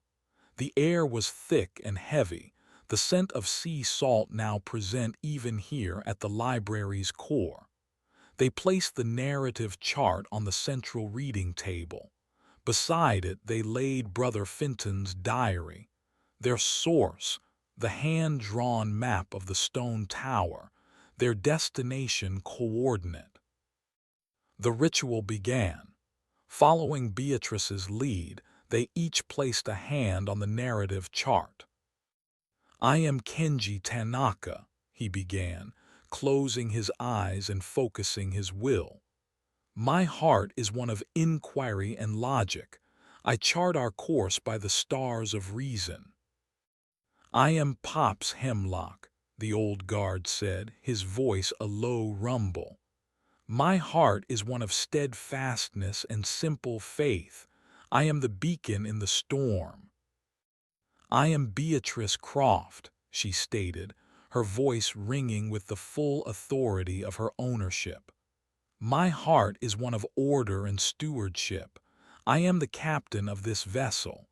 My library is the ship." As she spoke the final word, the narrative chart began to glow, its brass rings spinning silently. The library responded. The ground beneath their feet did not shake, but they felt a profound lurch, a sense of dizzying dislocation, as if the entire vast building had been lifted from its physical foundations. The world outside the great stained glass dome and the tall arched windows dissolved. The familiar cityscape vanished, replaced not by a void, but by a swirling, chaotic, three-dimensional tempest of pure information. They were adrift in the mare imbrium verborum. It was a terrifying and majestic sight. A torrent of raw, disconnected words rained down through the textual clouds. Great, shimmering shoals of adjectives swam past the windows. Long, serpentine sentences, stripped of their context, writhed in the deep. It was the primordial soup of story itself. "It's working," Kenji breathed, awestruck. "We are sailing." Through the chaos, far in the distance, a faint, emerald-green light pulsed rhythmically. The sister library, their destination. But as they began to move toward it, propelled by the force of their collective will, a shadow detached itself from the depths of the word sea. It was a shape of immense size, a leviathan that seemed to be made not of words, but of the empty spaces between them. It was a predator of the narrative realm, a creature that did not just consume stories but erased them, leaving behind a wake of utter, incomprehensible silence. It turned its vast, unseen head toward their small, traveling library, sensing a new and richly woven tale had entered its domain. "Hold fast," Beatrice commanded, her knuckles white where she gripped the chart. "Set your course, Doctor, Mr. Hemlock, keep your light ready." Their journey had just begun, but the sea of raining words had already revealed its monsters. They were no longer in their library. They were in the story of all libraries, and they were very, very far from a safe harbor. Chapter 32. The Leviathan of Unstory. The creature that rose from the depths of the conceptual sea was a nightmare of grammar. Kenji, in a moment of clinical terror, recognized it not as a living thing but as a living action. It was a redaction given form, not the cold, systematic avatar from their own library, but a wild, ancient, and ravenous predator of the open ocean. Its body was a shimmering void, its tentacles were trailing clauses of negation, and its passage through the word storm left behind pockets of utter, meaning-draining silence. It was the shark in this ocean of story. "It's coming for us," Pops growled, his hand tightening on his maglite. "It can smell us. We're a big, fat, juicy novel in a sea of pamphlets." "It does not smell," Beatrice corrected him, her focus absolute as she gripped the narrative chart. "It senses coherence. We are a structured narrative in a chaotic environment. To it, we are an anomaly that must be deleted." The Leviathan surged toward them. The Athenaeum, their brave, impossible ship, groaned under the pressure of the creature's approach. Books flew from shelves as the conceptual gravity warped. A wave of pure, anti-narrative energy washed over them, so potent that the title on a nearby book, The Art of War, flickered and changed to the futility of conflict. "It's attacking our collection," Beatrice cried, an affronted fury in her voice. "Pops, your light." Pops aimed his flashlight out the great window of the rotunda. The beam of pure, story-driven hope shot through the textual storm and struck the creature's flank. It was not like hitting the anatomical monster. This was different. The beam didn't dissolve the creature's flank but seemed to splash against it, creating a momentary ripple of meaning. For a fraction of a second, the patch of void where the light hit solidified into a coherent image. A vast, sad, lonely eye, ancient and full of a terrible emptiness. The Leviathan recoiled, not in pain but in outrage. It was not used to being perceived, to being given attributes. It let out a silent, psychic roar that cracked a pane in the celestial dome. "We cannot fight it head-on," Kenji analyzed, his mind racing to keep up. "Its existence is based on negation. A direct attack only gives it something to negate. We have to be grammatically clever." He looked at the narrative chart, at the swirling eddies of genre and subgenre.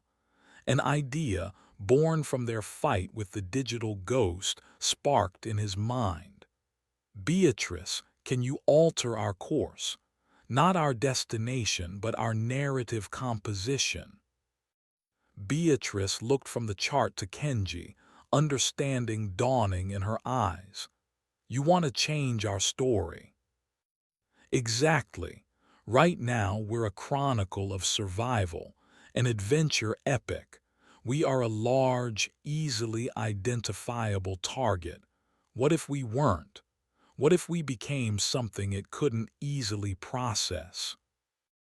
Working together, they began to manipulate the narrative chart. Beatrice, as captain, maintained their heading toward the distant green light. Kenji, acting as navigator, began to subtly shift their emotional tenor and genre. He bled elements from the library's vast collection of absurdism and postmodern literature into their own core narrative. The Athenaeum began to change. The solid oak of the circulation desk suddenly developed a wood-grain pattern that, if you looked at it sideways, spelled out the word ludicrous. The grand clock began to tick backward on every third tick. A story about a heroic general suddenly found its protagonist replaced by a sentient teapot for 2 paragraphs. Their grand, cohesive narrative was becoming a shaggy dog story, a self-contradicting, unreliable text. The effect on the Leviathan was immediate. It paused its attack, confused. It was trying to consume their story, but the story was now gibberish. It was like trying to eat smoke. The creature's tentacles of negation flailed, trying to find a solid plot point to latch onto, a character arc to erase, but found only non sequiturs and paradoxes. Emboldened, Kenji grew more daring. He channeled the essence of a particularly dense book of literary theory they had shelved. The Athenaeum itself began to narrate its own journey in the third person, the very walls whispering in dry, academic prose. The architectural signifier, known colloquially as the library, proceeded through the semiotic hyperreality of the textual ocean, its progress a testament to the post-structuralist paradigm of its crew. The Leviathan convulsed. The story had become self-referential. It was commenting on its own existence.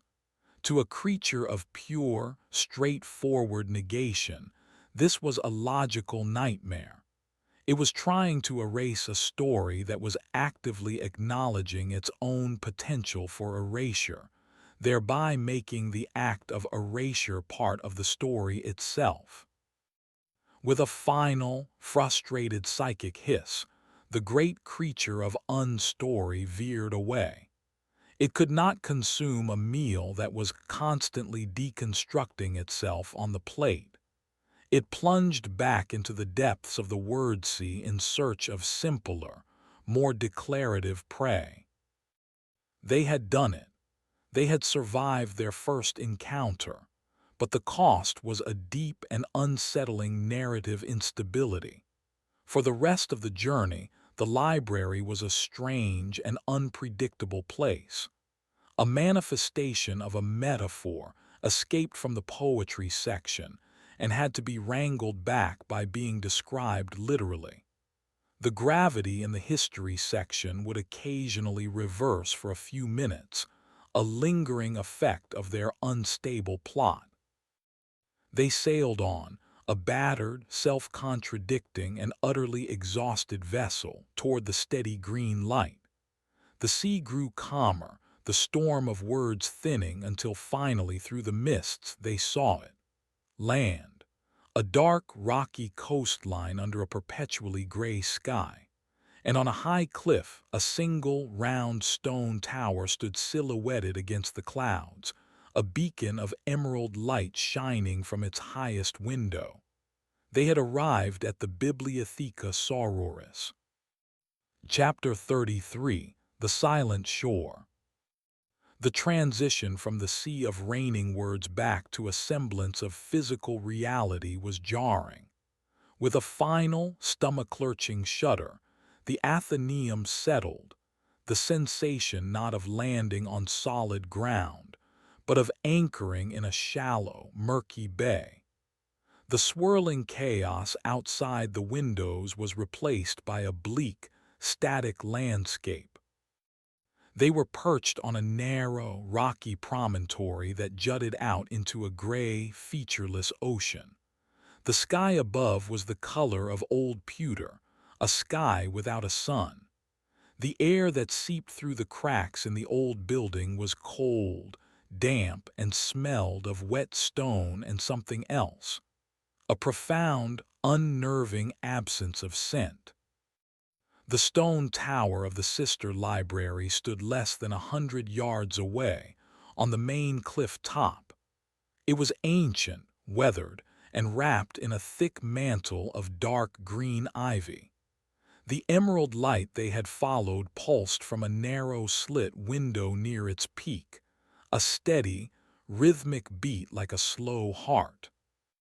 "We're here," Pop said, his voice a low growl. He stared out at the landscape with deep suspicion. "Don't like it, it's too quiet." He was right. There were no seabirds, no insects, no wind. The only sound was the slow, rhythmic pulse of the green light from the tower, a sound that wasn't quite sound, more a pressure wave they felt in their bones.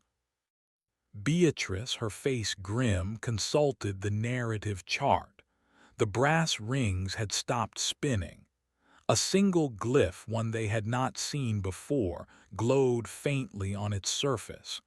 It was a circle with a horizontal line drawn through it, the symbol for silence. "Finton called this place the harbor of whispers," she said, "but the whispers have stopped. This silence, it is not natural, it is imposed." They prepared to disembark. The great bronze doors of the Athenaeum opened for the first time in what felt like an eternity. The air that greeted them was cold and dead. As Kenji stepped onto the rocky ground, he felt a strange sense of lethargy, a cognitive dampening. His thoughts, usually sharp and analytical, felt slow, muted. "The ambient narrative field is incredibly weak here," he observed, his own voice sounding loud and intrusive in the oppressive quiet. "It's like the land itself has been edited." They made their way toward the tower, a small, determined procession against a vast, empty backdrop. The tower loomed larger, a grim, monolithic structure. Its single door was made of dark, petrified wood and bound with rusted iron. There was no handle, no lock, only a small, circular indentation in the center. Beatrice stepped forward and examined the indentation. "It is the seal of Finton's order," she said, "the raven with the key." She reached into her pocket and produced the heavy iron key that had been in the chest with the narrative chart. It was a perfect match. She inserted the key and turned. Instead of a click of tumblers, the sound was a low, mournful chime, like a distant bell. The heavy door swung inward on silent hinges, revealing a passage into absolute, impenetrable darkness. Pops immediately stepped forward, his maglite held ready. This was his domain. "I'll take the lead," he said. He clicked the button. Nothing happened. He clicked it again, and again. The flashlight, his symbol of faith, his weapon against the dark, was dead. He stared at it in disbelief, then looked into the yawning blackness of the tower. For the first time, Kenji saw true, undiluted fear in the old man's eyes. His power, born from his phobia, did not work here. In this place, the story of light conquering dark had no authority. From deep within the tower's darkness, a sound emerged. It was not a growl or a shriek. It was a soft, dry, rustling whisper, like dry leaves skittering across pavement. The sound of something ancient, patient, and desiccated, stirring in its long slumber. They were on the threshold of the place Finton had fled. They were standing at the gates of the silent king's dominion, and they were utterly defenseless. Chapter 34. The Keeper of the Echoes. The rustling sound from the darkness grew closer. Pop stood frozen, his useless flashlight clutched in a white-knuckled grip. Kenji felt his own analytical mind grinding to a halt, the oppressive silence of this place stifling his ability to think. Only Beatrice remained resolute, her authority as a librarian a thin but unbroken shield against the encroaching dread. A figure emerged from the blackness of the doorway. It was not a monster. It was an old man, impossibly old, his skin as thin and translucent as ancient parchment stretched taut over a skeletal frame. He was clad in the tattered, faded brown robes of a monk, the same order as Brother Finton. His eyes were closed, sealed shut by wrinkles and time, and in his hands he held a small, unlit tallow candle. He stopped just inside the doorway, sniffing the air like a blind animal. The rustling sound came from his movements, the dry whisper of his robes against the stone floor. "You bring a loud place with you," the old man whispered, his voice a dry, rasping sound like the turning of a brittle page. "A place of many shouting stories, so noisy." "We are from the Athenaeum," Beatrice said, her voice steady and clear, a declaration of identity. "The library founded by the collection of Brother Finton." The old man's head snapped up at the name. A flicker of something, a memory, an echo of pain crossed his desiccated features. "Finton," he rasped. "The coward, he ran. He took the loud books with him, he abandoned his post." "He fled from the silent king," Kenji interjected. The old man made a hushing gesture, a frantic, fearful motion. "Do not speak the title. Names have power here. He hears. He is the quiet. He is the stillness. He is the final, perfect page." His sightless face turned toward them. "I am Brother Cormac. I am the keeper, the last of the order. I did not run." "Keeper of what?" Pops growled, his fear transmuting into aggression. "This dead rock." "I am the keeper of the echoes," Cormac whispered. "When he came, the stories could not be saved. They were too loud, too complex. He unwrote them one by one. But an idea once shouted leaves a faint echo, a whisper. I have spent 300 years preserving not the stories but the memory of them, the silence they left behind." He gestured for them to enter. Hesitantly, they crossed the threshold.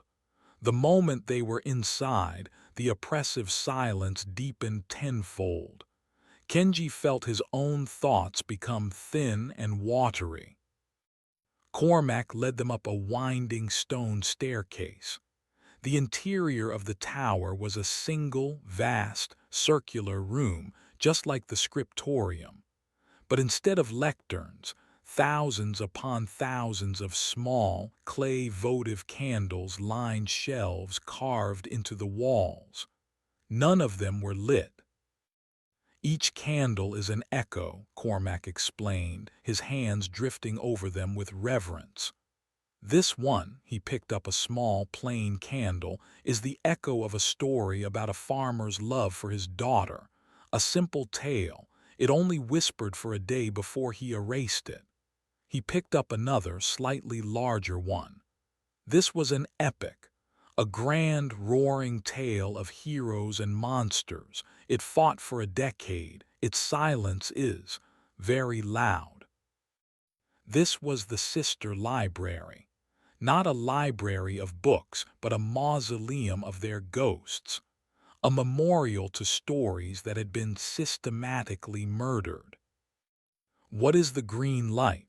Kenji asked, his voice hushed, looking toward the top of the tower. "It is the last story," Cormac said, a profound sadness in his voice. "The very first one. The one our order was founded to protect. He has been working on it for centuries. He cannot erase it directly, its narrative is too strong, too primal.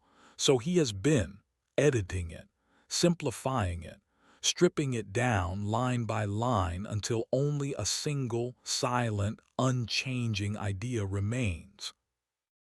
He led them to the top of the tower. The room was empty save for a single, thick, emerald-green candle burning on a stone pedestal in the center of the floor. It did not flicker. It did not sputter. It burned with a steady, unwavering, and utterly silent flame. It shed light but cast no heat. The light was a living thing, a story being held in a state of perfect, unchanging stasis. The story, Kenji realized with a sickening jolt, of the Silent King himself. "It is the story of I Am," Cormac whispered. "That is all that is left of it. A single declarative solipsistic sentence repeated unto infinity. He has erased every other character, every plot point, every description, until only the protagonist, a king who sits alone on his throne in a silent kingdom, remains. When the last of the wax is gone, his work will be complete. He will have created the perfect, eternal, and utterly boring story.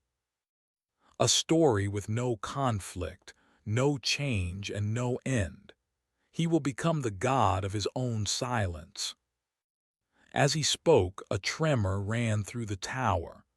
A single drop of emerald wax slid down the side of the great candle. The flame dipped for a fraction of a second, and in that instant, a wave of pure, psychic silence washed over them, more powerful than anything they had felt before. It was a will, a consciousness. The Silent King knew they were here, and he did not appreciate visitors in his quiet kingdom. Chapter 35.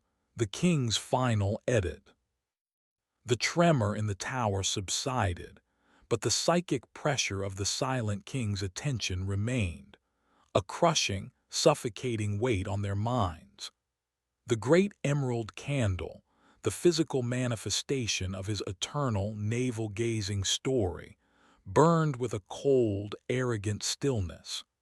The flame did not even flicker as another drop of wax formed and slid down its side, an agonizingly slow countdown to a final, perfect silence. "We cannot let him finish," Beatrice declared, her voice a defiant spark against the immense quiet. "A story without conflict is not a story, it is an obituary."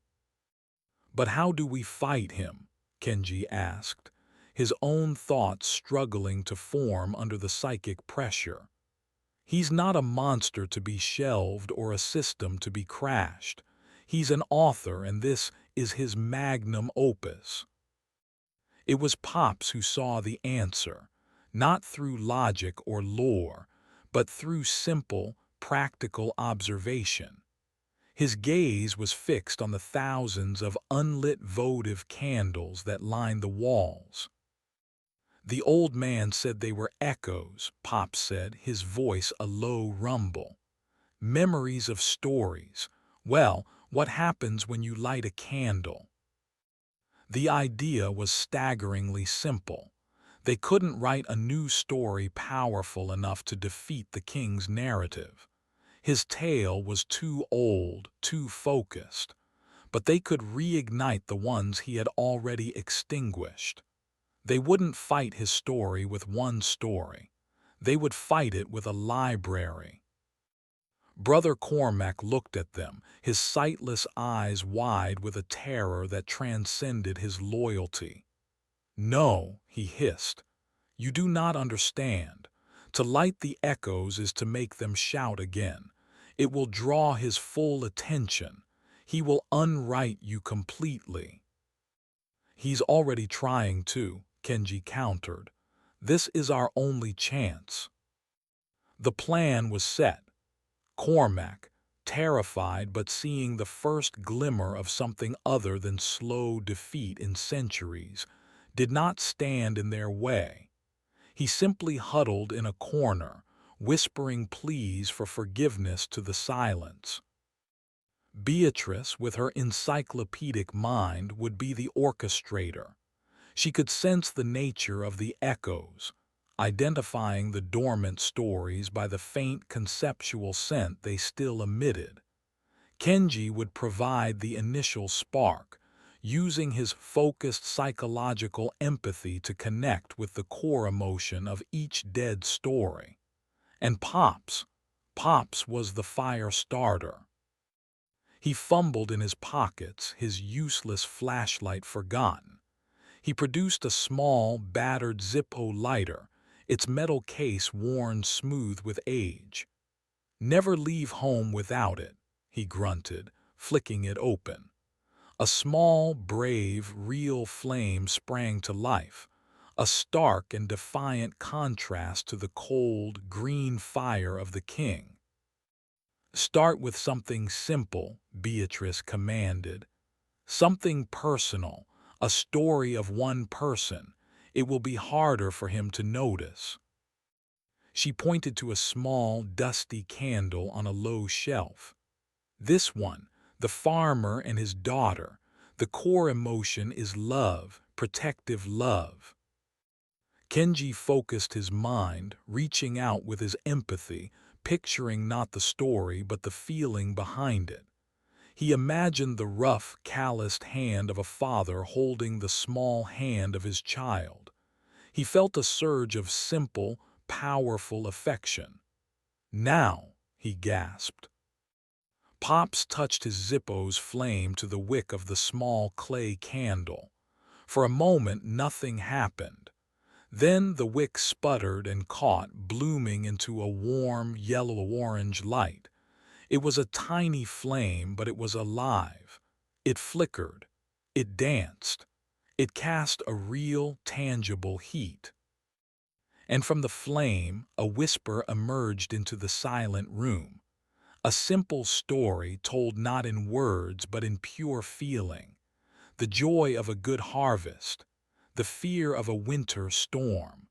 The fierce, unbreakable love of a father for his child. The great emerald candle at the center of the room wavered. The Silent King's story was "I am." The farmer's story was "I love you," a narrative that, by its very nature, required more than one character. It was a direct contradiction. A low, psychic moan of pure, offended narcissism echoed through the tower. The king had noticed. The pressure in the room doubled. "More," Beatrice commanded, her eyes blazing. "We need a chorus, something with many voices, that one." She pointed to a large, soot-stained candle. "An epic, the tale of a band of heroes fighting a great beast. The emotion is fellowship, courage." Kenji shifted his focus, imagining the camaraderie of soldiers around a campfire, the shared terror and bravery before a battle. Now. Pops lit the second candle. This flame was larger, roaring to life with a sound like a distant cheer. A new wave of narrative energy filled the room, a story of many voices, of shared sacrifice, of a we that was greater than any I. The king's silent moan turned into a shriek of fury. The emerald flame shrank, sputtering violently. He was an author who had meticulously deleted every other character from his manuscript, and now his own library was spontaneously writing them back in. They worked frantically, a well-oiled machine of narrative arson. Kenji would identify the emotional core, Pops would provide the flame, and Beatrice would direct them, conducting her orchestra of resurrected stories. They lit a tragedy, its sorrowful tale of loss providing a poignant counterpoint to the king's sterile eternity. They lit a comedy, its joyous, defiant laughter echoing off the stone walls. They lit a mystery, a romance, a fool's quest. The tower filled with a cacophony of shouting, weeping, laughing, whispering stories. The small, warm flames of the votive candles grew brighter, stronger, their combined light pushing back the cold, green glow. The silent king's story was being drowned out. His perfect, singular note was lost in a symphony. He made his final, desperate move. He could not erase all the stories at once, but he could erase the ones lighting them. He focused his entire, immense will not on the flames, but on the three intruders. A wave of pure, unmaking silence, more powerful than anything the redacted had ever wielded, washed over them. Kenji felt his memories begin to fray again, but this time it was different. He was no longer just himself. He was the vessel for the farmer's love, the hero's courage, the fool's hope. The stories he had channeled were now a part of him, shielding his identity with their own. Pops felt the darkness press in, but his simple faith was now bolstered by the defiant laughter of the comedy and the righteous anger of the tragedy. His Zippo flame did not waver. The full force of the attack fell on Beatrice. She was the captain, the center of their endeavor. The king sought to unwrite her very existence. He showed her a vision of a library without books, a catalog with no cards, a world with no words. He showed her the ultimate, perfect order of a silent universe. For a terrifying second, she saw the appeal, the beautiful, simple peace of it all. But then, the stories she had unleashed fought back for her. The farmer's love reminded her of her duty.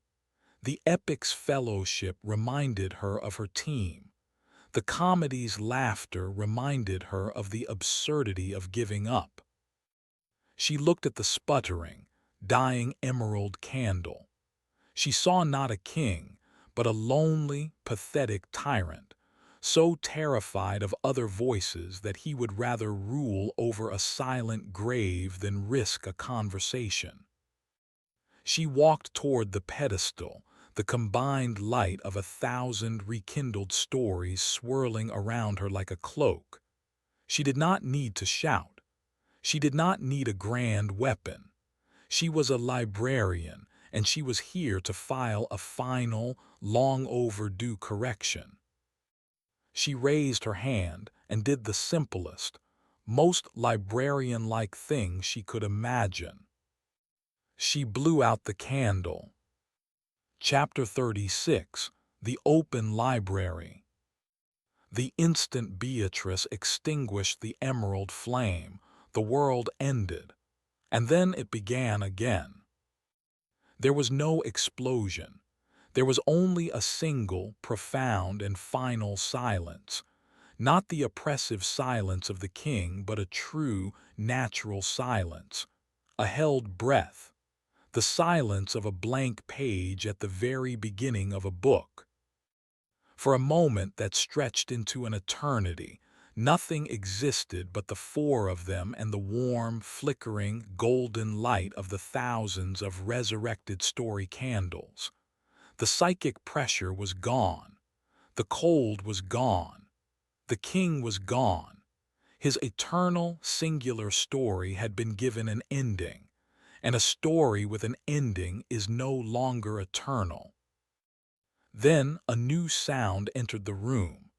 It was a sound none of them had heard since arriving on this desolate shore.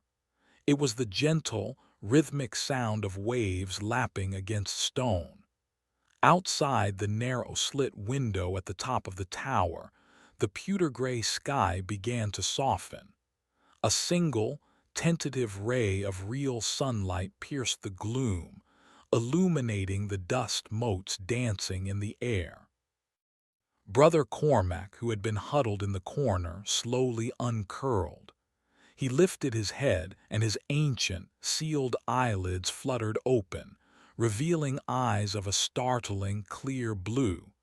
He looked at his own hands, then at the flickering candles, then at Beatrice, and a single, perfect tear traced a path down his parchment-like cheek. The story of his long vigil was finally over. They descended the tower's winding stairs. The oppressive atmosphere was gone, replaced by an air of profound and ancient peace. When they stepped out the door, the world was transformed. The featureless gray sea was now a deep, churning blue-green. The sky was a patchwork of cloud and sun. The air was alive with the cry of gulls and the salty tang of a real ocean. Life, in all its messy, complicated, and noisy glory, had returned to the silent shore. Their own library, the Athenaeum, was waiting for them, anchored safely in the small bay.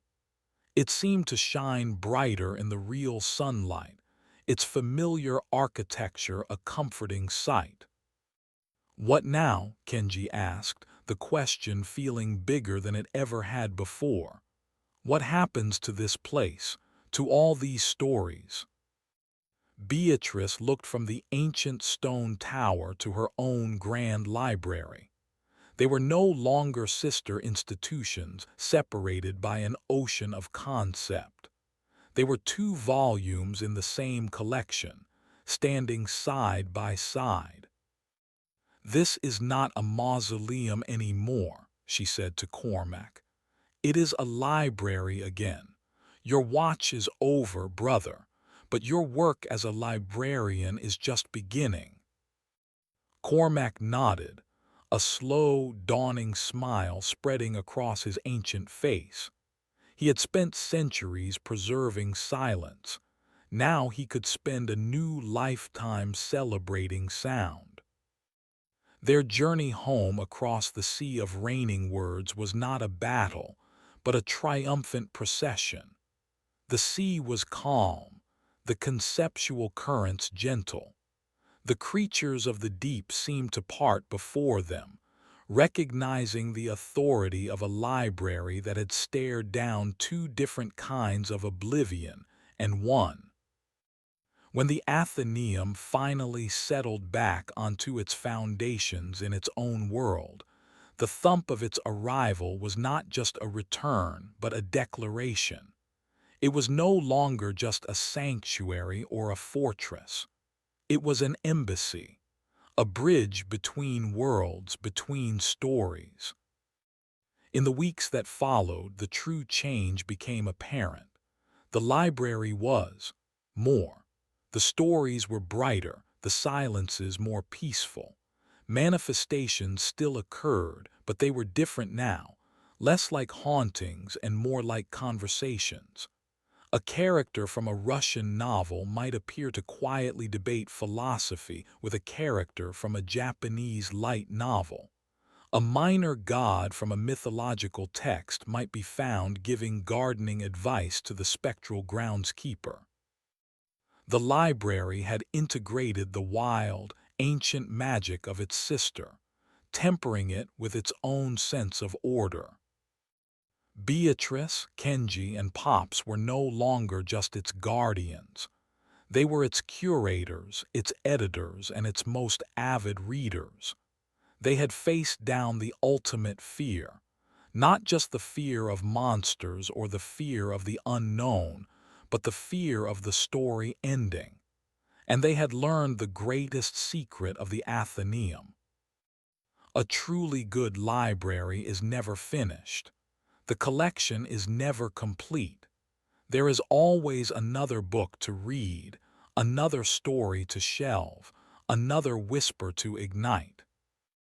One day, a young, nervous-looking student came to the front desk where Beatrice was presiding.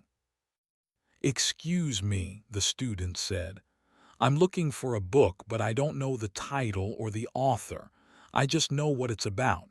It's a scary story about a library where the books come to life." Beatrice Croft looked at the student, then around at her vast, living, breathing library. She gave the student a small, knowing smile, the smile of an author who is proud of her work. "I think I have just the thing," she said. "Let's start at the beginning." The end.